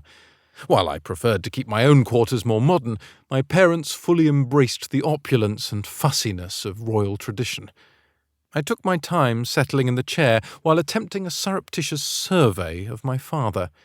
He was still a young man at 58, but the MS had taken its toll in subtle ways.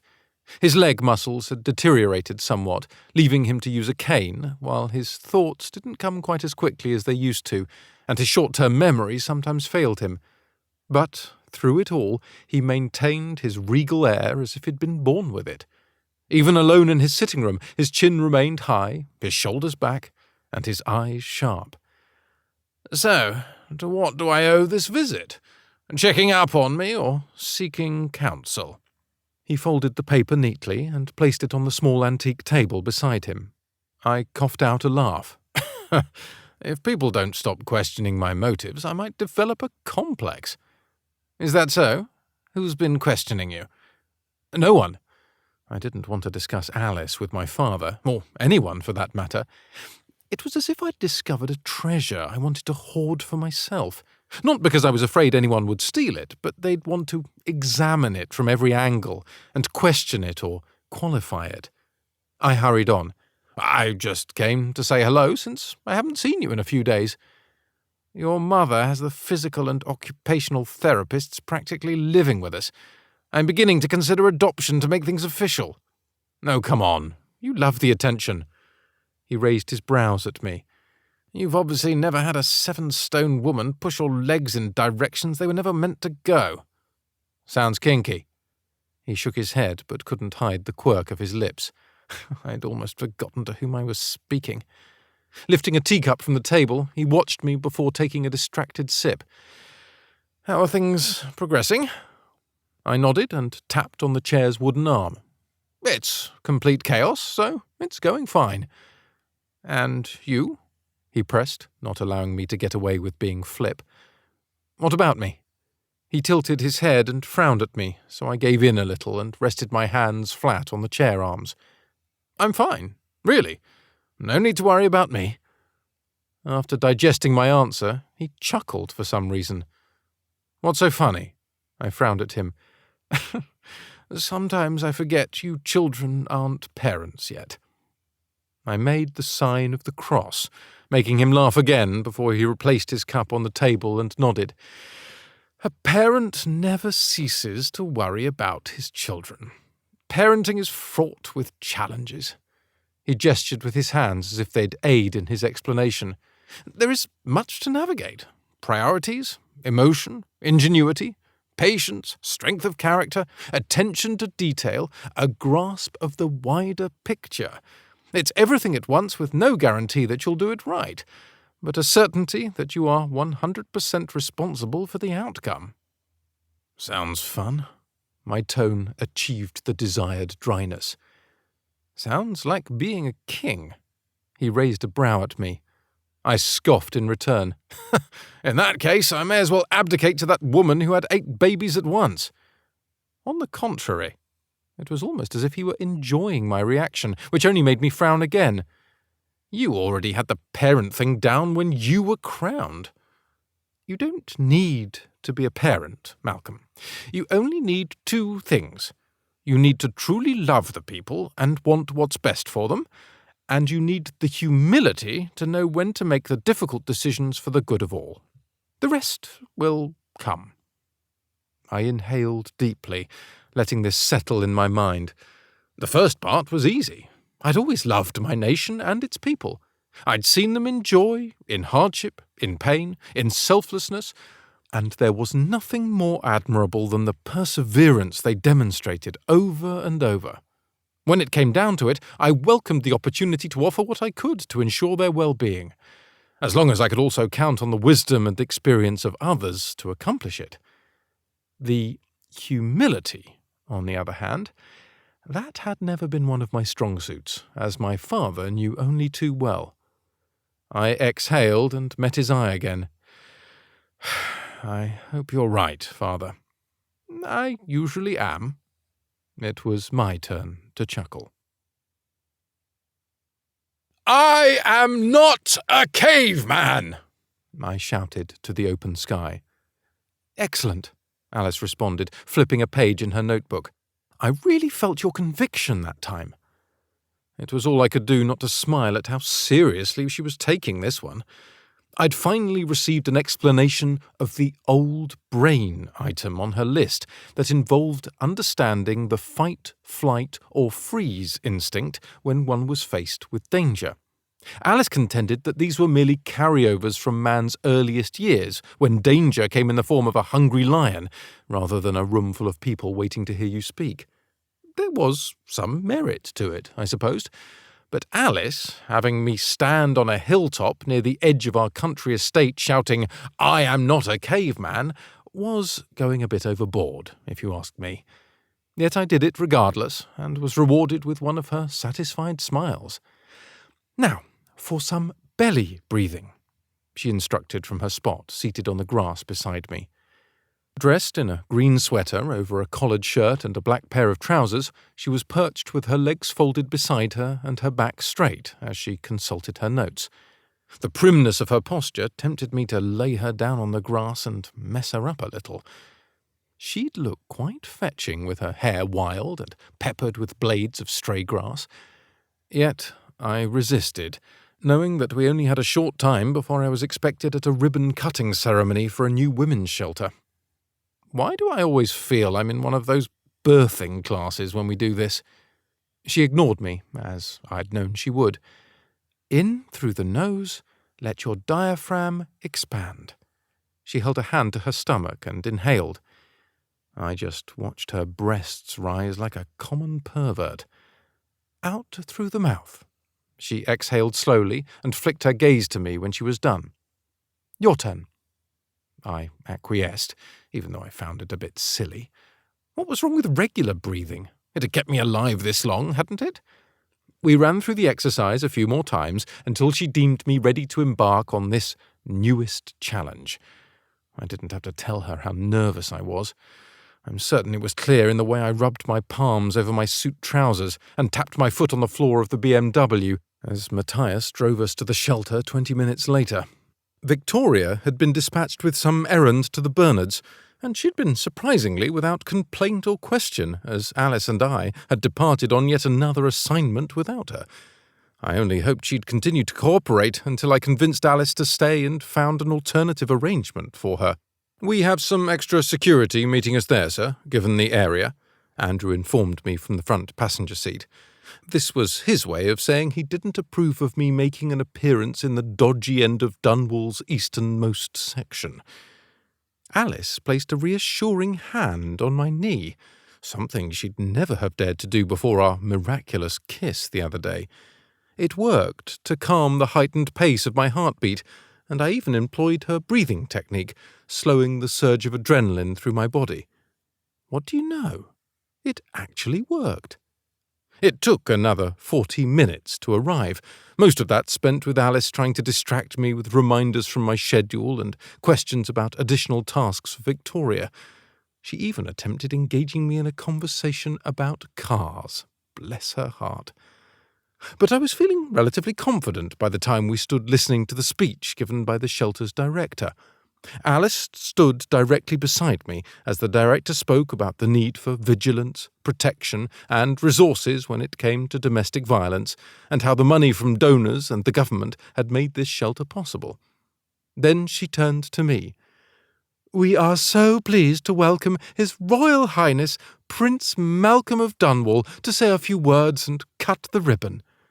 A man appeared beside her, wielding a large pair of novelty shears, as the gathered crowd of at least 100 applauded. The familiar pop of sweat beading on the surface of my skin began, as all the saliva in my mouth disappeared, leaving my tongue and throat feeling like dry sandpaper. Alice discreetly moved her hand to grasp a few of my fingers and squeeze. Her move had the desired effect, in that I finally stepped forward, but her subsequent gasp told me she clearly hadn't expected me to pull her along with me by the arm. There was nothing for her to do but follow along at that point, so she did, until we both came to a stop in front of the microphone stand. I forced a swallow and breathed, as she'd taught me. In through the nose, out through the mouth. Expand the diaphragm. My mind repeated the mantra, "You are not in danger. You are not in danger." And then I opened my mouth, and the words just came out. The first ones were more rough whisper than confident declaration, but I spoke. My remarks were done in less than a minute, and I found myself holding the oversized cheers and cutting the red ribbon with the encouragement of the cheering crowd. I'd done it. A glance at Alice showed her beaming smile directed at me, and I had to resist the urge to sweep her up in a hug. We'd done it, not I. We. It was beginning to seem there was nothing we couldn't accomplish if we worked together, and that had my mind travelling in a most unfamiliar direction indeed.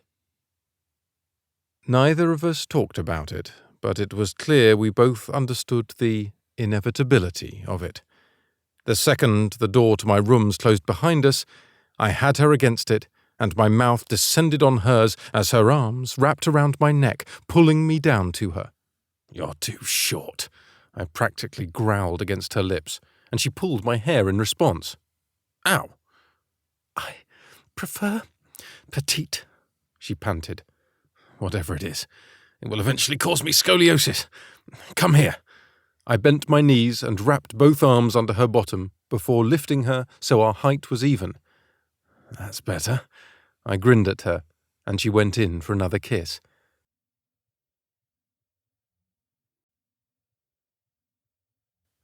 "What are you doing?" My breathing was almost ragged from all the anticipation. "I don't know." She didn't meet my eyes. I dropped to my side and settled next to her, my head resting on my hand only a few inches from her turned face. I used the thumb of my other hand to lift her chin, so she had to meet my eyes. That was when I noticed the sheen of tears. "Hey," I whispered. "What's wrong?" She shook her head. "Nothing, She trailed off. "We don't have to do this if you don't want." My balls might possibly fall off, but I meant it. Her hand reached out to land on my chest, and I couldn't help but cover her delicate fingers with my own hand. I'd hold any part of her she'd allow me to. "I do. I want to. Badly. It's just—" This time I let the silence settle to give her a moment while I stroked the back of her hand with my thumb. "This will change everything," she whispered. The corner of my mouth lifted, and I leaned forward to drop a kiss on her forehead before pulling back. It doesn't have to. I needed to reassure her that this wasn't the end of anything. I'd still be me. She'd still be her. We'd just have a new kind of bond. She caught her bottom lip between her teeth as her eyes searched mine for something. Then she nodded and leaned forward to kiss me once more. Chapter 15. Alice. I finally understood what all the fuss was about.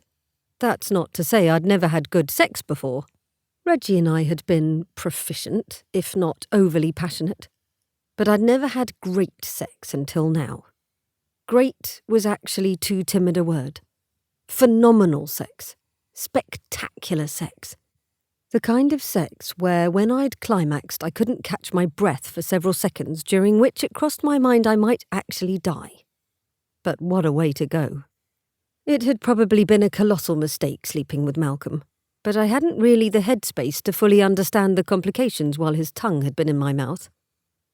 He'd played my body like an exquisite instrument, coaxing wave after wave of pleasure between periods of intense frustration as he teased my breasts, used his fingers to stroke me, and filled me before pulling out and leaving me begging for him to fill me again. I felt as if I'd been run over by a lorry as I lay spent on his white sheets while he drifted off into a catnap beside me. The entire thing was like a dream, but as with any dream, there must come a time to awaken to reality. And my reality was a worrying one. Malcolm and I hadn't talked about our first kiss, and there were several moments over the next day that I questioned if I'd imagined it. But then I'd remember the press of his lips to my skin and I'd flush all over at the memory. It was no surprise I'd given in to my desires when Malcolm had pushed me up against his door and kissed me. Nothing could have stopped me from kissing him back and allowing the following exploration to play out. But the moment he rendered me completely naked, I had a sudden flash of doubt. Would this be like the kiss? Something we shared and then it went ignored? Knowing my own heart, sleeping with Malcolm couldn't be anything but a turning point. If I'd thought the kiss divided my life into two segments, this would blow that apart. I'd tried to tell him how monumental it was by saying it would change everything because, for me, it would. When he'd responded that it didn't have to change things, I knew he'd meant it as a reassurance. That all the good aspects that made our relationship tick would remain. But part of me understood that he didn't want things to evolve, that he'd be satisfied to have this with me and then go back to business as usual. And I didn't think I could do that. Which is why I wanted to kick myself for going ahead and sleeping with him. My heart and ovaries were working at direct odds with my brain. And in my ordered life, my brain was always meant to be the boss. What would happen when I left in 2 weeks? If I left? Would he forget all about me? Would he kiss me and beg me to stay to be with him? I'd really done it this time, and I had no one to blame but myself. Malcolm stirred next to me, his eyes blinking at the beam of sunlight streaming through the window. Is it morning already? He rubbed his eyes and I smiled, pulling the sheet up to cover my breasts. It's 2 in the afternoon. Perhaps he was as unaccustomed to having sex in the middle of the day as I was. His hand lifted from his eyes. Oh, right. Turning his head, he gifted me with a lazy smile. You tired me out. There's no time for that right now. We're already running behind schedule and there's work to be done. He shifted toward me once more, fighting the press of my hands. What could possibly be more important than this? I managed to roll out of his reach, but he tried following. I'm falling behind with Victoria, and I need to review with her the proper tricks to coercing each individual staff member into doing what she wants. Or, more to the point, what you want. He caught my arm as I attempted to wiggle out of bed entirely and pulled me back in, securing me under his weight and kissing me hard on the mouth. Who bloody cares about Victoria? I frowned up at him. You'll bloody care when you've gone and wasted the time I'm here and you're left with the exact same unprepared assistant you had when you dragged me back here. Part of me knew I was throwing out a challenge of sorts to see his reaction, but I couldn't help myself. Dragged you? Come off it. You wanted to come. He dropped another kiss on my frowning lips. Bribed me? He settled onto his elbows, hovering above me. Face it, you missed me. It was useless to deny it. Be that as it may, you've hired me for a job and I won't leave it unfinished. He knew me well enough to understand my convictions. Then I hereby release you from the job of training Victoria. You have a teleconference in 20 minutes. Plenty of time. He dove down and bit my jaw instead. And Victoria will be in my office waiting in 10. I don't want her there alone any longer than necessary. I did my best to keep the firmness in my tone, but it was so hard with his tongue trailing down my neck. Are you afraid she'll read your diary? He asked against my skin.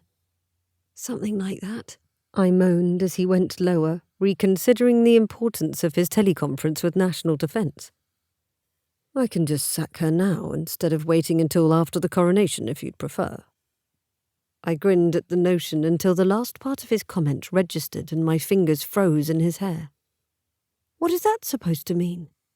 Malcolm, are you intending to sack Victoria? I asked to the top of his head. He raised his eyes to me and they looked half drunk. You called me Malcolm instead of Sir. I firmed my voice and exhaled hard. Malcolm. It wasn't as if I loved the thought of Victoria spending every day with Malcolm in my place, but I'd obviously assumed she'd be staying on. Why else was I training her?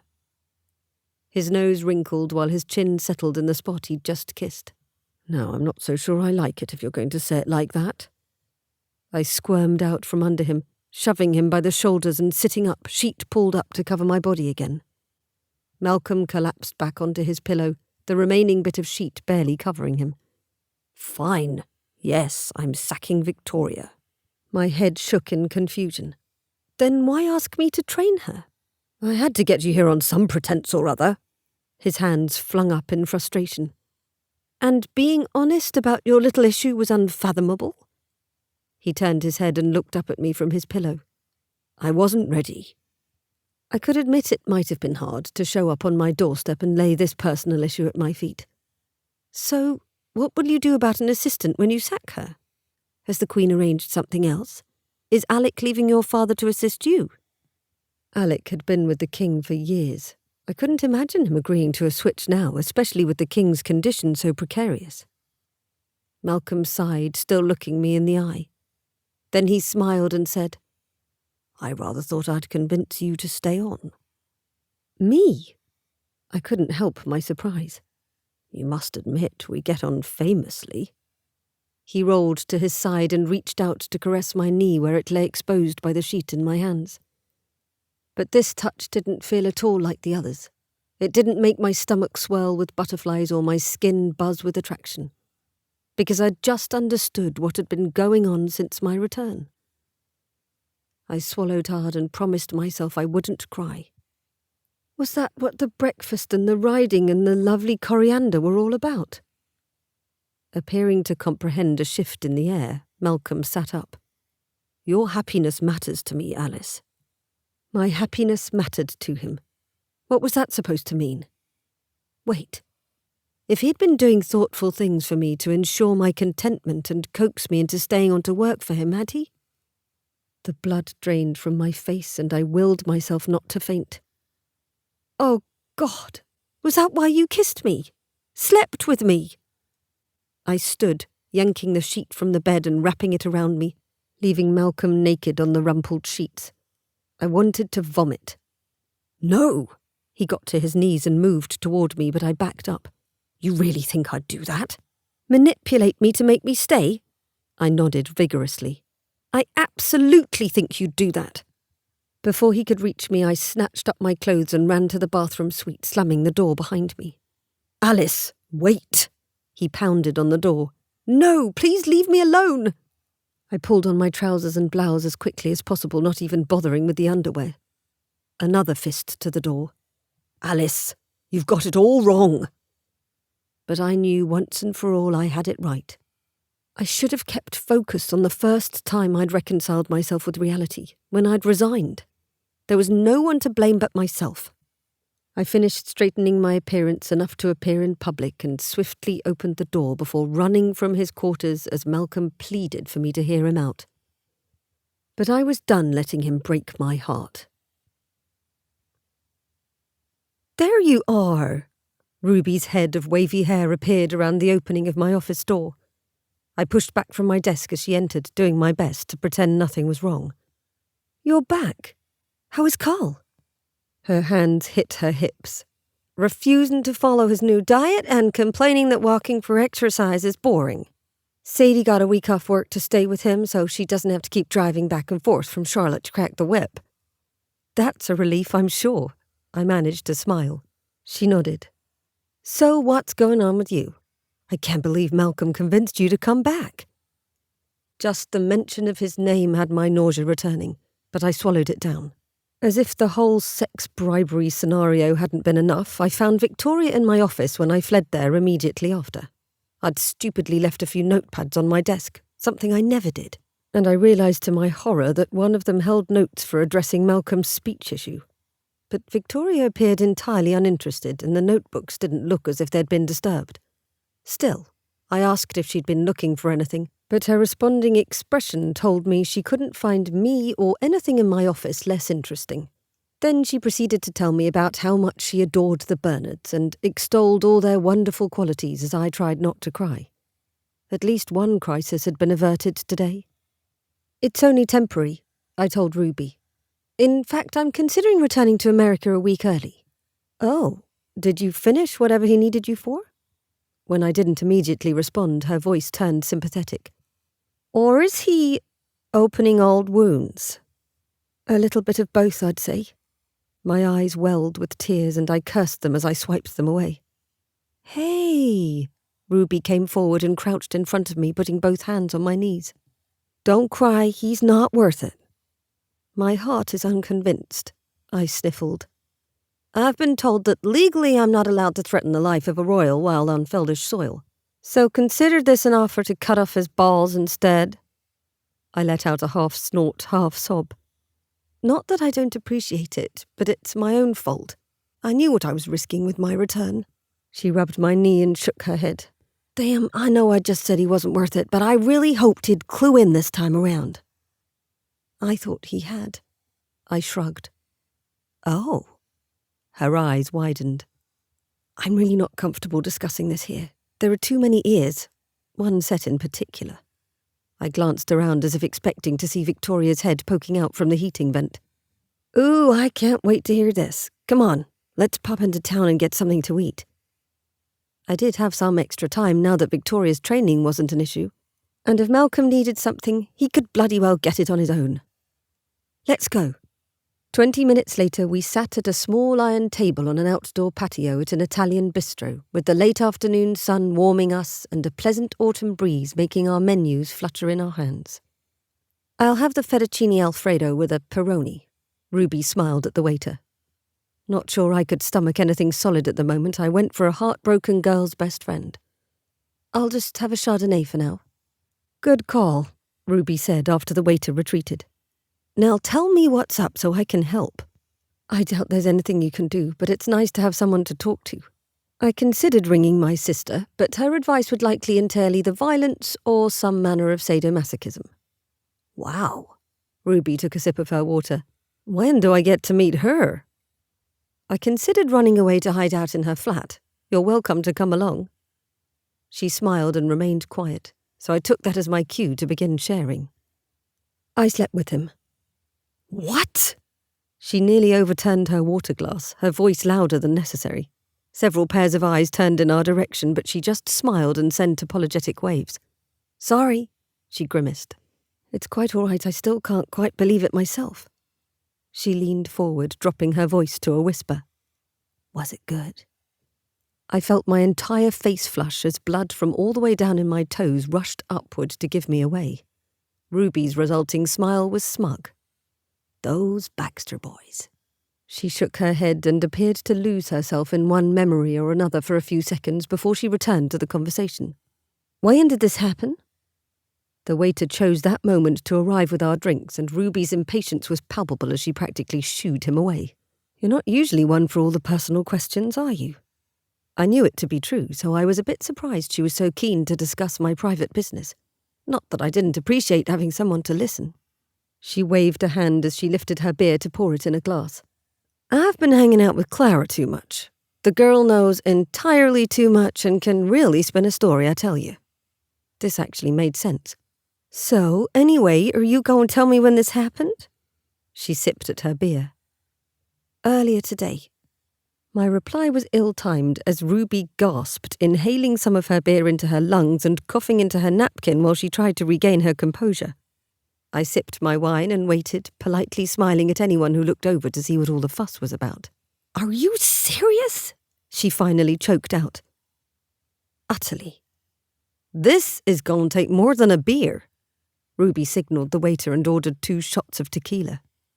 Over our drinks, I proceeded to share a truncated version of events, communicating the central issue causing my despair, that Malcolm had attempted to manipulate me into working for him again, and he'd played upon my affection and attraction to get what he wanted. It was clear Ruby had experience being a sounding board because she listened without interruption, nodding, cringing and cursing in the right places and generally validating my feelings. But I could see she wanted to ask me something, so I invited her to go ahead. It's just that, well, Malcolm is arrogant and selfish for sure. She put her hand up. Sorry. I waved her off because she wasn't saying anything that I didn't already know to be true to a certain degree. But he's not an idiot. Not really. I nodded in agreement and waited for her to continue. So why would he do something as bold as sleep with you when he knew good and well you'd find out soon that he wanted you to stay? He knows how smart you are and how your mind works. I suppose he hoped to keep sleeping with me to keep me. That sounded like an awfully big commitment and undertaking to fake an intimate relationship just to get someone to work for you. Or maybe that a one-off roll in the sheets would have me interested enough to hang around in case of a repeat. That was even more ridiculous. Even Malcolm knows the dangers of dipping his toe into the palace pool, so to speak. And I have to imagine he's been cursed by enough women for ditching them in the morning that he wouldn't just assume you were good with a one and done. She had a point, but still. Isn't this my lucky day? A voice exclaimed from the sidewalk a few feet from us, and I turned to see Nolan Royce standing there smiling at us in a casual polo shirt and jeans, looking as if he'd just stepped off the pages of some minted men's catalogue. Good afternoon. I straightened in my chair and attempted to shift aside my empty glasses in as subtle a manner as possible. Hi, Nolan. Ruby had clearly met him before. How are you? Better now that I'm in the company of 2 beautiful ladies. He rocked on his heels and Ruby turned to me and shook her head in amusement at his attempts at flattery. Will you allow me to buy you 2 a drink? I moved to refuse, but Ruby beat me to it, waving him over. I've never been one to turn down a free drink. God, how I love you Americans. Nolan beamed and hopped the barrier with ease to pull up a chair at our table. It looked like sharing time was over, but Ruby had given me a lot to think about. Chapter 16. Malcolm. This was a disaster. I'd thrown on a pair of jeans and a button-up and had been trying to talk to her through the bathroom door when she'd burst out fully dressed and run out the main door of my quarters. I'd been about to chase her, but Trevor was stalking down the hall in my direction, and when he took notice of Alice's distressed state, his jaw tightened and his steps picked up speed. Not now, Trevor. I put up a hand to ward him off. He was having nothing of it, and the man did outweigh me by enough to have me reconsidering my refusal. The matter is urgent, Your Highness. As the head of security, I couldn't exactly wave off his concerns, especially as I was already on shaky footing with him after my American adventure. My reign would start off decidedly on the wrong foot should he have some vital information, and I pushed him off to chase a woman who was angry with me. I sighed and gestured for him to come in. He waited for me to sit before taking a seat himself and extracting a tablet from his case. There's been a security breach, sir. What kind of security breach? This was the first time I'd ever been consulted on such a thing. I knew these things happened from time to time, but it had always been left to others to determine the appropriate response. Shiny, bald head down, he tapped a few times on the tablet before looking up at me again. The staff are still working on it, but it seems our server was hacked, I'm afraid. We've yet to determine how much information was accessed. He stood again and passed the tablet to me. If you'd like to have a look, the information we've gathered is there. I scanned the document, unable to interpret most of it, before handing it back and sitting again. So, exactly how serious is this? Trevor's mouth firmed, and then he shrugged. It could be nothing. Some deviant kids with nothing more productive to do with their time than test their hacking skills. Or it could be something far more serious. A foreign influence, a domestic threat from an anti-royal segment, any number of possibilities, really. This sounded delicate indeed. I assume you've already discussed this with the King and Queen. He hesitated, something I couldn't say I'd ever seen him do. My senses went on high alert. I came to you first, sir. I was unsure how to respond, so I waited instead. Trevor's brow furrowed, and he continued. I reckoned you'd be king in less than 2 weeks, so we may as well put the past in the past and get on with it. If I'd expected his tone to be begrudging, I'd have been dead wrong. He was clearly determined, and I welcomed it. Well, in my own way, that is. I hope for your sake my mother agrees, or your arsehole might be sore come Coronation Day.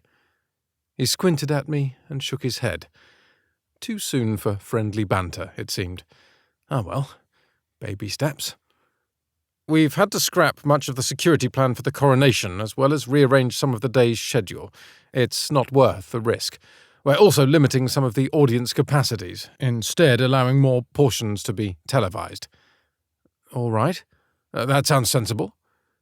Do you have time to review some briefs and let me show you some of the changes? He was back to tapping on the tablet. I was a bit surprised he asked instead of demanding. Certainly, I nodded, my mind firm in the knowledge that it was my duty to prioritise our people and the Crown, despite what other parts of me wanted to do. How's our Crown Prince this evening? Nolan collapsed on my sofa.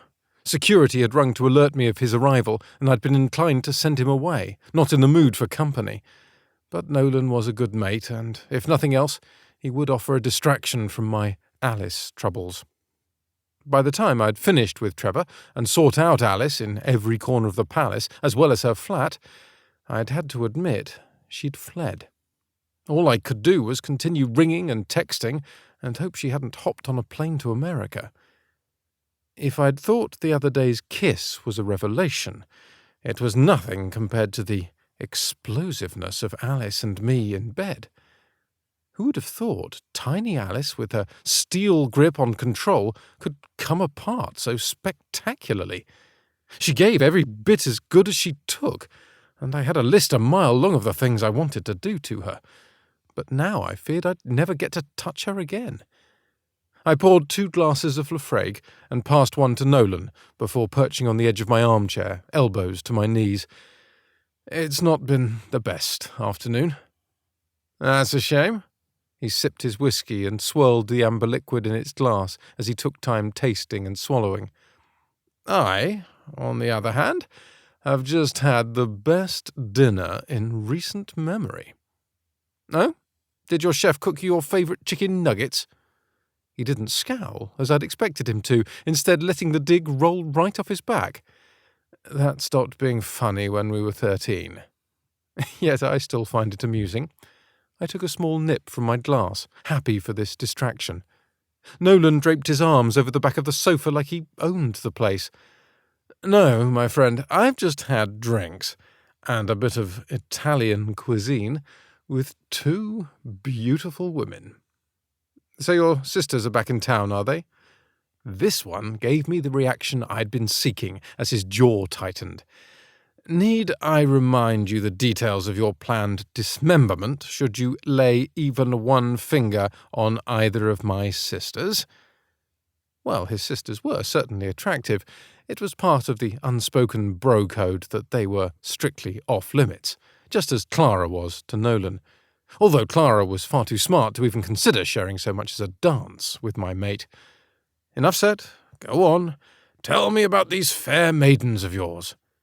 A hand to his chest, he obliged. Sadly, one of them is already spoken for, but the other... He trailed off, looking entirely too smug.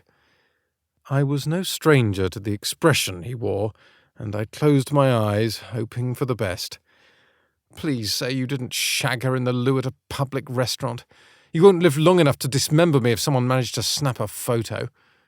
Nolan had been caught in a few indelicate situations over the years. One more, and his father would likely end him. I did no such thing, but I did ask her on a proper date. He nodded in satisfaction and lifted his whiskey glass to his lips again. Good for you. Very mature. I thought so. He leaned forward and met my eyes, as if asking for my input. I was considering taking her riding again. I couldn't help my grin. Ah, so it's one of your saddle bunnies, is it? Nolan was a bit of a local celebrity at the Dunwall Equestrian Club, always being followed about by hopeful young female members begging for his attention. But I gave him credit for resisting temptation when it came to the club women, or as I like to call them, his saddle bunnies. He gently rebuffed the younger ones, while choosing to focus on the few that were closer to his age. I wondered which one it was today. Not at all, in fact. He met my grin with his own, before blowing my mind. It's Alice. I nearly dropped my glass. My Alice? I had to have misheard. My Alice was likely on a plane to America by now. And besides, she'd never given Nolan any indication of interest. Of that I was certain. The thought was preposterous and enraging. But instead of correcting himself, Nolan only tilted his head. Would we really call her that? Last I checked, she was your employee, not your property. He continued speaking, unaware that he was taking his very life into his hands doing so. I met up with her and Ruby at that little bistro on Canal Street, the one with the octopus marinara. I urged Alice to try it, but she assured me she was only there to get pissed on wine. He smiled as if savouring the memory. Seemed to be a bit out of sorts, really, so I was happy to drink with her. My molars threatened to crack under the pressure of my clenched jaw. Nolan! I'd have been unsurprised had flames come shooting from my nostrils. His eyes flicked to me, going comically wide. What? And there went his hand to his chest again in that overly dramatic manner. Wait, are you interested in Alice romantically? When all I did was growl like a stray dog, he continued his drama. Well, why didn't you say so? He settled back and sipped his drink again while every muscle in my body primed itself to jump over the coffee table and give him a good thrashing. So that's a yes, is it? You damn well know it is, you bastard! He dropped all pretense and set his glass on the table with a clunk. No shite. You've only spent the last 5 months whinging about how much you missed her. I swear, if I had to hear one more time about the special way Alice spreads clotted cream on her sodding scones or folds notepaper into perfect thirds, I was going to throw myself from the Neri River Bridge. My muscles relaxed a bit. Wait, so you knew all this time? He threw his hands out. Of course I bloody knew. I considered him for a moment, trying to wrap my mind around this revelation. How's that possible when I didn't even know? Of course, I'd missed Alice when she'd been gone. Why else would I have continued to text and email even as she ignored each one? But I hadn't been interested in her in any sort of physical way until the other day, had I? I mean, we'd always worked together seamlessly in a sort of partnership, I thought. I enjoyed her company and found it endlessly comforting, but in a professional, platonic sense until now, right? Or had this been inevitable the entire time, and I'd been blind to it? Because I'm clearly smarter than you. Nolan picked his whiskey up again and finished it off. Now, if I can give you a piece of advice? I frowned at him, but he continued anyway. Fix whatever it is that you broke, because that woman has runner written all over her. Right. I stared blindly at the rug under my feet. I had a lot of thinking to do. "Thanks, mate." Nolan crossed over to me and patted my shoulder. "All in a day's work." I heard the door open and close, but I was too lost in my head to utter so much as a goodbye. Me. Is she with you? Ruby. Who? Me. Don't play coy. I just saw Nolan. Ruby. I just left her. Damn. Me. At the bistro? Ruby. Why should I tell you? I said if you hurt her, I'd hurt you. Christ, even Ruby had known before I did.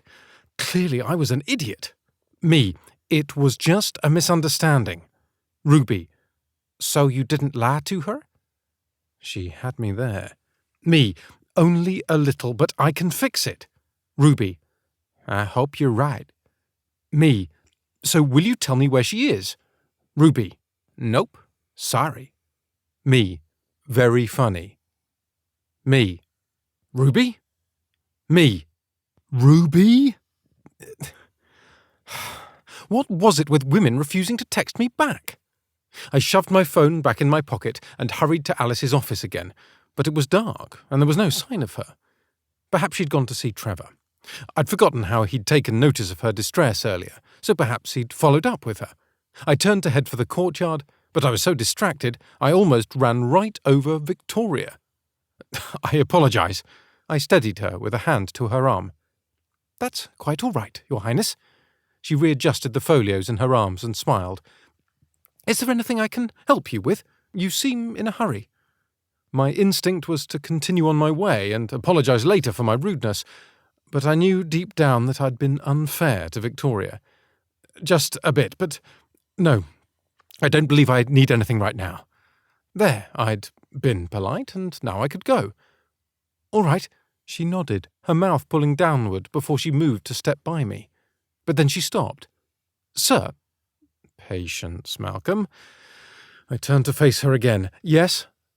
Have I done something to offend you? Have you? I repeated and then shook my head. No, certainly not. Then she worried her lower lip. I know you and Alice explained that I required further training before I resumed my position as your official assistant, but... She trailed off again, clearly troubled, and I felt like a giant arsehole.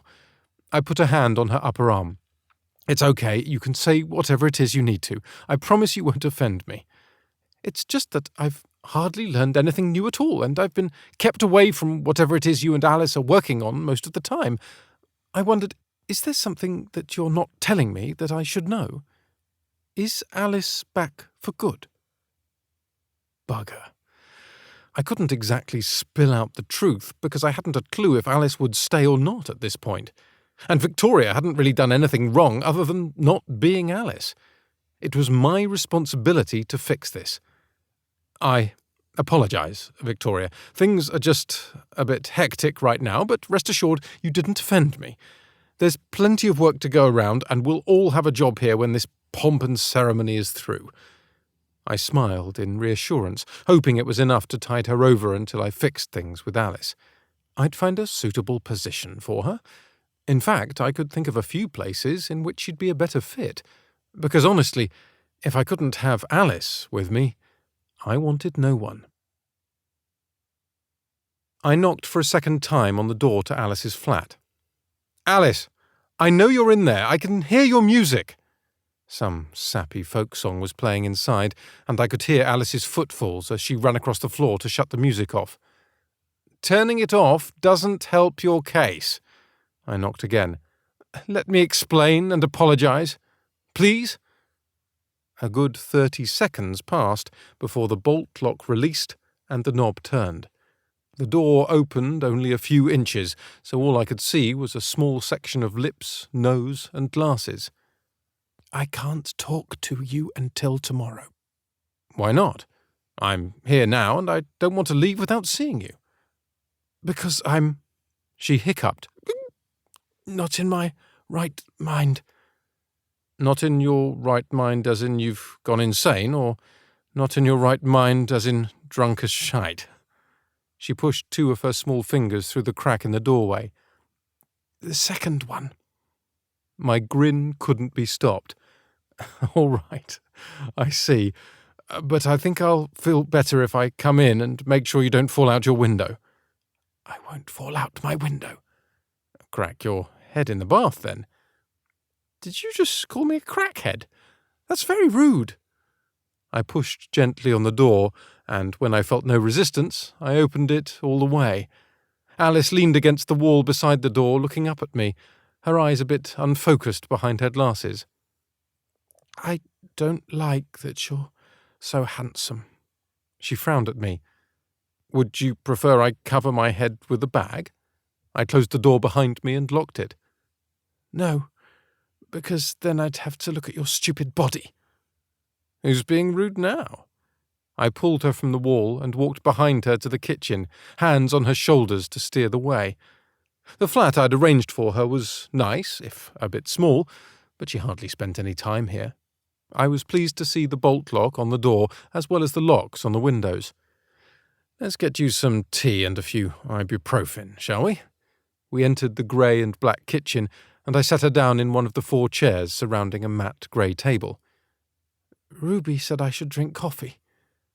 "Then I'll get you a cup of coffee instead." I searched her cupboards for coffee and cups and proceeded to prepare an entire pot. Alice remained silent as I worked, and I even thought she'd fallen asleep at one point. When the coffee was brewing, I pulled out my phone and rang Andrew. "Sir?" "Hey, Andrew. I'll be staying the night here, it seems." I was careful not to speak too loudly, as I guessed Alice would have an opinion about that. "All right, I'll station 2 guards." He was all business, as always. "Thanks." I hung up and set my phone on the table near Alice before taking a seat adjacent to hers. The only thing keeping her head upright appeared to be the elbow and hand propping it up. Her eyes were half-lidded, her glasses crooked, and her full lips turned down. She was what Clara would call a hot mess. You should never try to outdrink Nolan. He's practically a professional, and he's twice your size. "We should call him," she declared, using a ridiculous amount of strength to open her eyes wider. "Over my dead body?" She smiled lazily. "He asked me out on a date." "Did he?" I did my best not to growl again. "And what did you say?" She extended her free hand from under the table to poke me in the chest with her index finger. "I told him I couldn't." "Smart girl." It seemed Nolan had left that bit out, hadn't he? Shot down cold. Alice shook her head vehemently, knocking herself off balance and nearly cracking her face on the table. I lunged forward to keep her from hurting herself and managed to right her enough to secure her in place. But she shook her head again, this time more gently. "I'm not a smart girl. I'm a stupid girl." Surprisingly, her speech wasn't slurred despite her drunken state. I'd have to remember to tell her that tomorrow. She'd be most pleased. "Why would you say that? You're one of the smartest people I know." She beckoned me forward with a crooked finger, and I went willingly. When I was close enough to smell the wine on her breath, she whispered loudly, "Because I'm in love with a man, baby." This sent my head back and had me smiling again. What exactly is a man baby? Was this some sort of mythical creature from a wine-induced hallucination? But she just poked me with that sharp index finger again. This time I caught her hand and brought it to my lips, laying a soft kiss over her fingers. Then she inexplicably whispered, "You." I started to laugh, but then caught myself. Was she saying I was a man baby? I conjured a picture in my mind of a full-grown man wearing a giant nappy and sucking on a dummy, but that felt more like something taken from a sexual role-playing manual. Maybe by man baby she just meant an immature man, a whinging man. But that was preposterous. I didn't whinge. Although, now that I thought about it, Nolan had just this evening accused me of whinging. Oh, God. Was I a man baby? As disturbing as that thought was, my mind caught on something else. Alice had said she was in love with a man-baby and pointed at me, which could only mean... My natural instinct, when presented with the idea of something as intimate and binding as that word, was to run as far away as possible. So, naturally, my foot began tapping nervously on Alice's kitchen floor as I forced myself to think. But her coffee maker dinged at that precise moment, causing her head to shoot upright. Ding dong. That's right, I stammered, standing and hurrying over to pour us each a cup. Coffee time. But when I turned back to the table, Alice had repositioned herself so that she faced me fully with her blouse halfway undone and an expression on her face that no doubt aimed for sultry, but fell short somewhere between drunk and jungle cat.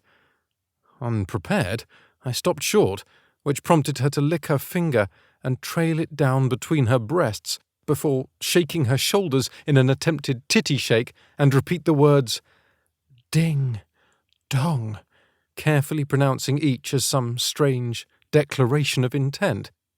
My racing mind stopped as fast as my feet had, and I allowed myself to fully take in this ridiculous woman, this crazy drunk person, this buttoned-up assistant in disguise, this living contradiction who had become so integral to my life that I'd fallen apart without her. So I smiled at her and shook my head, allowing myself for the first time to consider that perhaps love wasn't so scary. Crazy, yes, but scary? Maybe not with her. Chapter 17. Alice. I had somehow turned into Snow White, complete with the dress that did nothing for my figure. The 7 dwarves had just decided to turn on me and use their mining equipment to poke holes into my head. As I asked Sleepy why, he just said, "We're sick of all the short jokes," before raising his pickaxe.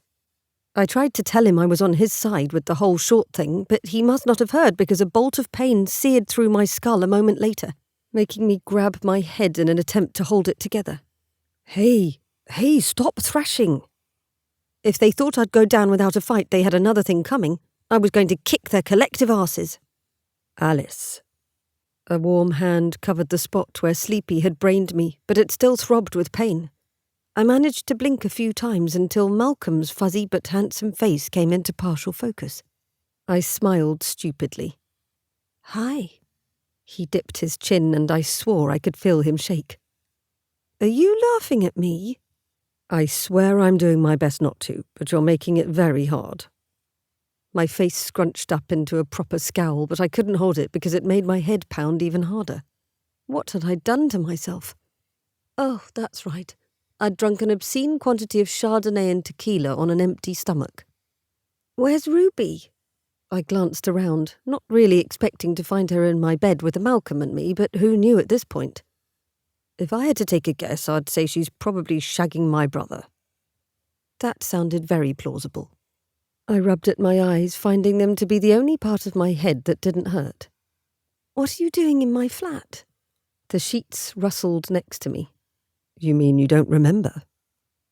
I noticed then that Malcolm wasn't wearing a shirt, which was most unfortunate because a bare-chested Malcolm made it incredibly difficult to think. I remember I'm angry with you. I blinked at him again and he frowned at me. That's the bit you chose to remember? Why, what have I missed? I lifted the sheet to check if I was naked, but I seemed to be wearing my blouse and knickers, thankfully. Malcolm scratched his chin where a swathe of dark stubble had grown overnight. I'm not sure there's time to recount it all, but rest assured, you were spectacular. Another jolt of pain speared through me, this time directly in my right eye. Please tell me we didn't have sex. I'm angry with you, and if you took advantage of my drunken state, I'll have to do something you really won't like. What's that? He sounded more amused than scared. I can't say or I'll be arrested. Ah, I understand. Well, lucky for me, we didn't have sex. He shook his head. There's a phrase I never imagined myself saying. His eyebrows waggled. I will say you were very hard to resist. Oh, God. I rolled in the opposite direction and managed to get my feet on the ground, but when I stood, all the blood rushed from my head and I had to sit again. Malcolm quickly came around the bed and forced me to lay back down. "Not so fast. I can't have you falling on your face again." "Again?" I patted my face carefully, searching for a lump. "I need my glasses." They appeared in my hand a second later and I pushed them onto my face. There were grease marks all over the lenses. "Why are these so filthy?" I removed them and used the sheet to wipe off some of the grime before settling them back on my face. What had become of me? I'd slept with Malcolm and subsequently morphed into a slobbering drunk with filthy hygiene and a preoccupation with violent cartoon dwarves. "Oh, I can explain that." He tucked the sheet around me again as if preparing me for a sarcophagus. "You insisted you needed real American bacon with your coffee last night." Of course I had. Did I say why? This didn't sound like me at all. "Something to do with pigs deserving to die because of Cuba? I didn't really understand, but you were quite insistent." I sounded like a raving lunatic. I was never drinking again. Malcolm straightened once more, giving me a fully in-focus view of his strong chest and the ridges of muscles over his stomach. I swallowed hard as my mind took me back to yesterday when I'd run my tongue over that very territory. God save me. "So, now that we're up to speed, I'll make you some tea and toast and we can have a chat." He nodded as if he had everything all figured out. Then he donned a t-shirt and left the room while I worked my arms out of the sheet straitjacket and covered my face. I considered escaping out my window, but I was on the second floor, so I had to ditch that plan straight away. Instead, I searched my bedside table and upon locating my phone, I decided to text Tilly. Clearly, I still wasn't in my right mind. Me. I shagged Malcolm, but I think he might have only done it to keep me working for him. Within a few seconds, the ellipses appeared, telling me she was typing her response. Tilly. "First off, hallelujah. Second, did you tell him you're in love with him?" Me. "No." Tilly. "Why not?" Me. "Imagine you sleep with a man, and right after, you roll over and tell him you love him." Tilly. "Right, good call. Best not to go the psycho route." Me. "So what do I do? It's humiliating to think he threw a pity shag my way because he likes the way I organise his files." Tilly. "Don't look at it that way. Do a little tit for tat." "Sorry, I had to, LOL. Tell him you'll leave if he stops shagging you." Me. "That's disgusting." Tilly. "It's either that or tell him you love him. It's up to you." Me. "So, it's either abandon any semblance of pride and bribe him to have sex with me, or behave like a teenage girl and tell him I love him after sleeping with him once." Tilly. "Exactly." Me. "Those are horrible choices. I think I might just go back to America." Tilly. "If you do, I'm coming along this time." Me. "Then you'd best get your passport in order." Tilly. "Just one more thing. If you do decide to bribe him after all, can you have him throw his brother in for me?" I didn't bother replying. That had been a waste of time. Shower time. I jumped at Malcolm's unexpected re-entry into the bedroom and then had to hold my head to keep my brains from leaking out. If I'd had my head about me more, I'm sure I would have marvelled at the oddness of having Prince Malcolm walking around barefoot in my flat in just a pair of jeans and a t-shirt. But the entire previous 24 hours had been nothing short of mind-boggling. To recount, Malcolm had made a successful speech, we'd had sex, we'd fought, I'd drunk half my body's volume in alcohol, I'd turned down a date with one of the wealthiest men in Dunwall, and had apparently fallen on my face before somehow agreeing to allow Malcolm to spend the night in my bed. Apart from the speech part, if you'd told me I'd be a part of any of those things 2 weeks ago, I would have laughed outright. What had happened to me? I was the smart woman who never misstepped, kept her head down, and avoided situations she couldn't predict or control. This was all the direct opposite. Malcolm emerged from the bathroom, the sound of my running shower following him. Up we go. He bent as if to help me stand, but I pulled back until I sat leaning against the headboard, my knees drawn up. "I think I need a minute." He chewed his lower lip and studied me for a few long seconds before appearing to come to a decision, as if he had the right to decide if I could be alone in my own room. "All right, I'll be in the kitchen." He turned and left again, closing the door behind him. I let out a deep sigh and collapsed back on the bed. 30 minutes later, I swallowed the last of my second cup of tea and sat back in one of my kitchen chairs, feeling remarkably better, physically speaking. True to his word, Malcolm had left me alone to shower, and when I'd emerged from my room, he had the toast and tea all prepared, as well as a sports drink and a bottle of ibuprofen. I didn't ask where he'd found the drink, not needing to know if the entire security team were aware of my drunken escapade. Oh, how the mighty have fallen. Malcolm barely said a word to me while I drank and ate, with my damp hair dropping dots of water on my robe and the table. He excused himself a few times to the other room to make some muffled phone calls, but I didn't attempt to decipher anything. I was late for work, of course, but I couldn't really bring myself to care. I should quit and return to America, call up Phaedra Keen's people and try convincing them to go for the campaign. Restart my life with not a single Baxter in it. I pushed the stray crumbs around on my plate, so lost in thought that I didn't notice Malcolm taking the seat adjacent to me until he was fully seated with his forearms resting on the table. My body betrayed me by warming at the sight. I'd had more than one fantasy featuring those sinewy forearms. I was in such trouble. "Okay," he began. "I freed my schedule for the morning." I tried cutting in, but he kept talking. I had to agree to tea with my parents to accomplish it, but it's done. Again I tried, and again he ignored my attempt. "I have something important to tell you, and I'm asking you to listen." I waited before responding, sure he would roll over me again, but he didn't. He just sat looking at me with his sleep-mussed hair, tired eyes, and morning scruff on his jaw. Even in this unpolished state, he was the sexiest man I'd ever known. My heart thumped in my chest, and I didn't even bother cursing it. "All right." His mouth curved in a small smile, as if he'd been prepared for me to refuse him, but he quickly seized the moment and reached across the table to take one of my hands in his. I didn't pull away as my heart lurched again. Was this what it was like to be addicted to drugs? "I can see how my behaviour led you to think I was manipulating you." He gripped my hand tighter, as if he'd anticipated me trying to pull away. "While I did intentionally do things to ensure your happiness and comfort in the hopes that you'd want to stay, it was all from a place of missing you in my life and wanting you near." His brow furrowed, making him look younger than his 28 years. My pushover of a heart warmed further. "And I swear on my life I didn't kiss you or sleep with you to keep you working for me. I did it because I realised my feelings for you run deeper than simply a partner with whom I work." All right, so that was a fairly good speech. I replayed his words in my head, trying to gauge his sincerity. Everyone knew Malcolm's tendency to exaggerate, dramatise, and often outright lie. But not in this way. If anything, he played his games to avoid exposing any vulnerabilities, not to open them up. But he wasn't finished. "You know me." He made sure I met his eyes.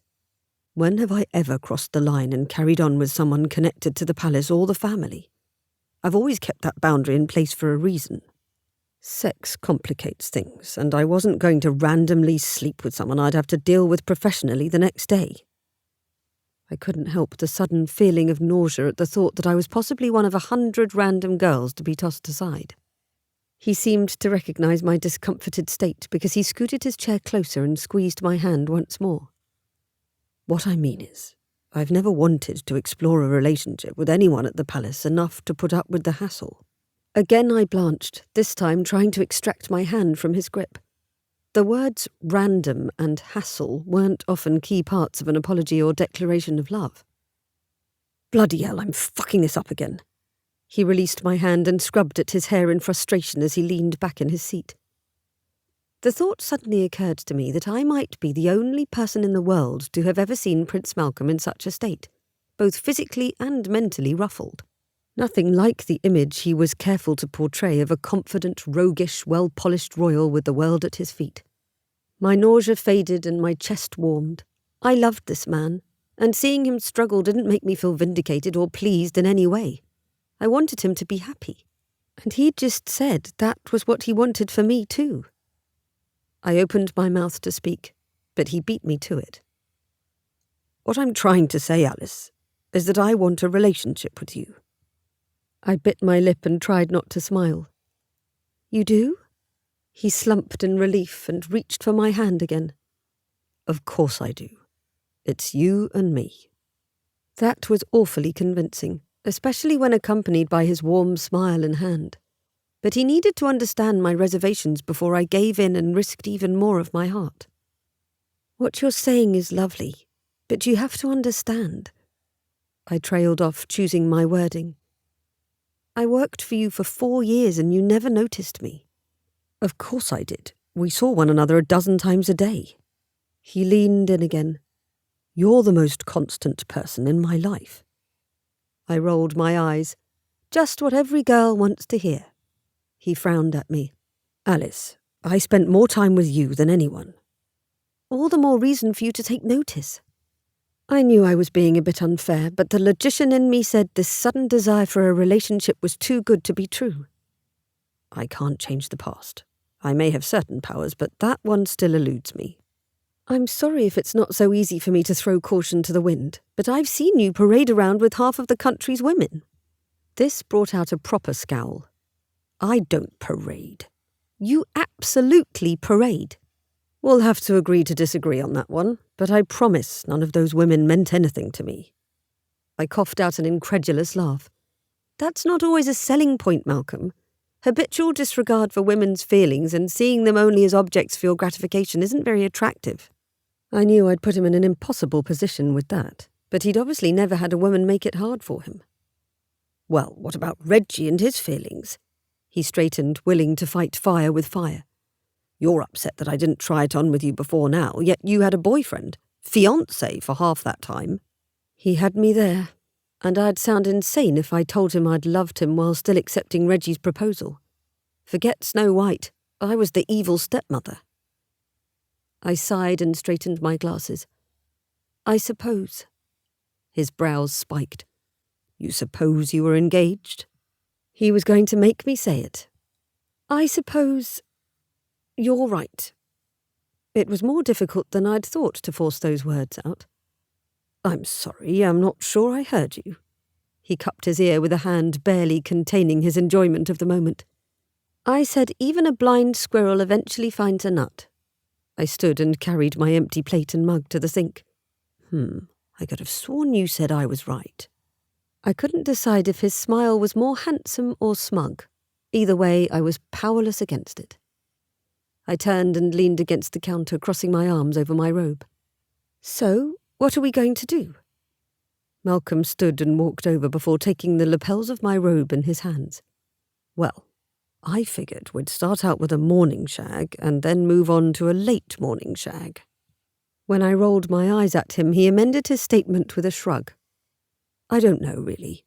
Take things day by day and see where it goes. But we have to have a plan. I squinted at him. He claimed to know me, yet this defining detail of my character managed to escape him. No, we don't actually. He was being serious. I shook my head. Let me rephrase. I have to have a plan. He grinned and leaned in to drop a quick kiss on my lips. I'd missed that, and it had been less than a day. All right then, here's the plan. I trust you and you trust me. That sounds like a solid plan to me. I reluctantly gave in, despite all the complications swirling in my mind. My job at Triumph, Malcolm's track record, my privacy, his entire family. Oh, and the minor fact that I apparently had a boyfriend who was about to be a king. So much for flying under the radar. Chapter 18. Malcolm. You expect me to jump? Are you mad? Alice's gaze flashed back and forth between me and the water below. It's the last chance of the year to do a rock jump. You must. I extended my arms out, and didn't miss the way her gaze roamed all the bare skin exposed by my wearing just a pair of swimming trunks. She pulled her oversized cover-up tighter around herself, which only served to make me want to rip it off and check out the sweet little body underneath. I'd had a glimpse of a swimsuit earlier, but hadn't had the chance to properly inspect it. And security is on board with you hurling your body off a cliff? She pushed her glasses up on her nose, her brow puckering. I couldn't help but scoff. She was being ridiculous. It's barely 8 meters. You should see the other ones. I've been doing this jump since I was an ankle biter. It was practically tradition to begin and end the warmer months with a few rock jumps. What about the current? She edged closer to the drop-off to take another look at the water below. It's a bay. The water couldn't be more still if it were frozen. It would clearly take more than words to convince her, and I was happy to oblige. So I ran directly at her with the intention of throwing her over my shoulder. But she scrambled away at the last second, using Ruby as a shield between us. "Sharks?" she asked as she ducked lower, as if I couldn't see her. Ruby laughed and struck a defensive pose to ward me off. "Haven't seen any in, at least a few days," Nolan offered as he tossed a few small rocks over the edge, his mess of hair blowing this way and that in the wind. This would definitely be the last time this season. "That's not helping, Nolan," Leo admonished, handing a sparkling water to Ruby as she guarded my girlfriend. Girlfriend. I quite liked the sound of that. Rarely having the chance to go on outings as a group, everyone had jumped at the opportunity to make an afternoon of it at the Rocks.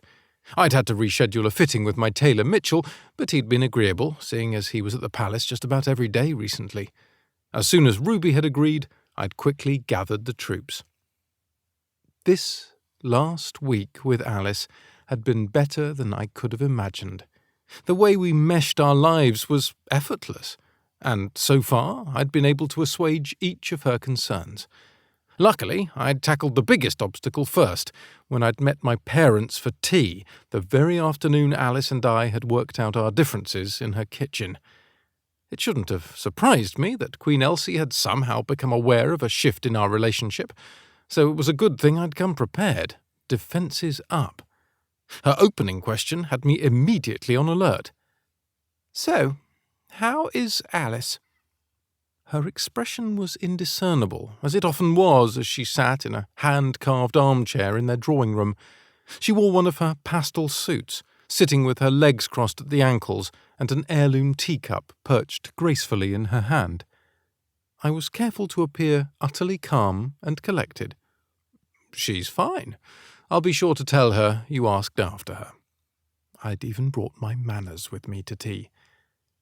"I hear you consulted your father the other day." She nodded in my father's direction, and he silently confirmed with a dip of his chin before turning his attention back to the book in his lap. He'd always been a smart man, my father, knowing how to use silence to his advantage.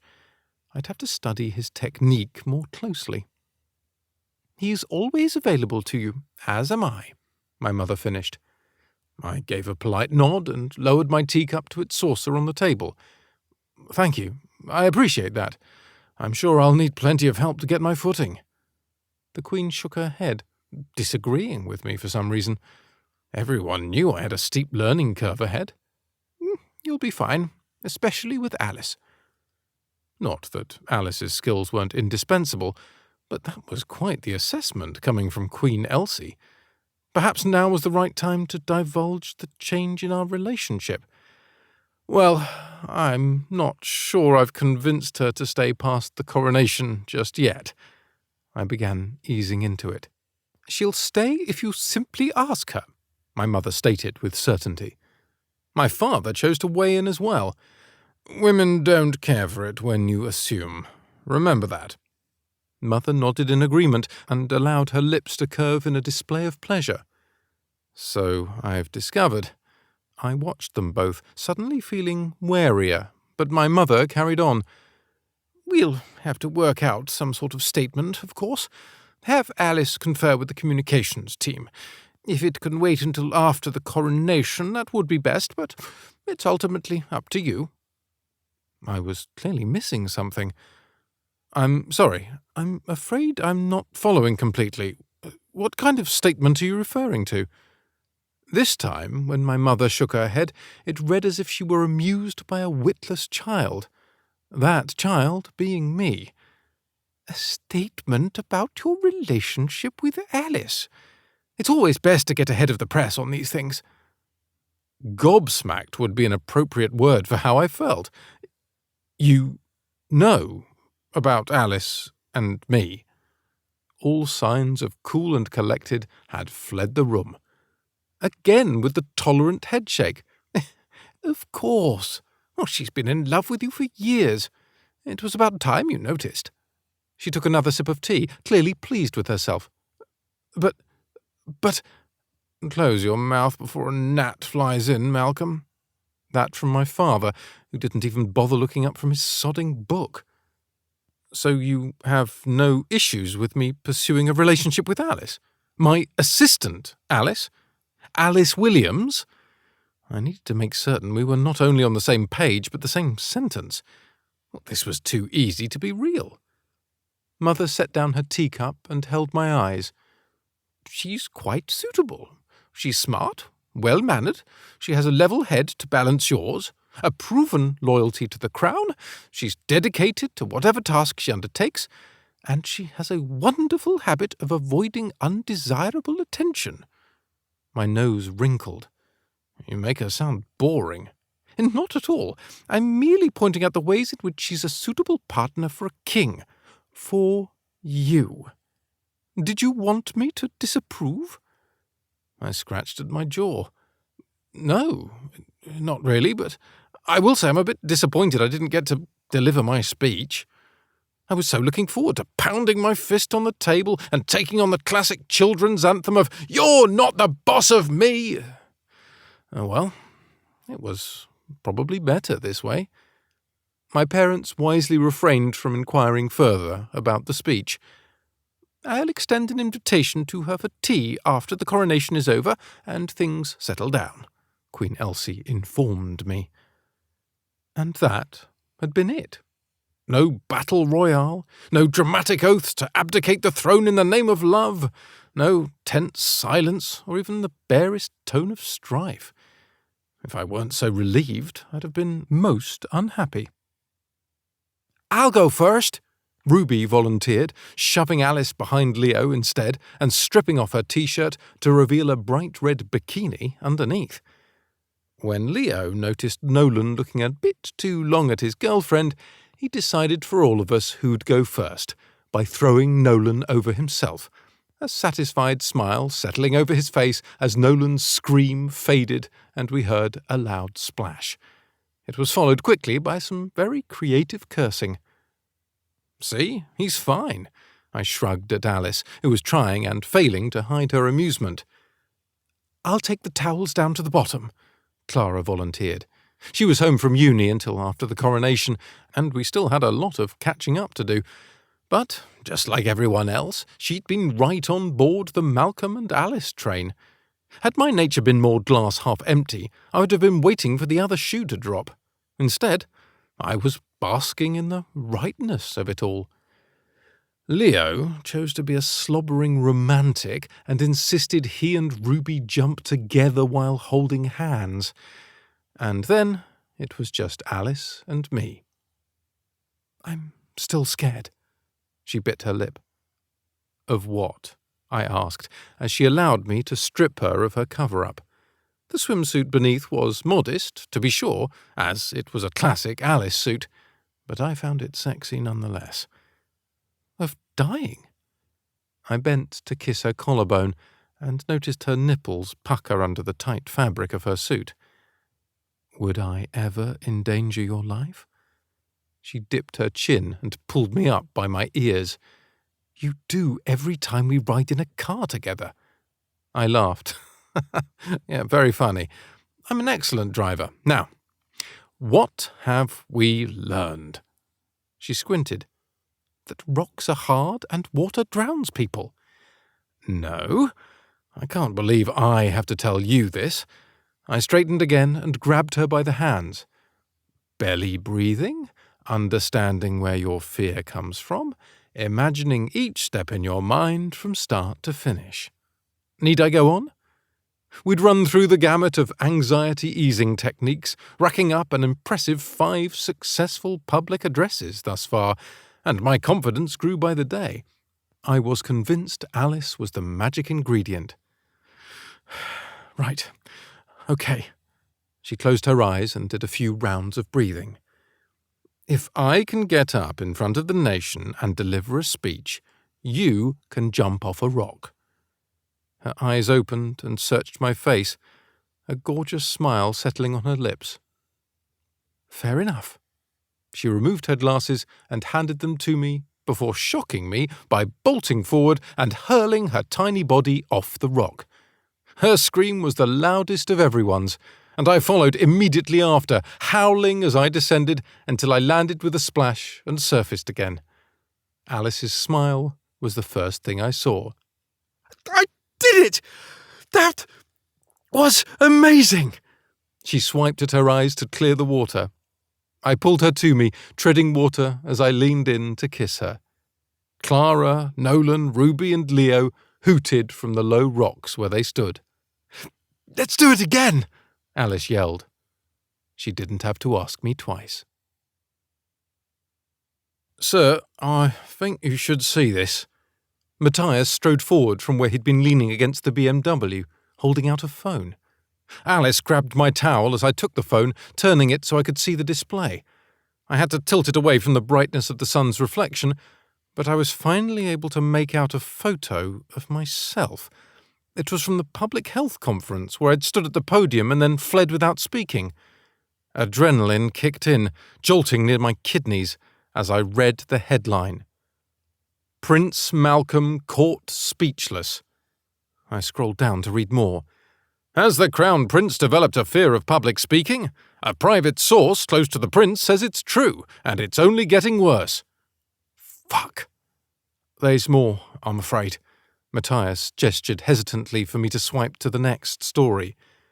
Is Prince Malcolm showing early signs of MS? Leading neurologist weighs in. Fuck. Fuck. Fuck! And another. As King Gregory steps down, will his successor be able to withstand the pressure? I was truly up shite's creek. In the car, Alice commanded beside me, her tone brooking no argument.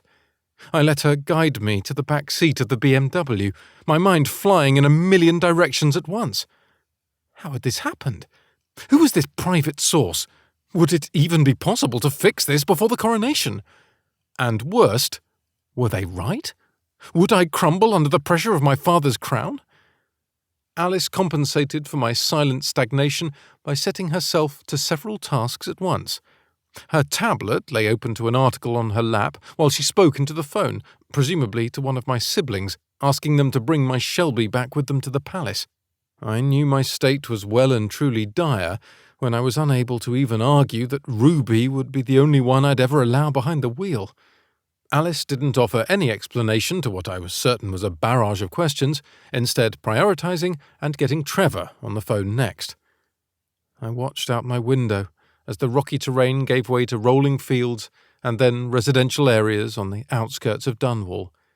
But the questions in my mind only multiplied with each passing kilometre until I closed my eyes and did my best to focus only on Alice's familiar voice and the warmth of her bare thigh where it rested against mine. Does anyone have any guesses? Leo asked from where he paced, eyes glued to his phone as he read yet another bloody news story. We should start making a list before your parents get here. Ruby rubbed my arm on her way to join Alice at the large formal dining table, empty of anything but Alice's collection of papers and electronic devices. You don't think anyone we know did this, do you? Clara asked, having just re-entered the room. Wonderful. Let's all discuss my humiliation, shall we? My mood was understandably foul, but I knew it was unfair to take it out on my siblings. I felt as if everything had been turned upside down, and I couldn't stand the pity dripping from everyone's expressions. Weakness was not a familiar cloak to wear, and it was all the harder to bear with each newly clued-in person who approached to lend me a hand or an ear or a word of reassurance. I was utterly humiliated in front of my family, my friends, my colleagues, and the entire sodding nation. And worse, just about everything those papers printed was true. I did have a fear of public speaking, even if I was learning to manage it. And I was feeling unequipped to take the throne. The only part that was likely untrue was the bit about the MS, given the battery of tests we all regularly underwent since our father's diagnosis. Mal, Clara gently admonished, there's really nothing to be embarrassed about. So you're a bit stressed. Who wouldn't be in your position? Agreed, Leo and Ruby echoed. From what I've heard, there are a lot worse things you could have been caught doing. This one's almost boring. I'm surprised they even bothered to print it. Ruby offered her input, and while she wasn't wrong, I'd narrowly escaped major scandal a time or two. That was different. I was known for being a bit of a wild card, but I'd never been known as pathetic before this. I didn't respond, instead choosing to continue staring out the window at the darkening sky. All right, everyone, Alice spoke up. Trevor and his team are looking into the leak, and they're conducting a series of individual interviews. Regardless of the private source's identity, we need to focus on countering the negativity in the public eye. For every article that undermines Prince Malcolm's qualifications, we need 10 focusing on his suitability, his vitality, as well as the interest surrounding the coronation events. I couldn't help but look her way as she commanded the room from her seat at the table. Communications is working on a press release and will provide options to us soon. They're also reaching out to their contacts in the press. We need story ideas to propose to press members to draw focus away from the speaking issue. She was all business, and had I not been miserable, it would certainly have made me smile to see her in her element. I'll make a list of charities and initiatives to which Mal has lent his influence. Always the Boy Scout, Leo was. He'd be hard-pressed to come up with a list half as long as his own, however. It wouldn't hurt to switch focus to his athletic pursuits, highlight his fitness and good health, Clara suggested. Hot, shirtless pics would definitely make an impact, Ruby offered. Alice scowled. We're not auctioning him off at a bachelorette party. We're promoting his suitability for the throne. Not offended in the least, Ruby just shrugged. Still, couldn't hurt. Good God. My fate was in the hands of a horny car mechanic, a fashion design student, and a man who once confessed his #1 bucket list item to be witnessing a salmon run. The fact that travelling to space didn't even make Leo's top 10 should have me questioning his general sanity on its own. Thank God for Alice. Her sharp focus on damage control only drove home what lay at stake here. Had she not been so focused on her lists, she'd likely smack me in the face and tell me to get over myself. My personal humiliation, as much as it stung, was trivial in the face of the Crown's image in the public eye. Being a royal meant focusing on the bigger picture. There was real danger in this. Maybe not the same kind as falling off the palace roof, but serious danger nonetheless. A people's loss of confidence in the Crown developed quickly, because doubt was an insidious beast, and it would be impossible for me to effectively lead if my own people doubted me. Throughout history, royal families had been overthrown by strategically placed elements feeding on the people's waning confidence. It wasn't as if we were still in the days of beheadings and raping and pillaging, but the principle remained true. And while the Feldlands was by no means an absolute monarchy, our family still shared responsibility with Parliament for running the country, and the people maintained a right to call for an end to our family's reign. It was the entire reason my father was stepping down, so a young, healthy monarch could invigorate the country's belief in the Crown and make them feel secure. The irony that my father's own loss of words during a speech to the nation served as the catalyst for his stepping down wasn't lost on anyone. So the situation was delicate indeed. We needed to fix this, and fix it fast. So it was a good thing I had a wizard for a girlfriend. Chapter 19. Alice. It's a bit touch and go at the moment, Your Majesty, I confided to King Gregory when he pulled me aside in the palace's formal dining room.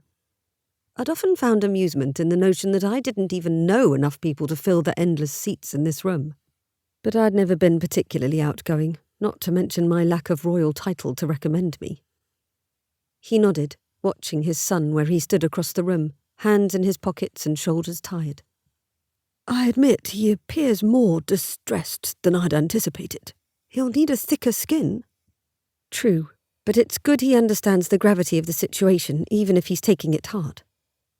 He's always prided himself on being a quick thinker, so I suppose this has to smart. The king understood his son so well, I was always warmed to see. There'd been a time when witnessing such connection between parent and child had triggered bouts of melancholy at my lack of such a relationship of my own. But I'd learned over the years to push it back. Still, a flash of Carl's round face and burly form came to mind as I stood with the king.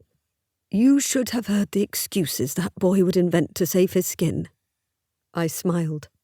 I can only imagine. That sounded exactly like the Malcolm I knew. It's a difficult job, but I have faith in him. My smile grew as I watched Malcolm kiss his mother's cheek. As do I, sir. King Gregory returned my smile. I know I've told you this before, but you remind me so much of your mother. The mention of my mum was a needle prick to the heart. The same constancy, the same understated fire, and honest to a fault. He nodded. You're good for him, you know. He needs someone to remind him everything is not always about him. That made me laugh, probably because I'd been tempted so many times over the years to put him in his place using those exact words. And just think, he continued, your children will inherit the best of both of you and be natural-born kings and queens. I sputtered at that, my cheeks heating as I made a fool of myself in front of the king. No. But he only chuckled and squeezed my hand before making his way slowly across the room, Cain aiding his steps, to join Malcolm and the Queen at the other end of the table. It's okay. You're resting on the end of a wide pier. The sun is setting, and there's not so much as a ripple on the water around you. After a few more deep breaths, I found my composure and went to join Leo and Ruby while the King and Queen spoke privately with Malcolm. I know you said we need to prioritise, but I still want to know who betrayed y'all. There's a special way we take care of those things in K-ville. Ruby scowled. While I certainly appreciate the sentiment behind your revenge fantasies, I'm certain Trevor will sort it out. Leo put his arms around Ruby from behind, unable to hide his small grin at his girlfriend's enthusiasm. I exhaled a frustrated huff. You don't trust Trevor? Ruby asked, making me realise I needed to be more careful. On the contrary, he'll sort it. This I knew because I'd already told him Victoria was the private source. She'd obviously seen my notes, despite her denial, and had exacted her revenge on Malcolm and me for pushing her aside. I know that look. Ruby pointed at me, eyes narrowed. It's the same one Sadie gets when she's hiding something. Don't be ridiculous. I waved her off and quickly removed myself from the conversation before confessing all my secrets.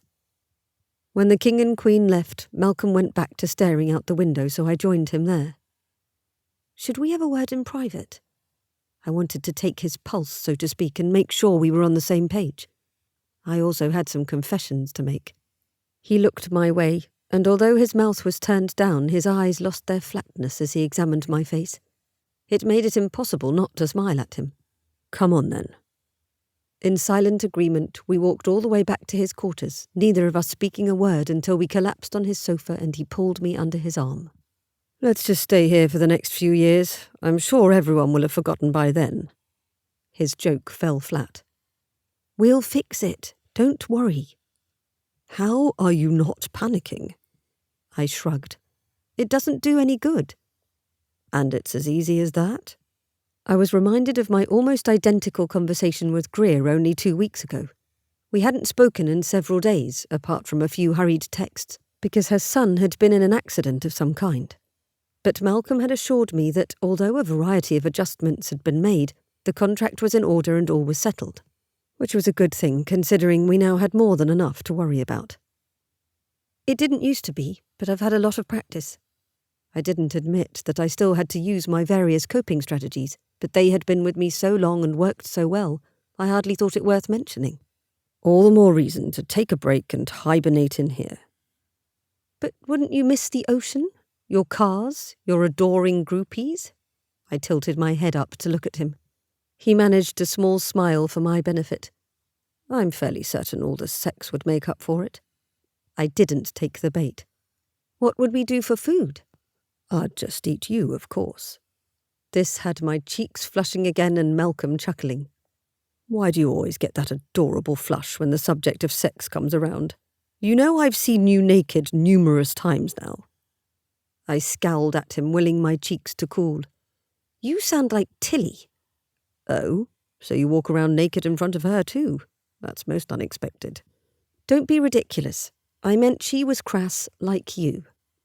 He stifled another laugh. It's not crass to talk about sex. I shoved him as he tried sliding his hand up my shirt. It is when you use the type of language you two find necessary. Honestly, I don't even understand some of the terms you come up with. I mean, sex was lovely, but I didn't need to speak about it in terms beloved by teenage boys everywhere. He tried turning it on me, shifting back and crossing his arms over his chest. I admit I've had the same trouble with you. What's that supposed to mean? He was grasping at straws. The words you use to talk about sex make no sense. What was he talking about? Noting my puzzled look, he expounded. You called my member, he amended, a paddywhack. I did no such thing. I was quick to defend myself, yet something niggled at the back of my brain. You did. I also learned that a careful enunciation of the words ding-dong signifies your desire to get busy. He waggled his eyebrows. Not to mention you referring to your tits as little lady cannons. I admit that one did make me laugh. You're making this up, I laughed, hoping to God I was right. I most certainly am not, but you eventually got round to a language I understood. He was being ridiculous, but I was happy to see him smile. Really? And when did all this supposed chattiness where I eventually spoke your language occur? If he claimed I talked in my sleep, I was calling Tilly to set him straight. Last week, when you were drunk and told me you wanted to sit on my face. I inhaled a bit of my own saliva and began hacking. Malcolm, being ever so helpful, rubbed my back and laughed uproariously, especially every time I caught my breath for a second and moaned, "Oh, God." I found it charming, he assured. I thumped my chest with a fist. Only you would find that charming. I was thinking of having it embroidered on a pillow. I want to sit on your face. It has a nice ring to it. Perhaps a matching pair for the sofa and another for the formal drawing room. He laughed at my continued expression of horror as I began breathing normally again, and then we lapsed into a comfortable silence peppered by my occasional moan and his laughter. We relaxed on his sofa, our bodies almost melting into one another as we simply enjoyed the closeness. Despite all the cringing our conversation had caused, it was some much-needed relief from the seriousness of the day. But it was time to address the issue at hand. What did your parents have to say? I already knew the bones of it, but I wanted to hear it from him. I don't think either of them is flexible enough for face-sitting any longer. I shoved him again and he finally abandoned the jokes. They said we need to bring in a professional to work with me between now and the coronation.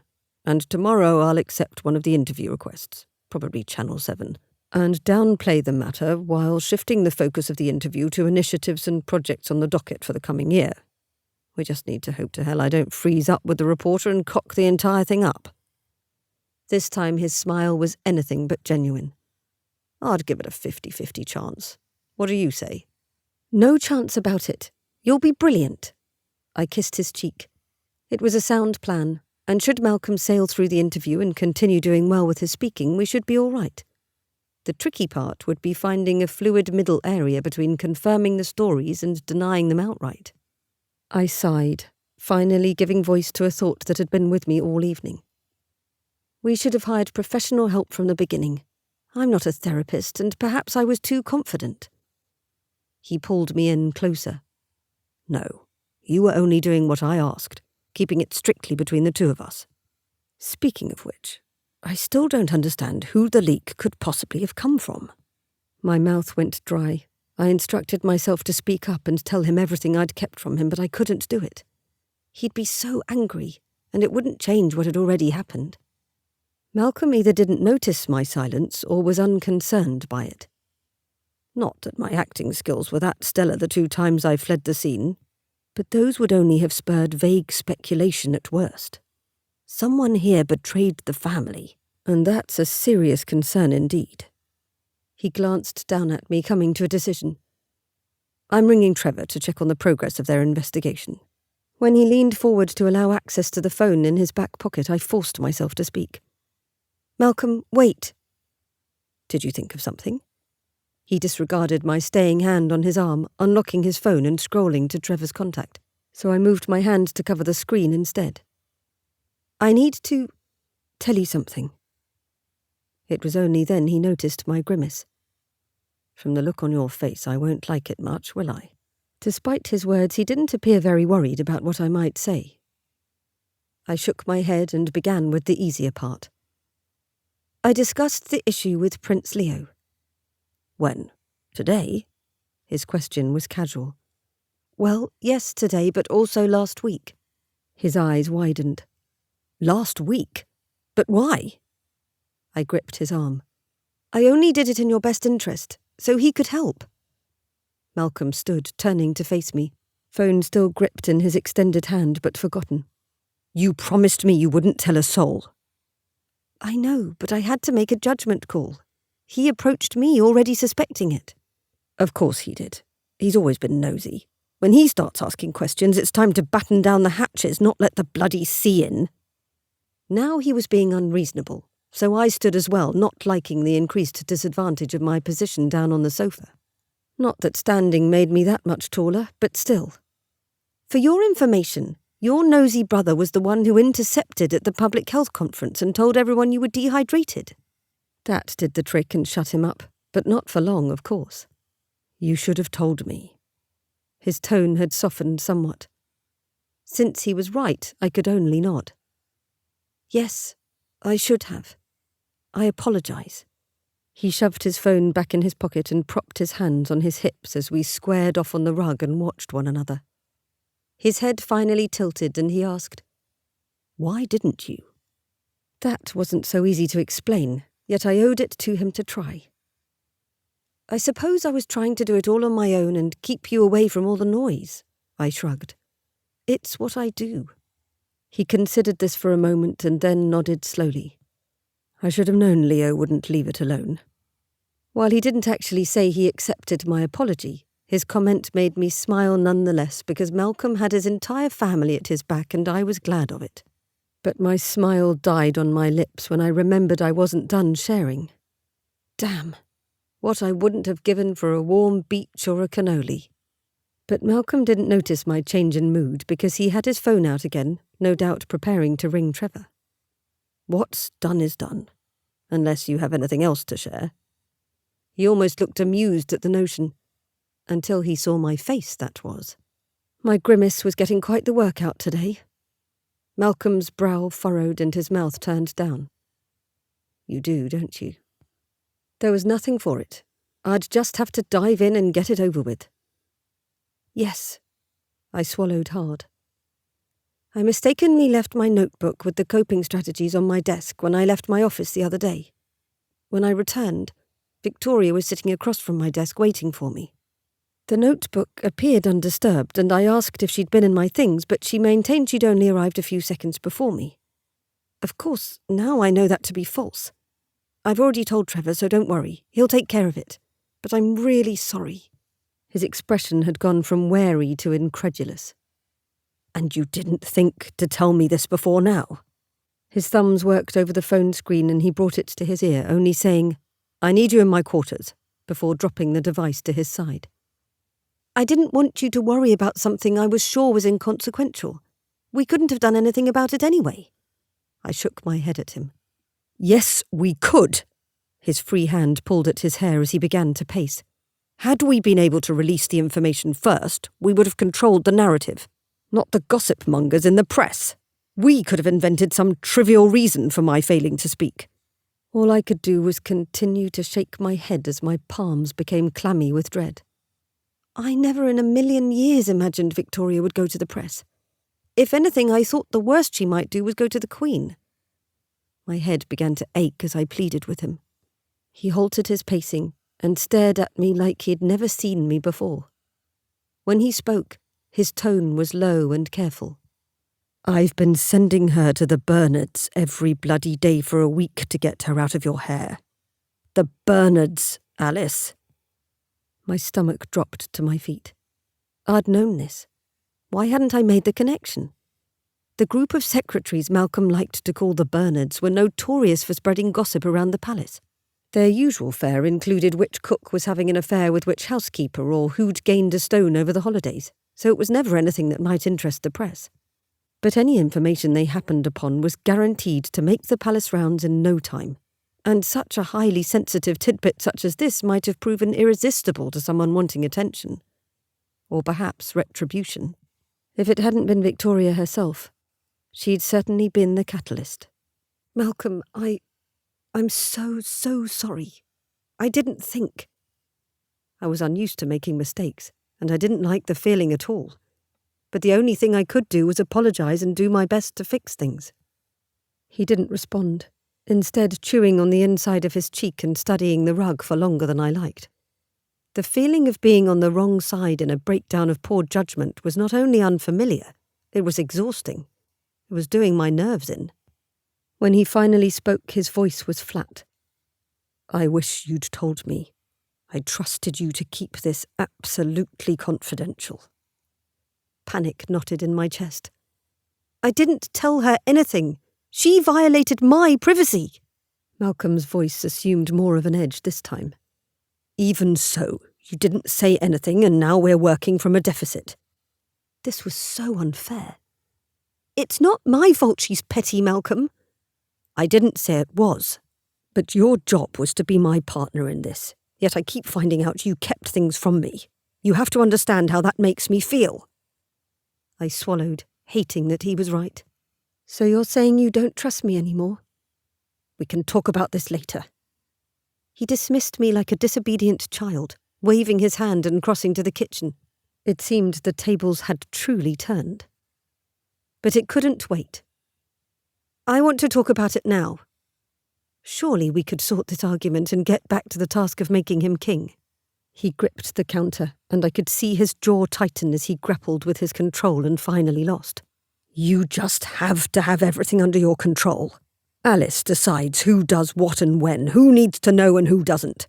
You can't possibly be surprised that in spinning all those plates none would break. So now my problem-solving skills were in question?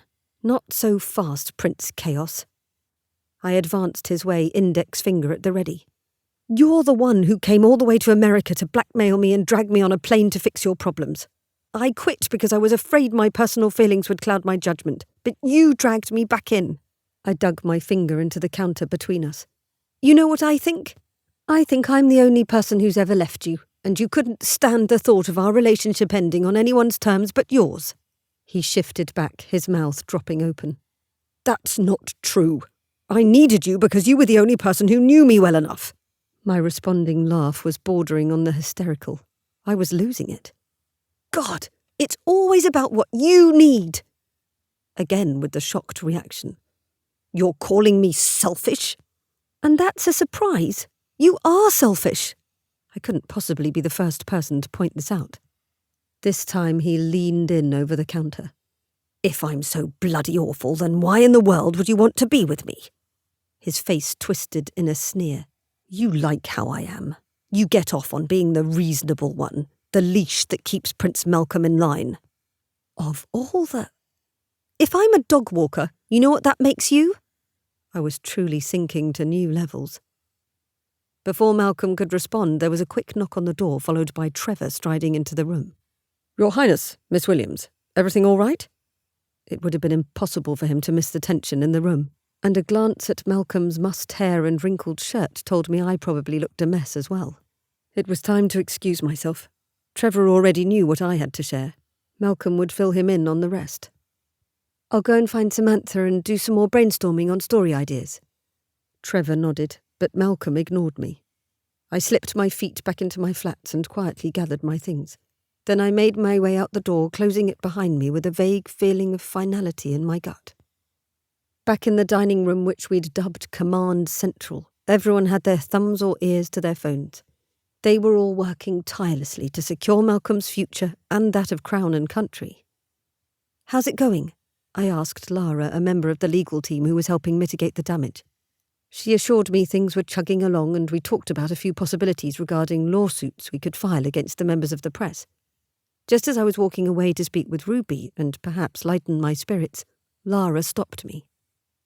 "Oh, Alice, not that it's of any importance at the moment, but when you get a chance, can you tell Prince Malcolm I took care of the Triumph contract?" I shook my head, distracted by all that lay ahead. "Sure, but I thought that was sorted last week." Her expression turned puzzled. "No, I'd set it aside temporarily at the Queen's request, but Prince Malcolm left me a message 2 days ago to forget it. He's no longer interested in pursuing it." The blood drained from my head and I felt faint, but I managed to respond. Sure, I'll tell him." I had to grip the back of a gilded dining chair to steady myself. "You are in control. You're fine. Breathe." I must have heard wrong. Surely Malcolm wouldn't have lied to me or so casually abandoned his part of our agreement. But the more I thought about it, the more my stomach swirled with bile. Malcolm was so used to the world bending to his will. It really was all about him and what he wanted, wasn't it? He had me wrapped around his finger, so there was no longer any incentive for him to follow through. Anger fought with nausea as I closed my eyes and breathed, eventually calming myself enough to walk from the room, down the hall, out to the courtyard, and finally past the palace gates. I was taking the first plane back to North Carolina and my job at Triumph. I'd break the news to Greer and do whatever it took to find a new sponsor and save the campaign. Once again, I'd fix what Malcolm had broken, but it would be the last time. I'd left him the first time because my feelings were preventing me from being effective at my job. Well, that, and it hurt too much being around him. I'd have done well to remember both of those reasons and stayed away. Because since I'd been back, I'd let my actions be guided by what was right for Malcolm and me, not what was right for the Crown. That was on me. But I was laying the blame squarely on Malcolm for the hole in my chest where my heart used to be. Chapter 20. Malcolm. I don't understand. I looked at Trevor. Sure, he must have suddenly developed a sense of humour, and a bad one at that. But he wasn't laughing. In fact, his jaw was so tight it hardly moved as he continued, "I find it almost impossible to believe myself, but it's true." "Andrew? But he took an oath to protect the Crown," I replied, pointing out the obvious. Trevor looked as if he might spit on the floor of his office. An oath that clearly meant nothing to him. I leaned my back against the wall in Trevor's stark office, unsure what to do with this information. When he'd interrupted Alice and me arguing yesterday, he'd only said they were working on it, so I hadn't expected him to drop this bombshell when he requested I stop by his office this morning. The investigation had turned up irrefutable evidence that Andrew had been the one to go to the press. My mind reeled at all the confidential information he'd been privy to all these years. Why now? And how had he worked it out? We'd been careful not to speak of it around anyone, and he'd only been present for one of the botched speeches.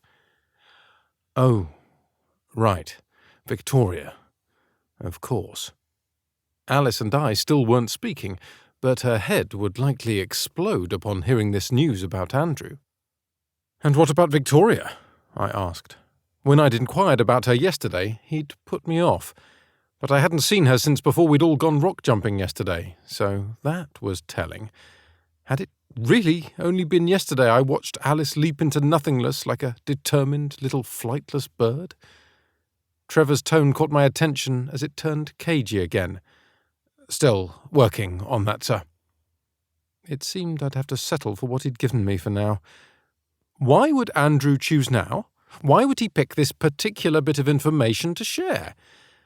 "We'll be conducting a second interview to determine more. He's keen to cooperate now that he's been caught in violation of his non-disclosure agreement, as well as about a dozen other infractions. Best we can determine thus far is that he had a beef to settle with you." Trevor eyed me, and I tried my best not to look too guilty.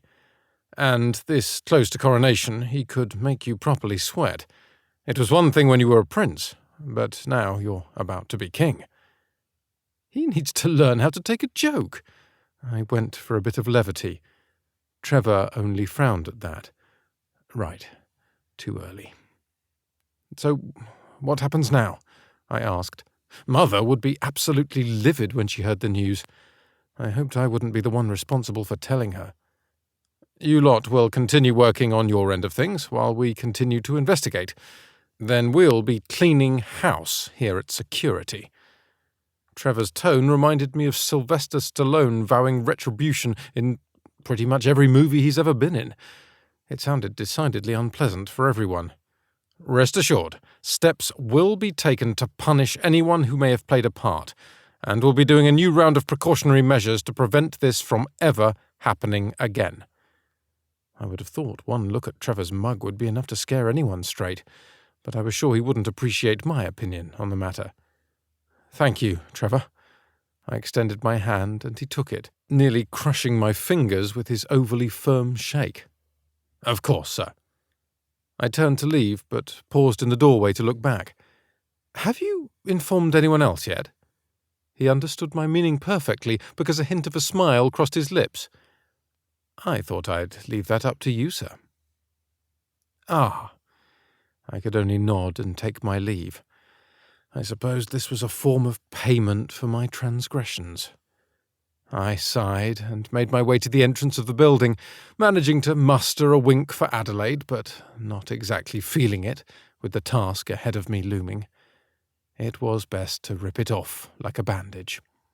But surely even Trevor would agree that I was entitled to a whiskey to help prepare me. "So, that went well." Leo scratched his cheek as he strolled into the palace gym, clearly not dressed for a workout in his pressed trousers and button-down shirt. I barked out a laugh, but only at his sarcastic trivialization of the events that had transpired half an hour earlier. "Spectacularly well," I amended from my spot on the treadmill, where I was all but gasping my way through a punishing run. A day like today called for the strenuous setting, and I was a bit out of practice. Leo and Clara had the misfortune to be in the room when I broke the news to Mother and Father about Andrew's betrayal. The Queen's first words in response were directed not at me, but at her aide, James. "James, would you be a dear and bring me any materials you can find on treason and beheading?"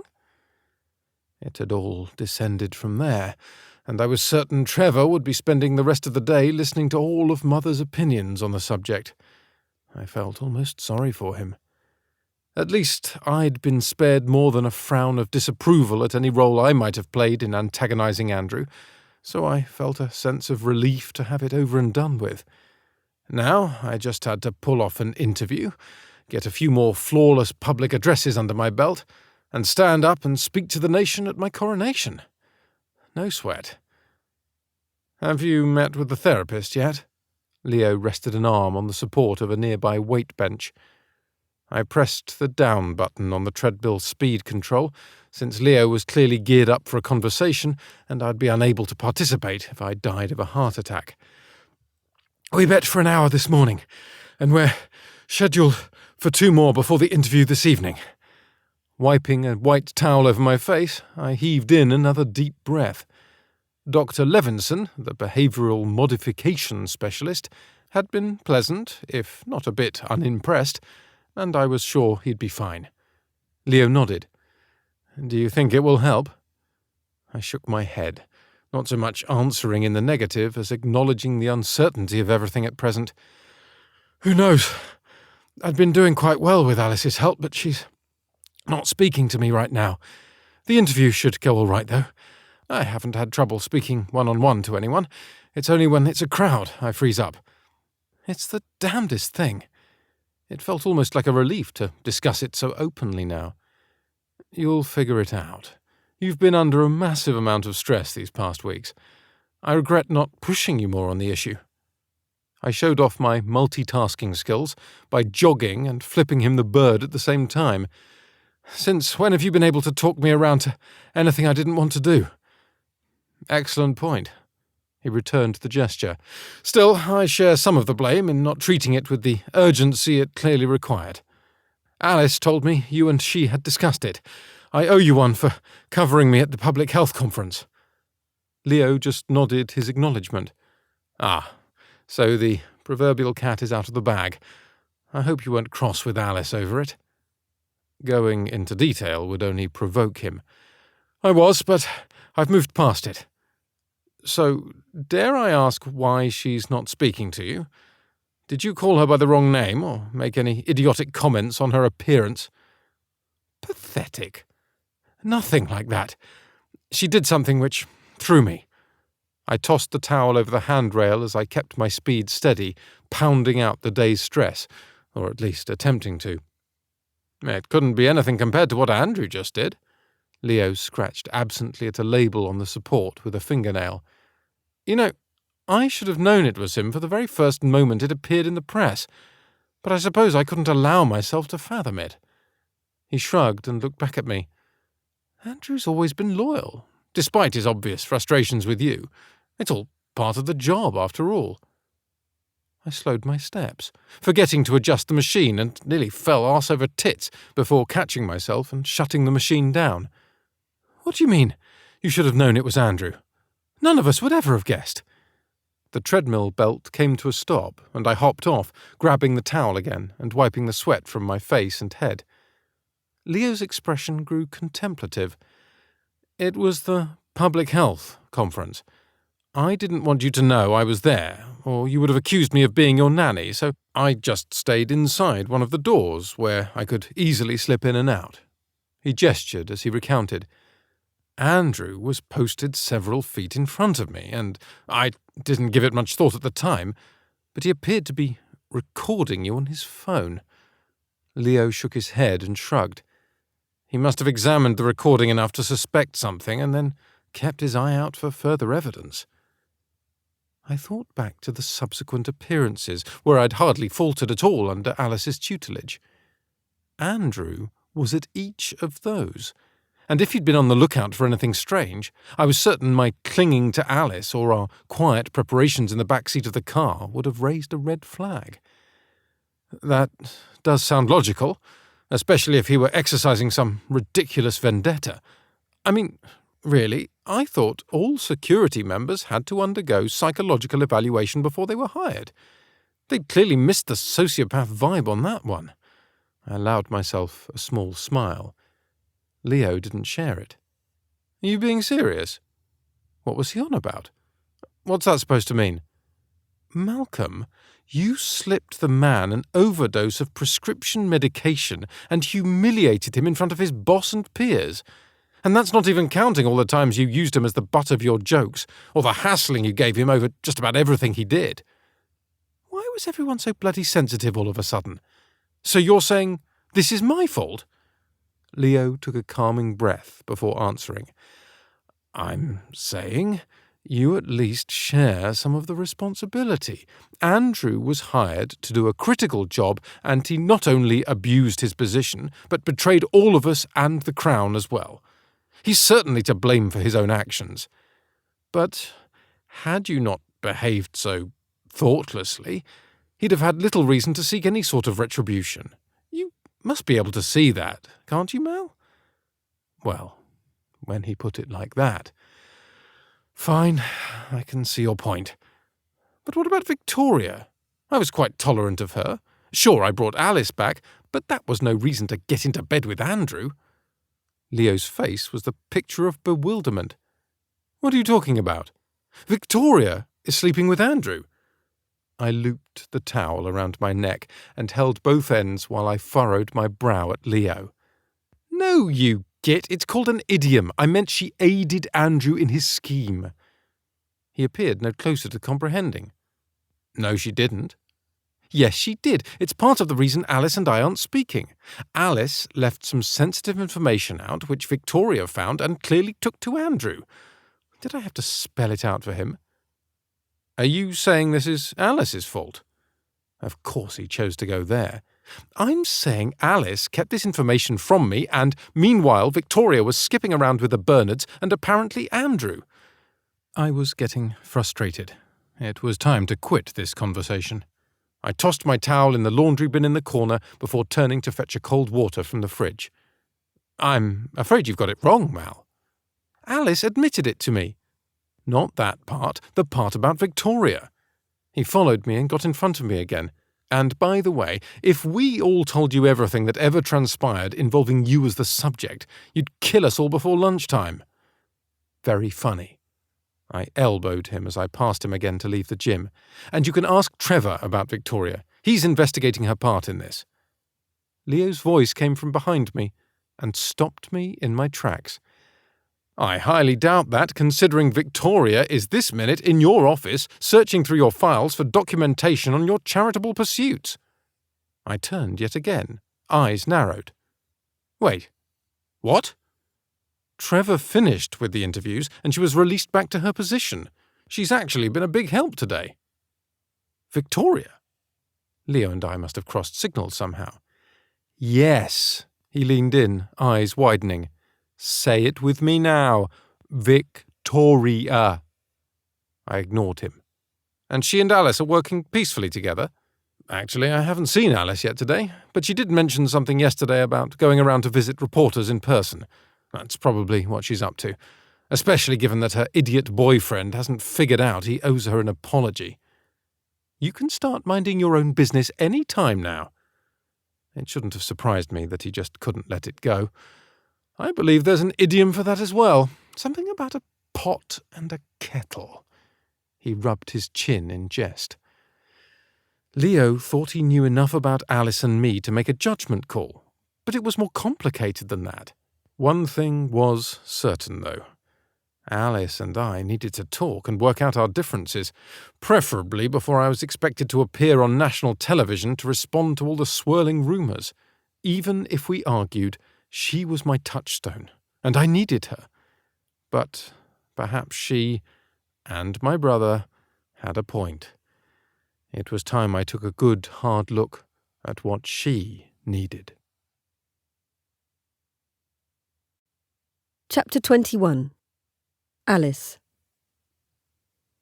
I shifted back as far as I could, making myself invisible to anyone walking by as I hid under my desk at the Triumph offices in Greensboro. As much as I tried, I couldn't keep myself from tuning into the live stream of Channel 7 Dunwall tonight, but that didn't mean I wanted anyone else to witness me doing it. The last thing I needed was to be questioned by anyone about what I was up to. Oh, yeah, I'm just watching my ex-boyfriend, the Prince, give an interview, and I can't decide if I want him to completely bomb or not. When I'd arrived in town after leaving Malcolm, it had still been the middle of the night due to the time difference. Although I hadn't looked forward to more alone time to rehash the previous day's events in my mind, I'd had little choice but to retreat to my flat, where, instead of sleeping, I invented reasons to clean things that didn't require it. With Greer attending to her son, I still hadn't spoken to her yet to break the news about the campaign, but we'd exchanged a few quick texts and she knew I was back in town. I was the first to arrive at the office in the morning, determined to keep myself busy and not cave to temptation by tuning into the news broadcast. Yet here I was, tablet propped on my bent knees, eyes glued to the screen, willing the broadcast to come through properly. After an endless minute of loading, the video feed began with a greeting from Sasha Novikov, the programme's head journalist. She was known for being respectful of boundaries when interviewing, which was the very reason her programme had been chosen by the family. I listened closely as she introduced the segment, the camera displaying her auburn hair in a neat bob and her posture straight and confident. Good evening, and thank you for joining us on Channel 7 Dunwall tonight. I'm Sasha Novikov, here with an exclusive interview with Prince Malcolm you won't want to miss. We'll be discussing the upcoming coronation, as well as some questions circulating in recent days around his public appearances. Be sure to stay with us as we bring you this exclusive interview. Bugger. She'd opened with a reference to the leak. That wasn't good. Or maybe it was if I wanted Malcolm to crash and burn. But no, I couldn't wish for anything that would hurt his family or the country, despite his careless treatment of me. When the camera went to a wide shot of Sasha and Malcolm seated in identical chairs across from one another, I could tell immediately that Malcolm was stiff and uncomfortable. His bent elbow rested on one of the chair's arms while his fingers flexed slightly and his legs were bent at perfect right angles. "Loosen up, Malcolm," I instructed the screen. They went through a bit of the usual small talk, where he displayed none of his humour or charm, giving only short answers to the point where Sasha's discomfort was palpable. He wasn't breathing properly and his finger flexing was becoming more pronounced. He was going down in flames and no one was there to rescue him. "Come on, Malcolm, you can do this." I wished for a flash that I were there to help him, to hold his hand. But that was all in the past. It wasn't my job to help him anymore. Sasha threw him a softball question about what his plans were for his first days in power. But instead of reciting the rehearsed lines, he merely stared at her, his Adam's apple bobbing as he attempted to swallow. "No," I said to the screen, but Malcolm just sat there. "No!" I banged it with my hand, my eyes filling with tears. If he couldn't salvage this, I'd gone through all this heartache for nothing. But then the oddest thing happened. The camera jolted as if it had been kicked, and both Sasha and Malcolm bolted upright in their chairs as something in the background crashed to the ground. The image on screen then began moving like one of those videos of someone with a GoPro camera on their head. Though it lasted for only a few seconds, it was clear from all the banging and crashing sounds that something had gone terribly wrong. As soon as the camera stilled, Malcolm leapt to his feet and crossed to Sasha's chair to check if she was all right. Shouting could be heard in the background, several people yelling, "Earthquake!" And Sasha pressed her hand to her earpiece, her expression one of panic as she gripped Malcolm's arm. A figure ran past in front of them, crying and shouting for emergency services. "One moment, please." Sasha tried to compose herself, but her voice shook as she kept her hand to her ear for another second or two before saying, "Ladies and gentlemen, I've just been told we have an emergency report. We'll try going back to Declan at the news desk." The image switched to another camera showing several people crossing from one side of the desk to another and a young woman standing off to the side crying. All the while the shouting continued as people either called for one another or went into a general panic. Again the image changed and we were back to Sasha and Malcolm's shot where a man with blood on his shirt entered the frame.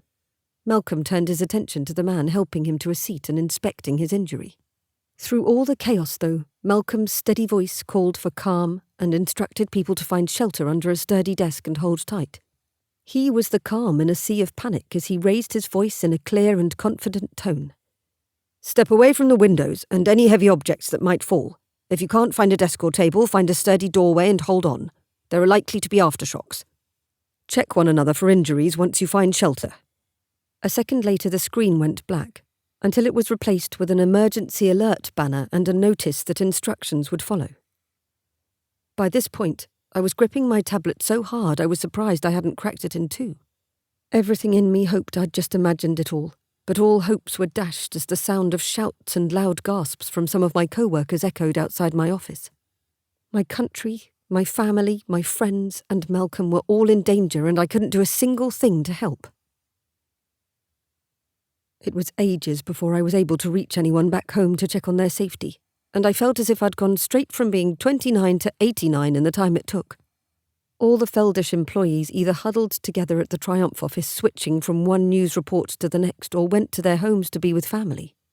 We all felt helpless and at loose ends. As news reports came in, we were able to piece together most of what had happened.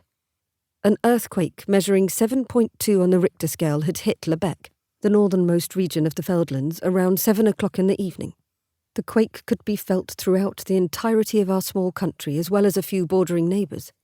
As Dunwall was located in the south, that meant the scene I'd witnessed on my tablet was extremely mild in comparison to what transpired to the north. Utter devastation. Buildings and bridges collapsed, roadways and houses split in two, power lines hung like broken puppet strings, all as the death toll mounted and families and emergency workers searched for the missing. It was like watching the apocalypse unfold before our eyes, yet not one of us could look away. The second I heard Tilly's voice across the phone line, I burst into tears, as did she. Her report was as good as could be expected. A few broken items, alarms sounding everywhere, and the fright of their lives. Zaz even demanded to speak with me and kept asking if I was all right, despite the fact that I was thousands of miles away in America. 3 hours after the initial earthquake, an aftershock hit, but was thankfully small. It was immediately following that my phone rang and Sadie's voice sounded over the line. "Alice, can you hear me?" she was shouting. I stepped away from the group I'd been speaking with. "Yes, why are you shouting?" "Oh, thank God, everyone's been trying to reach you. Are you okay?" "Well, I'm in a bit of shock, as you might expect. I'd tried to reach Ruby with no success, so I was quick to ask, 'Have you spoken to Ruby? Is everyone all right?' My heart clenched as I waited for her answer. "All present and accounted for. Where are you? Are you in a safe place?" It only dawned on me then that Sadie thought I was in Dunwall. I covered my eyes with my free hand. "Oh, Sadie, I'm sorry. I don't know where my head is. I'm back in Greensboro." "Wait, what are you doing in Greensboro? Why does everyone think you're under a building somewhere in the Feldlands?" "Oh dear. I returned last night." My teeth caught on my lip as I hedged. "My leaving was rather sudden, so I didn't get a chance to tell anyone." There was a beat of silence, and then Sadie was back. "Okay, we're going to have to talk about that in detail later, but for now you gotta call Ruby and tell her you're safe. She's worried sick. They all are. Except Malcolm, most likely. It's been difficult getting through, but I promise I'll try until I do. Can you try as well?"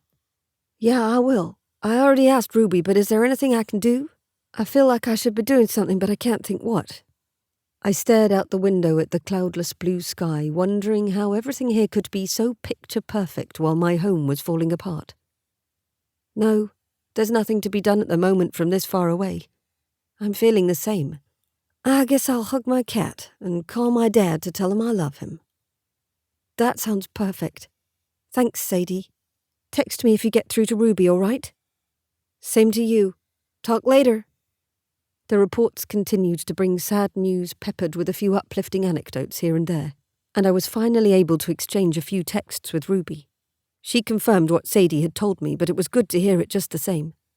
She didn't press me about why I left without saying anything, and for that I was grateful. By the time 7 o'clock arrived in North Carolina, I felt I couldn't take any more. I exchanged a few warm hugs with some of my countrymen and women, all of us feeling a deep sense of solidarity after the day's events.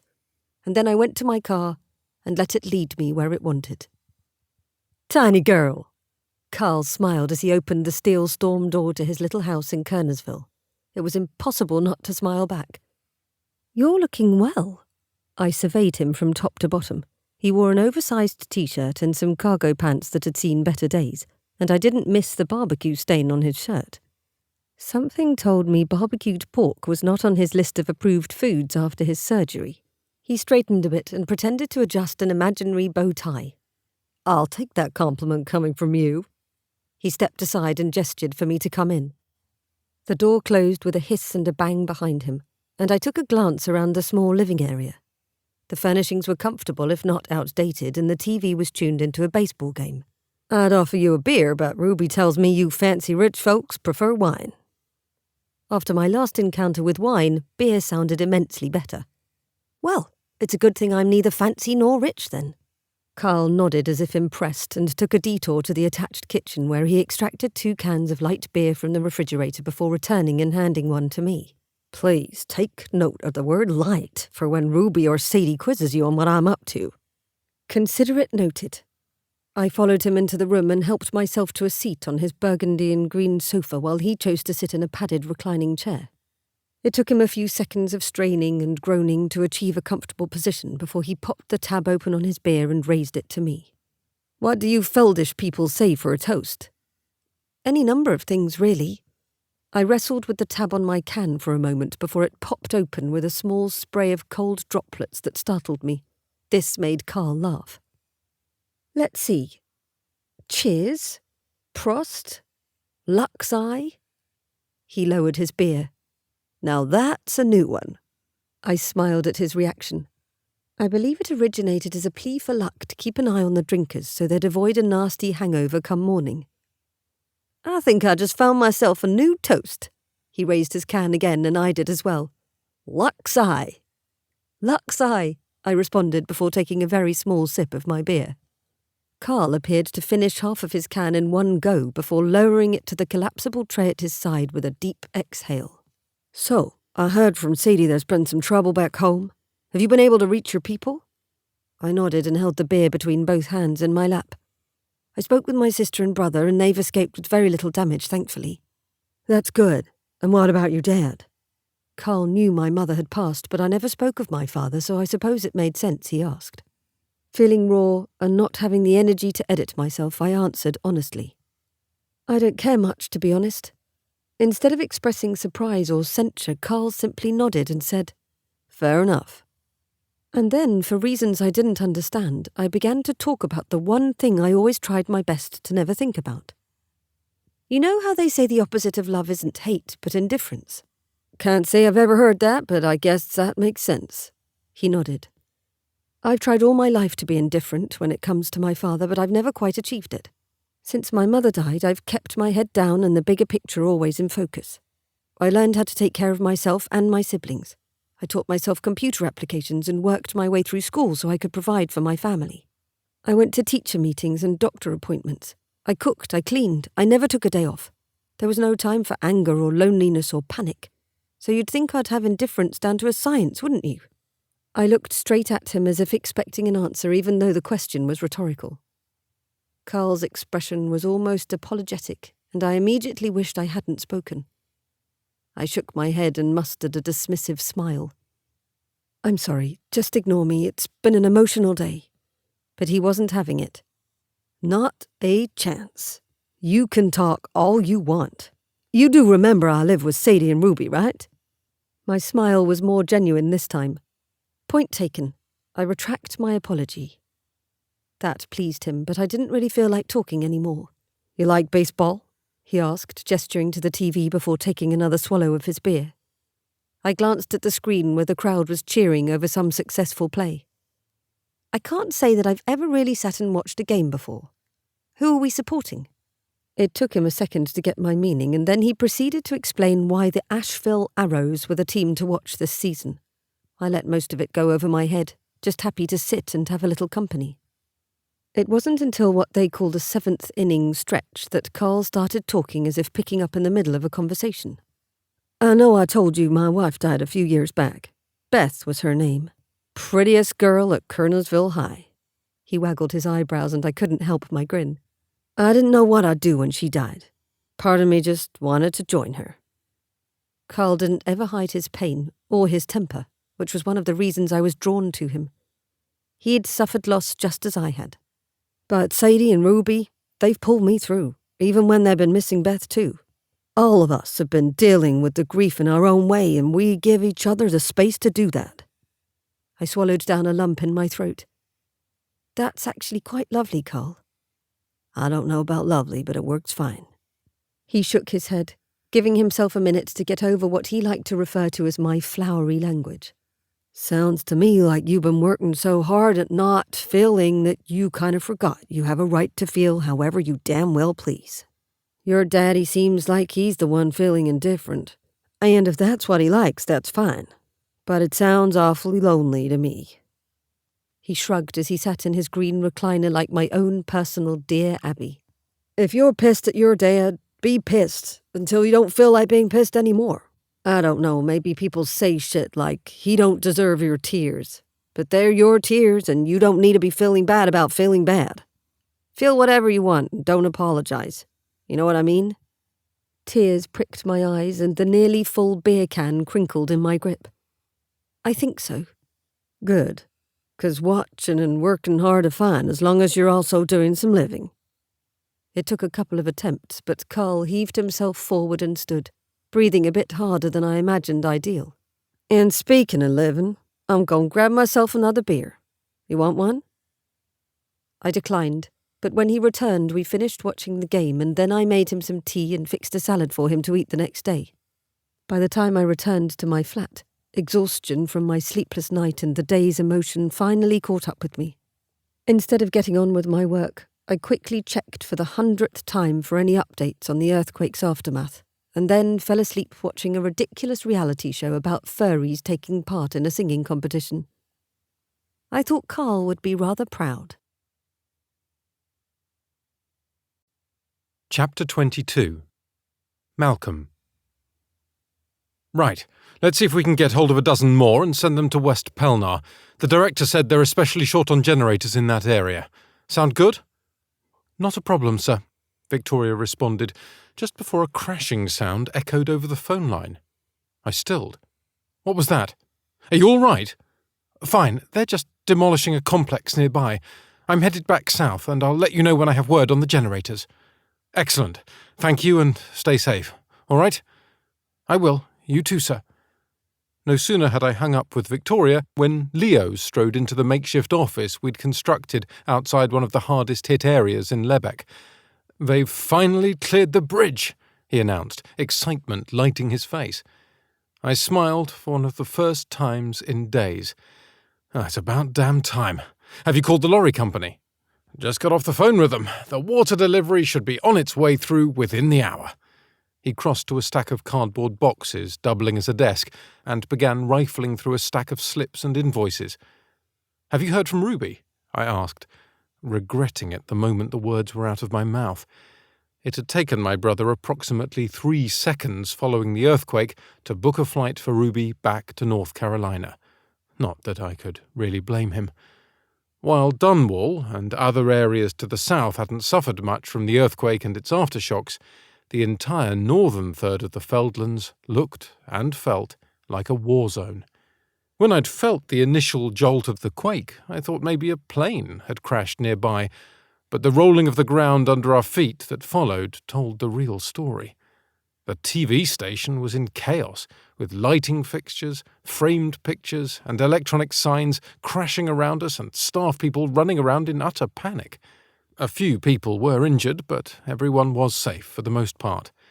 The same story unfolded around Dunwall and the south, with destruction being relatively minor, sparing the majority of structures and causing mostly cosmetic damage.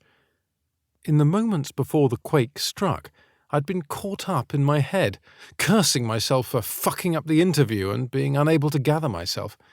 I'd been too confident, and as soon as the hot lights had turned on, I'd begun to sweat and my heart rate climbed. It was all downhill from there. I was at a loss as to what to do. Oddly enough, when the quake hit and the room broke out in a panic, that was the moment a sense of calm took over. I saw clearly what needed to be done, and I just did it. As soon as everyone was safely sheltered, I allowed myself the space to worry about my family and friends and everyone at the palace. And Alice. I assumed she was at her flat, but I had no way of knowing for sure. Had she been driving around, meeting with reporters, as Leo had suggested? Was she stuck out there, somewhere pinned under an overturned vehicle, or trapped in her apartment shouting for help? We all had phones to our ears attempting to reach loved ones, but it was next to impossible to get through to anyone. Still, I dialed Alice, Leo, Clara, and my parents over and over. When I finally got through to Leo, I was able to breathe easier, but he hadn't seen any sign of Alice, so my anxiety mounted again. A nationwide curfew was issued to clear the way for emergency vehicles and first responders, so by the time Matthias, Natalie, and I got back to the palace, everything was on virtual lockdown, and I was feeling like a caged lion not knowing if Alice was safe. Finally, around midnight, Ruby burst from Leo's bedroom into his sitting room where some of us had gathered and broke the news that Alice was safe. In America. I'd thought she was making a poorly timed joke at first, but once she explained, I felt a wave of relief wash over me.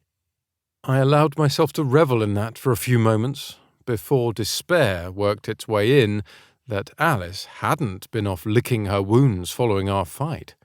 She'd left me. Again.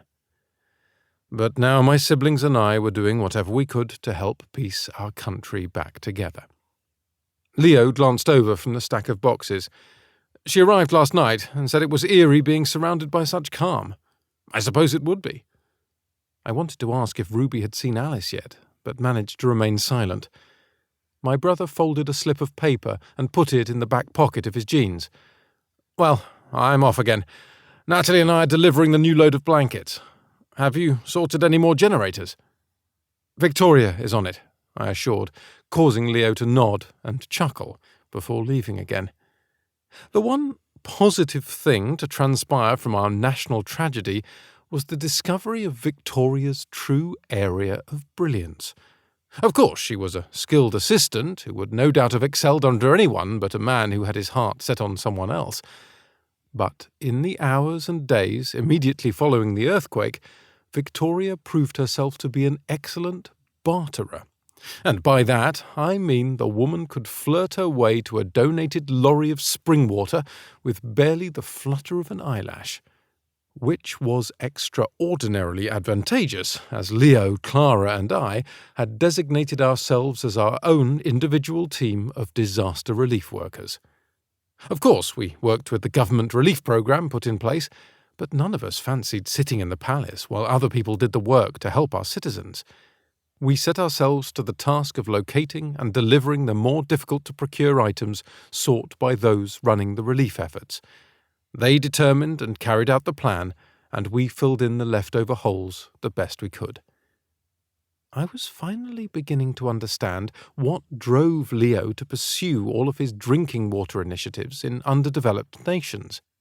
It was one thing to sign contracts and talk about charitable programs in front of a room of wealthy people, but quite another to put yourself physically in the communities you were helping. On top of that, the fact that these were the people we'd sworn to protect and care for made it even more essential to do everything we could. For the first time in my life, I was single-mindedly in pursuit of something of absolutely no personal benefit to me, and it was both eye-opening and exhilarating. Although I suppose single-minded is the wrong word, because my mind was decidedly split on any given day between helping my people and thinking about Alice. I wanted to hop on the jet and fly over to see her, talk to her, discover exactly what was in her mind and why she'd run away again. But I couldn't. My duty was to my country in its time of need, and that was something Alice would understand better than anyone.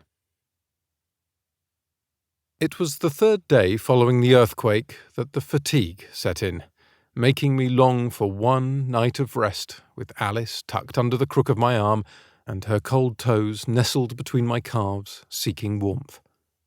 I had resumed my prior routine of texts, emails, and voice messages, unsurprisingly unanswered, and I planned to use my inside source, Ruby, to seek out even the smallest bit of news going forward. But with Alice so far out of reach, I chose to return to one of my old habits of writing her a letter. Dear Alice, you were right. I was a massive dickhead. I'm sure I'm not supposed to use the word dickhead in an apology letter, but there's only so much personal growth a man can accomplish at one time. I'm truly sorry for hurting you, for accusing you and not listening when all you were doing was telling me what I needed to hear. I'm coming to understand I didn't treasure or respect your mind and heart as thoroughly as I should have, and there's a lot of work in front of me to deserve you in my life again. It's a long road ahead, in so many ways. At the moment, I'm making myself useful to our country's people in any way I can, but please know I think about you constantly and miss you like crazy. I'm not asking for your forgiveness, but there is one thing I'll presume to ask of you. Wait for me. Wait for me, and I'll do everything in my power to make you never regret it. Yours, always, Malcolm. I read the letter over, as I'd done with so many before, but a glance to the corner of the roughly built office revealed only a pile of bottled water cartons and a crate of first aid kits. No ornate vase, or even so much as a rubbish bin to toss the letter in. So I did what I'd never done before, and tucked it into an envelope, jotted Alice's address on the front, and put it in with the other outgoing post. I'm still having difficulty imagining the three of you camping. The last time any of you attempted it, I believe it was in the West Garden, and you only lasted the time it took to eat all of the pies and biscuits Mrs. Fauntleroy had supplied you before you ran inside declaring camping to be the most boring endeavour on earth. My father chuckled at the memory, and it was good to hear the lightness in his tone. I switched the phone to my other ear to free my right hand to sign a delivery slip. You know we're not actually camping in tents, right? We have proper raised camping beds and a roof over our heads. Really, the only issue we've had so far is Matthias's disturbing sleep-talking habit. I won't be surprised to find him the subject of an exposé on men living double lives one day. I nodded at the delivery driver before he walked out with a clearly conflicted half-bow, half-salute. So, how does it feel to have your retirement postponed? Are you reconsidering it entirely? The coronation had been indefinitely postponed in light of recent events, leaving my father as king for a while longer. He experienced good days and bad days with his mobility and cognitive lapses, but thankfully most were good of late, and no one felt the need for any more upheaval for a bit, not to mention any celebrating. Well, your mother says she'll cap me at 6 months, come hell or high water, so I'd better give it my best until then. That sounded about right. I, for one, think you're exactly what the country needs right now. Oh, no. He chuckled again. That's not what I hear. It seems my son has well surpassed me in popularity. Don't be ridiculous, I interjected. The footage of my televised interview had captured the earthquake hitting, as well as the moments following it, and had apparently impressed some people with my show of leadership. That and the media interest in what my siblings and I were trying to do here was affecting public opinion in a way I hadn't anticipated or intended. I'm not being ridiculous in the least. What I am is proud of you, my father said. My nose began to sting at his words. Good God, were those tears threatening to gather? One natural disaster, and I'm suddenly turned into a teenage girl. Time to call an end to sharing time. I cleared my throat, in a very manly way, and said, Thank you, sir, before changing topics to a more detailed discussion of matters concerning the relief effort and rebuilding our nation. My work had never been so rewarding or important. Chapter 23. Alice. Oh, God, aren't you a sight for sore eyes? Greer pulled me into a hug and squeezed so hard I had to gasp for breath. I can't believe all of this. How's your son? I asked into her shoulder before she finally released me. She was full of energy, but the circles under her eyes told of her exhaustion. About as expected, but the doctor says he's on the road to recovery. She shook her head and frowned. When it rains, it pours.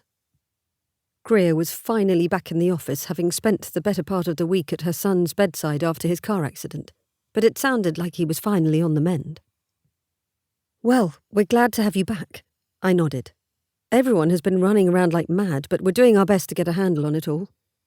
The corporate offices and headquarters of Triumph had been among the badly damaged buildings to the north, so we were temporarily taking over some of the operations here in Greensboro, sharing the load with 2 other remote divisions in Europe. It meant extra work, but many here were keen to take on anything to get their minds off events at home in the Feldlands. I don't know that my inbox has ever been so full. The nurses at the hospital even brought a desk into Walker's room for me, it got so busy. They don't let you use a bloody mobile phone, but a computer is deemed acceptable? She shook her head in wonder. We'll get a handle on it, don't worry, I reassured. I'd been focusing my attention the last several days on all the new responsibilities we'd been given and doing my best to organise and prioritise everything in anticipation of Greer's return. I hadn't so much as glanced at the Velocity campaign with so much else to do, and I was glad of it since it would only bring thoughts of Malcolm to the forefront. Not that he didn't occupy that position much of the time regardless. It was next to impossible to tune into any of the online reports and videos from home without hearing his name or seeing his face. The press had gone mad over his management of everything at the news station, calling him heroic and a true leader. Quite the turnaround from just days ago when they'd been questioning his temperament and suitability for leadership. But leave it to Malcolm to take things further still. Shot after shot of Malcolm, Leo and Clara in dusty clothing with their hair and faces streaked in dirt made the rounds as the trio embarked on their own mission to assist in the relief effort and contribute to the rebuilding plans. Each time an image of Malcolm's face lit the screen, I wanted to reach in and brush the dirt from his cheeks and kiss his chapped lips. and I wasn't pleased with myself for it. But underneath my lingering hurt was a glow of pride at how he'd so naturally risen to the occasion and was using his privilege and position of power to do all that he could to aid his people and be the leader they needed. He'd be the king we'd all known he could be, or at least hoped. And I wouldn't be there to see it. Bruce, the receptionist, popped his head into Greer's office. "Oh, you're here. I thought I saw you sneak in. Val Rao's agent is online too for you. Do you want me to take a message?" Greer straightened. "No, I'll take the call." She scrambled around to the other side of the desk before picking up the receiver. Her voice switched to calm and collected as her eyes widened comically at me. "This is Greer Voorhees." Had Bruce really said Val Rao? "Gabriel!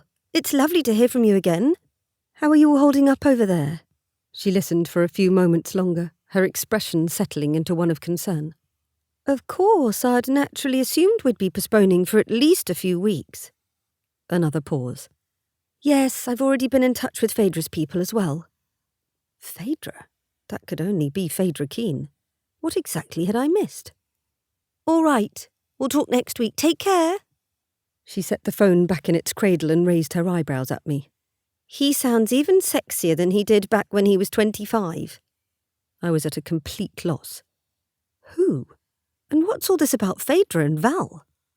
Gabriel Hood, Val Rao's agent. The one I told you about, who was a complete druggy man whore. Oh, God, to be that young again." She dropped her head back. "Are you dating him again or something?" She righted her head and laughed. "No, of course not. He was calling to talk about the Velocity campaign. I told him we'd postpone the photo shoot until things settle a little more, but it shouldn't be more than a few weeks before we can get Val out here. And Phaedra's people are being quite understanding given the circumstances." I had no idea how to respond, so I just stood with my mouth agape. "Why do you look as if you've just walked in on me naked?" I snapped my jaw shut and stammered. What? Are you saying you've secured both Val Rao and Phaedra Keane for the Velocity campaign?" "Of course, although I had very little to do with it, as you well know." She sent me a conspiratorial wink, but I hadn't a clue what I was meant to be conspiring on. "Why would you think I'd known about any of this? I've been in Dunwall and we've hardly even discussed the campaign in almost 2 weeks. In fact, I came in here just now to apologise to you for Prince Malcolm's cancelling on us." "Why on earth would you apologise for that?" Perhaps in light of the earthquake, she was seeing everything through the lens of perspective. Although now that we had not one but 2 big names, there wasn't much for her to be upset about, I supposed. Greer continued. "Take credit for your work, Alice. We wouldn't have a campaign at all if it weren't for you. Oh, and the charity programme, I could just kiss you." This was getting even more bizarre, and I found I had to sit down in a chair before she said something that might actually knock me over. Greer frowned at me. "What's wrong? You don't look well." I looked up at her, my eyebrows drawing together. "I don't have a fucking clue what you're talking about, Greer." The corner of her mouth quirked. "I believe that's the first time you've cursed or used my name. Way to go for gold." "Greer!" The desperation in my voice must have finally penetrated, because after a chuckle she sat down in her chair, propping her elbows on her desk. "You really don't know about the campaign? I assumed Prince Malcolm and you had discussed it at some length." When my expression didn't change, she went on to enlighten me. "With the contract issues continuing, Prince Malcolm, although I'd honestly thought it was your idea, used his connections to persuade Val Rao and Phaedra Keane to co-sponsor the campaign. It'll be lovely, like a playful romantic tone the public will eat up." A buzzing started in my ears. "Prince Malcolm? He did this?" "Yeah, I can't believe you didn't know." She tilted her head at me. "Have you been worried all this time?" I'd thought that was obvious. "Yes!" And now I was not only cursing but shouting. Perfect. "You didn't have much faith in him, did you?" It was only a casual question, not any type of censure, yet I opened my mouth to refute it anyway. But I couldn't, because Greer was right. I'd had very little faith in Malcolm when it came to him keeping his word on our deal, even when he'd assured me otherwise from the start. It was as if I were waiting for him to disappoint me, and when I thought he had, I ran away without a second glance back. The notion was troubling indeed, but now was not the time to do my brain in with examining it properly. There was so much work to be done, and I'd already taken us so far off track with my little episode here. I'd have to tuck it away for later when I was alone. I forced my mind back to the job I'd been hired to do. I hate to ask this, but can we afford to hire 2 spokespeople? Greer looked puzzled at first before smiling. Oh, right, you wouldn't know about that bit either. Both Val and Phaedra are waiving half their fees now that we've got permission to appropriate 50% of profits from Velocity sales to the Children's Vision Project. My mouth dropped open for the second time in the last 10 minutes. How in the world did you get corporate to agree with that? They'd been utterly stingy when it came to our US operations, as they essentially expected us to fail. I didn't. Prince Malcolm did. People actually listen to your ideas when you're a prince, it seems. This was going to take longer than I thought to settle in. I'd best clear my entire evening. You are not going to believe this. Ruby practically crashed through Carl's front door, startling him awake from the nap he'd been taking in his reclining chair. Are you trying to kill me? He grumbled. But Ruby ignored him, instead coming straight for me where I was preparing a pan of roasted vegetables in the kitchen. I quickly wiped my hands on a dishcloth and prepared for whatever was coming my way. Ruby's energy was so high, I half expected her to tackle me. Instead, I got a hug. I'll admit I was kind of pissed at first, but I'm not anymore. I didn't have time to ask her to start at the beginning because she continued talking in the same breath. Mal has put in his entire car collection up for auction to raise money for the relief fund. Surely I'd heard her wrong. There was nothing Malcolm loved more than those cars. Ruby took the silence for the disbelief it was and went on. I know. I never thought I'd see the day either. And seeing as it would put me out of a job when I'm over there, I wasn't thrilled at the news. I mean, Wes can handle the remaining family cars on his own in a snap. But Leo said Mal was buying a few old classics for us to restore in place of the auctioned ones, so how could I be mad about that? She craned her neck so she could see her uncle. You hear that, Uncle Carl? How jealous are you? Me and Sal are fine at Crankshaft. We don't need any of the headaches some of those old foreign cars come with. Ruby laughed and switched her gaze back to me, her face falling. You look sick. Good God. I clearly needed a suntan, with everyone pointing out my blood's tendency to flee my head at the first sign of trouble. Not sick, just surprised. And I'd been beginning to doubt anything could surprise me anymore. In addition to everything else, I'd only just discovered Andrew had been the leak to the press, not Victoria, a fact that had me reeling. This is good news, isn't it? Ruby pinched a slice of bell pepper from the roasting pan and popped it into her mouth. Of course it is. Where was my mind these days? She talked around her pepper and stifled a laugh. You just didn't think you'd ever see the day Malcolm finally grew up. That sums it up nicely, I think. Ruby helped me with dinner, and then we gathered at the table with Carl to eat and chat. Subjects ranged from the relief efforts to the local autumn festival to Sadie and some apparent caginess of late. I listened as well as I could manage, but my mind kept returning to Malcolm as if he were a magnet for my thoughts. When all the dishes were done and the kitchen clean, I said my goodbyes, promising to check in on Carl and force-feed him greens. But as I was leaving, Ruby pulled me aside on the front porch. I just wanted to let you know that Sadie's coming up on weekends now to keep an eye on Carl since she's only an hour and a half away. That would be nice. I didn't understand why this was a secret until Ruby continued. And I'm going back to Dunwall tomorrow, but I haven't told Carl yet. He could give Leo a run for his money on worrying about me when there's not a damn reason to. This made me smile. I can work on him for you. But I thought Leo had, what was it? Laid down the hammer? The mental image of Prince Leo attempting to forbid Ruby from doing anything was reason to laugh. Ruby rolled her eyes and perched a hand on her hip. I'm done sitting round here. If Clara can work relief, so can I. Leo's just going to have to deal with it. Then she shook her head as if resetting her mood. You been thinking about going back any time soon? She was clearly fishing, but I evaded. The office is so hectic and the work piles on itself daily. My future looks to be filled with plenty of late nights at work. Have you heard from Malcolm? She went straight to the point. I only nodded, not wanting to talk about it. Or more precisely, not knowing what to think. We'd both behaved badly when we'd argued, but he'd more than redeemed himself, hadn't he? I wanted to fly over with Ruby and go to him, beg him to forgive me for leaving, ask if I could stay forever. But I'd ignored all his texts and calls, not knowing where to start and fearing that history would repeat itself. In some ways, it was easier to shut him out like I'd done the first time I'd left. But putting my head down and not allowing myself to stew in my own feelings and emotions, giving them the chance to settle or grow or change or drive me absolutely mad, whatever it might be, hadn't helped me thus far in my life. It had only made me miss out on some wonderful things. So I needed to spend some time getting to know myself again. What it was that truly made me happy, angry, inspired, alive. A girl couldn't live on work and crosswords and meals alone at the kitchen sink. And she couldn't rely entirely on one man to define her happiness. I nodded more firmly at Ruby, trying for a reassuring smile. I have. I just need to figure out what to do next. Well, you know my vote, but only in your own time. She squeezed my arm and went back inside, closing the storm door behind her and leaving me on my own with my thoughts. When I arrived back at my flat, I hung my bag on its designated hook and sifted through my mail as I walked through to my kitchen. At the sight of the palace's return address on a plain white envelope, I froze, all manner of possibilities swirling in my mind. Was this the final paycheck? A form letter dismissing me?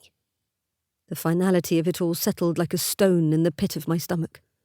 It didn't appear personal in nature at all based on the envelope, so I pulled my letter opener from its drawer and slid it along the top of the envelope. A single sheet of folded paper fell to the counter, and I gingerly lifted it as if it were a piece of police evidence I was trying to keep from contaminating. The first thing to catch my eye when I unfolded it was Malcolm's signature at the bottom. My heart lurched, and without thinking I ran my finger over his name. Then I read the letter in full, read it again, and one more time to make certain I hadn't missed anything. After that, I poured myself a glass of water and went to my bedroom, eventually falling asleep fully clothed, with Malcolm's letter tucked under my pillow. Chapter 24. Alice. The morning after Malcolm's letter, I woke to the sound of the dog in the flat beneath mine barking. I rarely needed an alarm, but always set one as a precaution, so I was distressed to see that it was after 9 o'clock when I finally sat up and looked at the clock. Damn. I hurried to the kitchen where I'd absent-mindedly left my phone the night before and quickly typed out a text to Greer telling her I'd be late. But it just wasn't my day, it appeared. I proceeded to rush around the flat preparing for work, only to stub my toe on the doorframe to my bedroom, put facial scrub in my hair instead of shampoo, and shatter a coffee mug that had come with the flat on the kitchen tiles. The words "No pants are the best pants" printed on its surface were now just a pile of black and white shards in my rubbish bin. The accumulated frustrations had me giving up entirely and standing still in the kitchen while the counter supported me.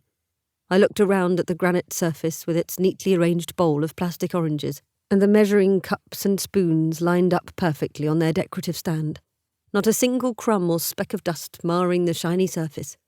It looked like a staged scene for a model home, not a place where someone lived. Without thinking, I reached forward and plucked an orange from its bowl and chucked it over the dining table and onto the sofa in the next room, where it rolled off and landed in the straw magazine bin. Ha! I was quite pleased with myself, so I took another 2 oranges, tossing each one and trying to make it into the bin to join the first. On I went, one after another, until the bowl lay empty and the oranges all rested in the sitting room, some in the bin, others on the sofa or floor, and even one on top of the mantel. Whoops. With no more oranges to throw, I moved on to the measuring cups and spoons, which, to be fair, were a bit clunkier and less aerodynamic.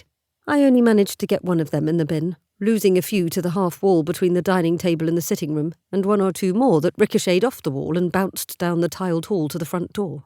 After that, everything was fair game. I sought out every article in the flat that had been meticulously arranged and scattered them about, leaving not one right angle or parallel line in the entire place. And with each piece I shoved or tossed, something released inside of my chest, until I stood in the middle of my bedroom 20 minutes later, blood pumping, chest heaving, hair a tangled halo around me, and a feeling of lightness I'd never had before. 2 months later. "Hello, Alice," Mrs. Wong called from her balcony 2 doors down. "Hello, Mrs. Wong. Your lights are looking nice and cheerful." "Mr. Wong says they're tacky, but I'm ignoring him." She pulled a face, making me laugh. Her holiday lights were indeed a bit over the top, but they conjured a festive feeling perfect for the season. She pointed to the giant mum I was watering on my balcony. "Remember, no more than 3 times a week or you'll drown it." "I remember," I assured her. Having grown up with an allergy to flowers, I'd never had any to care for, which was how I'd met my neighbour in the first place. She'd seen me carrying a mum inside and stopped to chat, her manner boisterous and her sense of personal space practically non-existent. I'd normally have nodded politely and excused myself at the first opportunity, but that day I'd stayed to chat instead and made a new friend as a result. I'd acquired the giant mound of yellow flowers at the autumn festival I'd attended with Sadie and Carl. Exercising my newfound spontaneity, I'd buried my nose in one of the potted mums for sale, fully expecting to pay for it with a sneezing attack. But to my surprise, I had no reaction whatsoever. Either I'd outgrown my allergy or perhaps was only sensitive to certain flowers and never knew it. I took it as a sign and bought 2 of the enormous plants on the spot. 6 weeks later, and I'd managed not to kill them, due mostly to Mrs. Wong's advice. In addition to my foray into gardening, if 2 plants even qualified as such, I was also taking a martial arts course. I'd walked by the studio bearing a sign offering 3 free lessons a dozen times before, as it was right next to the market where I shopped, but I'd never once given it a second thought. That changed one day last month as I pushed my trolley toward the market and stopped to look in the studio's window. A class was in session, with rows of children lined up in their white uniforms practicing some manner of kicking with one another. Not giving myself a chance to chicken out, I abandoned my trolley and walked into the studio where I registered for my 3 free lessons. 3 turned into a 4-day-a-week habit of attending classes and learning to centre parts of myself. I'd be testing for my yellow belt next month. But those weren't the only changes to what I called the old Alice. I learned how to style my hair into wavy curls and wore it down most days now, finding it suited me better. I also traded out some of my sweater sets and pencil skirts for more playful outfits, boasting some brighter colours and even a few patterns. The compliments I received at work encouraged me to continue exploring new styles, and I even made a trip to the optician for contact lenses, though I still wore my glasses the majority of the time. Sadie liked to tease me and even christened me with the nickname Foxy, but all I had to do was bring up her new love interest and she quieted down in a flash, especially around Carl, who would likely never approve of anyone his daughter chose to date. Rebuilding efforts back home continued, and while it often felt like things were progressing at a snail's pace, the results of all the hard work were beginning to show. Word from Ruby and Leo indicated that Malcolm had thrown himself into the process wholeheartedly and spoke excitedly of new public plans for the country when restoration efforts finished. All signs pointed to a progressive and thoughtful reign when he eventually took the throne. Tilly and Zaz had flown in to celebrate my first American Thanksgiving, and we'd had a wonderful time cooking up a storm, shopping, and exploring some beautiful hiking trails in the area. We also spent quite a bit of time reminiscing and laughing over old memories, and I was reminded not all things had been bad in those years growing up together. "I'll come by later and drop off some of my extra lights. Your balcony needs more colour." Mrs. Wong pointed at me and smiled before walking back into her flat. She was right. It was time for more colour. A knock sounded at my front door just then, so I set down my watering can and wiped my hands dry on my jeans. "Just a minute!" It was probably my downstairs neighbour Toby dropping off a key so I could walk Yo-Yo the Wonder Dog later. Toby insisted on calling him by his full name. Yo-Yo and I had struck up a friendship recently, adding another neighbour I could count as a friend now. I pulled open the door without looking through the peephole and utterly lost my breath at the sight of Malcolm standing on my doorstep. Jaw a scruffy mess, hair in a dark tangle and eyes trained directly on me. "You're not Toby," was my brilliant opener. At that, Malcolm's eyes turned stormy and I realised how my greeting could have been misinterpreted. So, staying in line with my new resolve to let my heart and gut do the decision-making, I grabbed Malcolm by his shirt front and pulled him down to meet me halfway for a searing, hot kiss. Chapter 25. Malcolm.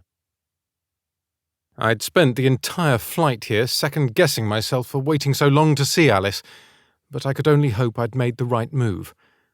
I needed these last months to recalibrate and take a hard look at myself, and while I knew I was still a work in progress, it had been impossible to wait any longer.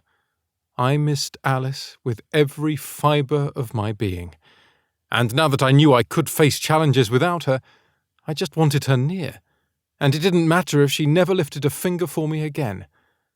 However, it still remained to be seen if she needed me. My initial reaction when she opened the door was a combination of surprise, delight, and a heavy punch to the gut. Her feet were bare, and she was dressed in only jeans and a bright red shirt hanging off one shoulder, her hair loose and longer than I'd ever seen it. She was beautiful, with her carefree style and a new easiness about her. Until she mentioned Toby. The bloke I thought for a moment I might have to kill, thus ending my reign before it could even begin. Totally worth it, of course. My primal instinct took over immediately as the implications of her words struck me. But whoever this Toby wanker was, he didn't stand a chance if Alice's kiss was any indication. It took only a split second for me to get on board and put myself fully into that kiss. I cupped Alice's face in my palms and tasted her lips over and over until both of us had to surface for air. She was so sweet, her lips even softer than I remembered, and those little moaning sounds had me smiling as I kept going back for one more taste, one more touch.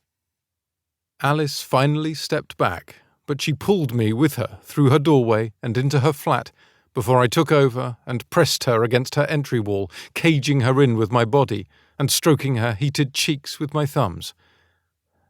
"Hello, Alice." I knew my grin was stupid, and I didn't give one single fuck. She laughed and covered her mouth with the back of her hand, brown eyes looking a bit punch-drunk behind her glasses, but touched with an amused sparkle. Then she dropped her hand and let it rest on my chest, where my heart thumped madly beneath her palm. "I hope you don't greet the postman like that," I quipped, still a touch out of breath. "Considering he's about 80 years old, I'd likely give him a heart attack if I did." I hooked a lock of her hair with a finger. "You look beautiful." "You look a mess," she responded, her smile telling me she didn't mind as she reached up to run a hand over my unshaven jaw. "But this mountain man vibe could grow on me." I took that as an invitation to kiss her again, pressing my body to hers and considering never moving from this spot on her entryway. But something scratched hard at my ankle, making me pull back in alarm. "What the hell is that?" A hairy, brown bowling ball with feet ran in circles around my legs, its toenails clacking rapidly on the tile floor. Alice bent down, picked it up, and held it to her chest, revealing a pair of dark, beady eyes and a pink tongue hanging lopsided out of the side of its mouth. "This is Rennie." She smiled down at the creature and puckered her lips at it. "Rennie?" I studied the animal for a moment, concluding that it was most likely a dog, but no breed I'd ever come across before. "Yes, she's quite a chubby girl, so it's an homage to all the curvy women in Renaissance paintings." "Of course." "Hello, Rennie." She quickly nestled into Alice's neck in response to my greeting, making me question if Alice was mistaken about the gender. "Rennie and I met in the shelter, and she decided she belonged to me." Alice shrugged like she had no choice in the matter. "I had no idea you even liked dogs." Should it concern me that I'd never noticed that? But Alice put any worries to rest when she responded, "Neither did I," and kissed the dog's head before setting Rennie back down at our feet, where she immediately began chasing her small sprig of a tail, growling when it wouldn't slow down to be captured. It appears I've missed quite a bit. I was a master of the obvious. But Alice's smile turned a little sad at that. "I'm the one who's missed it all." She shook her head. "I can't tell you how many times I've fought with myself recently over where I belonged. So much of me wanted to go home and, I don't know, just be there alongside everyone. I always wonder if I've made the right choice to stay here and do what I can from a distance." I tucked her hair behind her ear, unable to keep from touching her. I don't think there's a right or wrong choice. We're all just doing what we can. I saw Triumph was donating glasses to people who'd lost theirs. She nodded. It's a small thing, especially compared to all you've accomplished. I shook my head. We're all using our resources to do what we can. I just happen to have more than most. Alice's smile returned. Did I just hear you being humble? Proof that miracles do happen. I nodded with all the seriousness I could muster under the glow of her smile.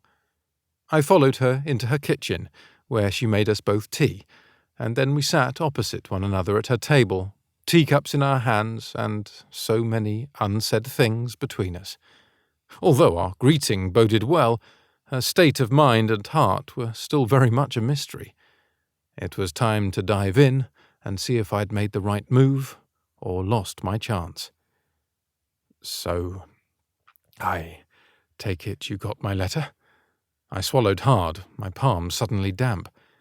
It was amazing the things a man could withstand without breaking a sweat, yet, when it came to one small woman, she could bring him to his knees. She nodded, her eyes turning soft. It was lovely, Malcolm. I thought she'd stop there, which told me absolutely nothing, so I was relieved when she took in a breath and continued. But you were too hard on yourself. We both made mistakes. Perhaps, but mine revealed some serious character flaws I'd excused for too long. It had been hard to admit, but so much of what Alice had said to me was true, and if I were to lead a country, I couldn't expect more from its people than I did from myself. I've been working on it. So I've noticed. Alice's smile was warm and easy as she took a sip of her tea before returning the cup to the table. I've been doing some soul-searching of my own, you'll be happy to hear. I recently discovered it's possible, and often quite nice, to begin the day without a plan, and that the world won't end if my pens aren't aligned properly. Her eyes widened, lending some welcome levity. I'd forgotten just how delightful she could be, but there was a new easiness about her, like she welcomed joy more openly and didn't question it. I threw out a test. Does that mean me showing up here unannounced hasn't shot your day to hell?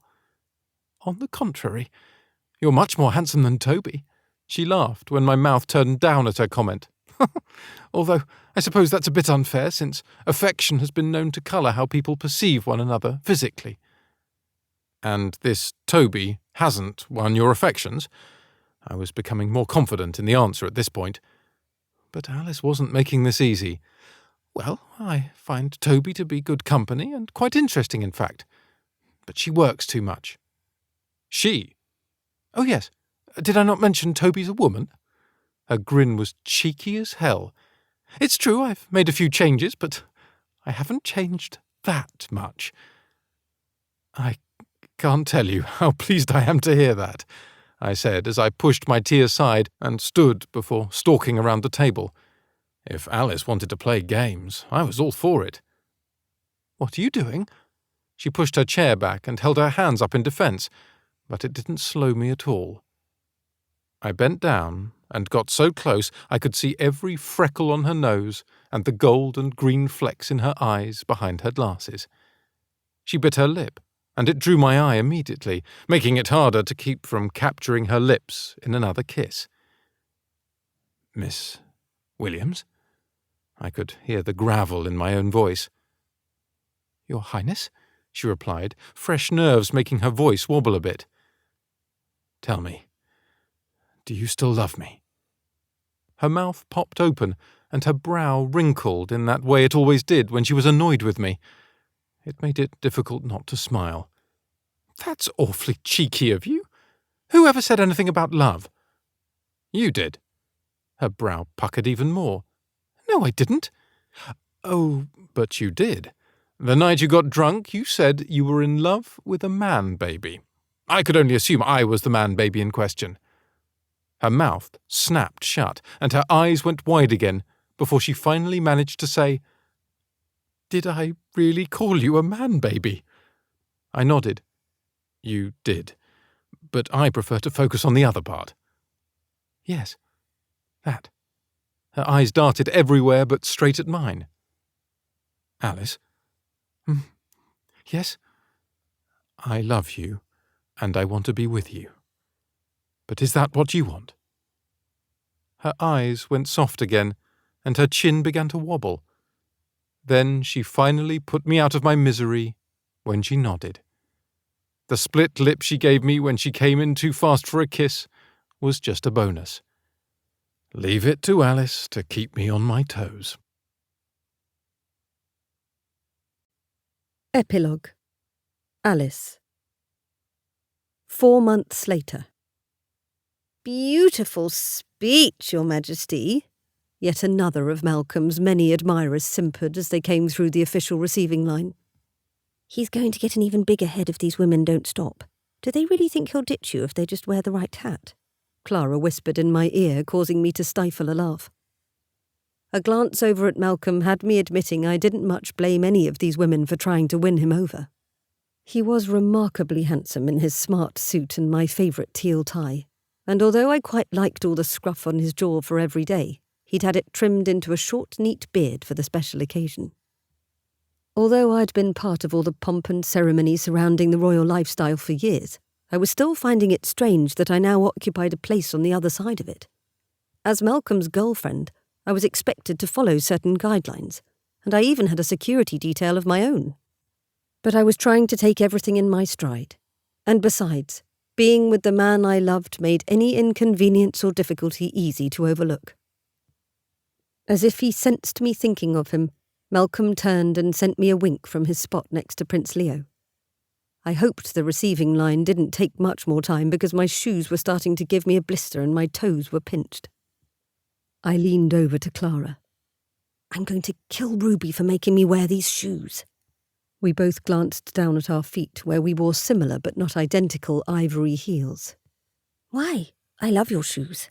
I wish my feet were smaller so I could pinch them. Sadie leaned into me from my other side. Are you griping about those heels again? Suck it up, woman. Clara bit her lip at Sadie's half-hidden scowl, and then we all straightened to greet the next person in line. There were 3 phrases we all used in rotation, one of the many things I'd learned recently about being one of the family. It's lovely to meet you, said Sadie. I went with, it was a beautiful ceremony, wasn't it? While Clara was left with the last one. Isn't the bride beautiful?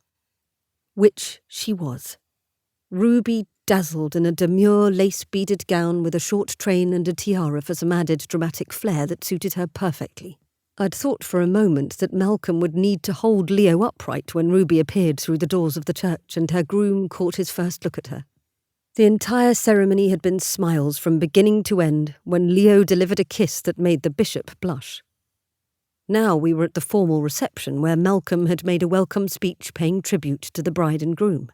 We still had photos and dinner to get through, but it was a lovely day all round, and would be even lovelier once I lost the heels under the dining table. It was a beautiful ceremony, wasn't it? I heard Sadie say to the next guest, and I looked over to see that it was none other than Victoria, accompanied by a handsome man in a very posh Armani suit. The guests were all announced before going through the line, so we'd know who they were, but I'd completely missed Victoria's announcement. Probably because she was now known as Mrs. Grant Lamond. Victoria, it's lovely to see you, I greeted, and I sort of meant it. Initially, I'd been a bit shocked upon hearing that Victoria was still Malcolm's assistant in the days following my departure for America. The news had reached me at the same time I'd learned of Andrew's surprising betrayal, and it took a while to understand that, while Victoria didn't particularly care for me, she hadn't invaded my privacy nor shared any information with the press. In fact, when I'd returned to Dunwall for good before Malcolm's coronation 2 months ago, she'd sought me out to apologise for her initial coldness and for pointing out my tiny boobs, admitting that she'd been threatened by me as Malcolm's assistant. I subsequently learned from Trevor, however, that she'd also been harbouring a massive crush on my boyfriend and had envisioned herself as the future queen to his king, something she'd tearfully confessed during her post-press leak interviews. The crush had apparently faded, however, because she was now married to one of the wealthy business owners she'd approached for donations in the early days of rebuilding. And she'd switched from assisting Malcolm to acting as head administrator of one of Queen Elsie's foundations. Victoria and I saw each other occasionally, as I also worked on 2 of the family's foundations now, while still helping Malcolm here and there. He had devised a new arrangement where a few assistants worked together to help the new king with his numerous endeavours. And while I no longer worked for Triumph, I still helped Greer with the Glasses charity and kept in touch with many of my friends back in North Carolina. I'd already been back to visit last month, and anticipated many trips in my future. After all, Carl needed all the looking after he could get, didn't he? "Hello, Alice." Victoria smiled warmly, and even leaned in for a hug, to my surprise, which I returned. "Beautiful dress," she said when she pulled back, and I could have sworn she made a gesture to her own breasts, indicating that she thought mine looked good in my dress. Would wonders never cease? "Thank you. Yours is lovely as well." And so it went until the last of the guests came through and we all dispersed, most of us heading for the loo after such a long wait. Ruby and Leo, I noticed, chose to go in together. It seemed Leo was well on his way to taking the mantle of the most mischievous Baxter. However, Malcolm proved me wrong immediately by coming up behind me and squeezing my bottom through my dress. His father approached just as I smacked Malcolm's hand away, making my cheeks heat. But King Gregory either didn't notice or he was so used to Malcolm's behaviour that it didn't deserve acknowledgement. Either way, I allowed Malcolm to wrap his arms around me from behind without digging the heel of my shoe into his foot. "It's nice to see so much love in the air," King Gregory nodded his approval. "A celebration is a welcome change, isn't it?" We didn't need to ask his meaning. It had been a long 6 months, but there was more light than dark now, and optimism was a welcome change for everyone. Malcolm had been crowned 2 months ago in a more sedate coronation ceremony without any of the excessive celebratory events originally planned. It had been breathtaking nonetheless, and Malcolm had made a beautiful speech about humility, grace, and the ties connecting us all. It had made me cry, and I couldn't have been prouder of him. He did enjoy one frivolous element to his coronation day, however, when Leo presented him with the keys to his beloved Shelby, which Leo had won in secret at auction. But this wedding was a true celebration of life and family. "I'll second that," Malcolm said, tightening his hold on me. His father took note of his movement, smiling almost wistfully at both of us. "Your mother would be so pleased." It took me a second, but I realised he was talking about my mother, not the Queen. I smiled back at him and he continued. "From the time you were both small, she told me you would be good for one another." This was news to me. I didn't even know my mother knew Malcolm. I tilted my head to see Malcolm's face, but he just shook his head. "Oh, yes. You may not remember her, son, but she was always near, tidying away and noticing everything from a distance. Ever the keen observer she was." He raised a finger. "And it turned out she was right. Although I don't think she'd mind if I took a bit of credit for bringing you together." My eyes widened as I took in the satisfied expression on King Gregory's face. "Perhaps now that I'm retired, I can take up matchmaking full-time." He winked before placing his hand on my arm and moving on to speak with some of the guests. I turned in Malcolm's arms and looked up at him. Did he just say what I thought he said? It looks like I owe him a colossal debt of gratitude. Malcolm pulled me into him while I attempted to break myself out of my dumbfounded state. I had to blink a few tears back at the thought that even though my mum had been gone for so long, she still found a way to look after me. A minute later, we were all called in for dinner where more toasts and speeches were made, and we enjoyed sumptuous dishes accompanied by soft music and the beautifully decorated atmosphere. After that, however, the party began in earnest with more lively music from a popular local band and a crowded dance floor. Even Carl joined in, performing some of the classics like the twist and the mashed potato. But he was enjoying himself, so that was all that mattered, despite the horrified look on Sadie's face. I also didn't miss Nolan dancing with Clara in the corner, something I'd need to keep Malcolm well away from.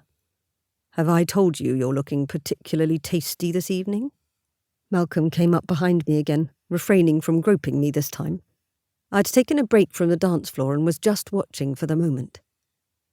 I turned and rested both hands on his chest, breathing in his spicy cardamom scent and frowning up at him. "You're not going to start talking about face-sitting again, are you? We're at a wedding, for God's sake. How many times do I have to tell you that you were the one to bring it up? And here you go again, you naughty, naughty woman." He was right, I supposed. I had become a little naughty in the past few months. I'd even surprised Malcolm one afternoon by bringing him a cup of tea in his office, stark raving naked, apart from the tiny apron I wore. He'd sputtered into his phone, having to excuse himself from his conversation with the ambassador to Belgium, promising to ring her later. It was 2 hours before he'd been free to ring her back. "Admit it. You love it when I'm naughty." I pulled him down for a quick kiss. "Happily, although I also love it when you boss me around. Always have." He raised a brow at me. "Push up your glasses and growl at me and I'll be a goner." "Quiet, you!" I laughed into his shirt and he wrapped both arms around me. "You know, I was thinking." He spoke into my hair, his trimmed beard no doubt pulling my hair out of its fancy updo, but I didn't care. "What would you think about being a queen consort?" I froze in his arms out of instinct. It wasn't as if we'd never broached the subject before, but never as directly as this.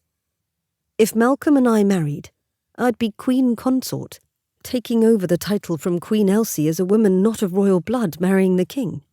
Queen Elsie would then become Queen Mother. Even the notion of it was a bit mind-blowing when I allowed myself to think about it, which was why I seldom let my mind go there. But if the past months had taught us anything, it was that time and life are precious, so it's best not to waste them. Find what matters to you and get on with the business of living, instead of getting caught up in doubt. I pulled my head back, some loose hairs falling into my face, and gazed up at Malcolm. Would I get to be with you? I needed him to know that was all that mattered to me. He looked puzzled. I should hope so. So I smiled and pulled him down again before whispering against his lips. Then I think I'd like that very much indeed. We hope you have enjoyed Stealing Kisses with a King, a royal romantic comedy, Kings of Carolina Book 3, written by Sylvie Stewart, narrated by Jessica Elisa Boyd and Philip Batley. Copyright 2020 by Sylvie Stewart. Production copyright by Sylvie Stewart.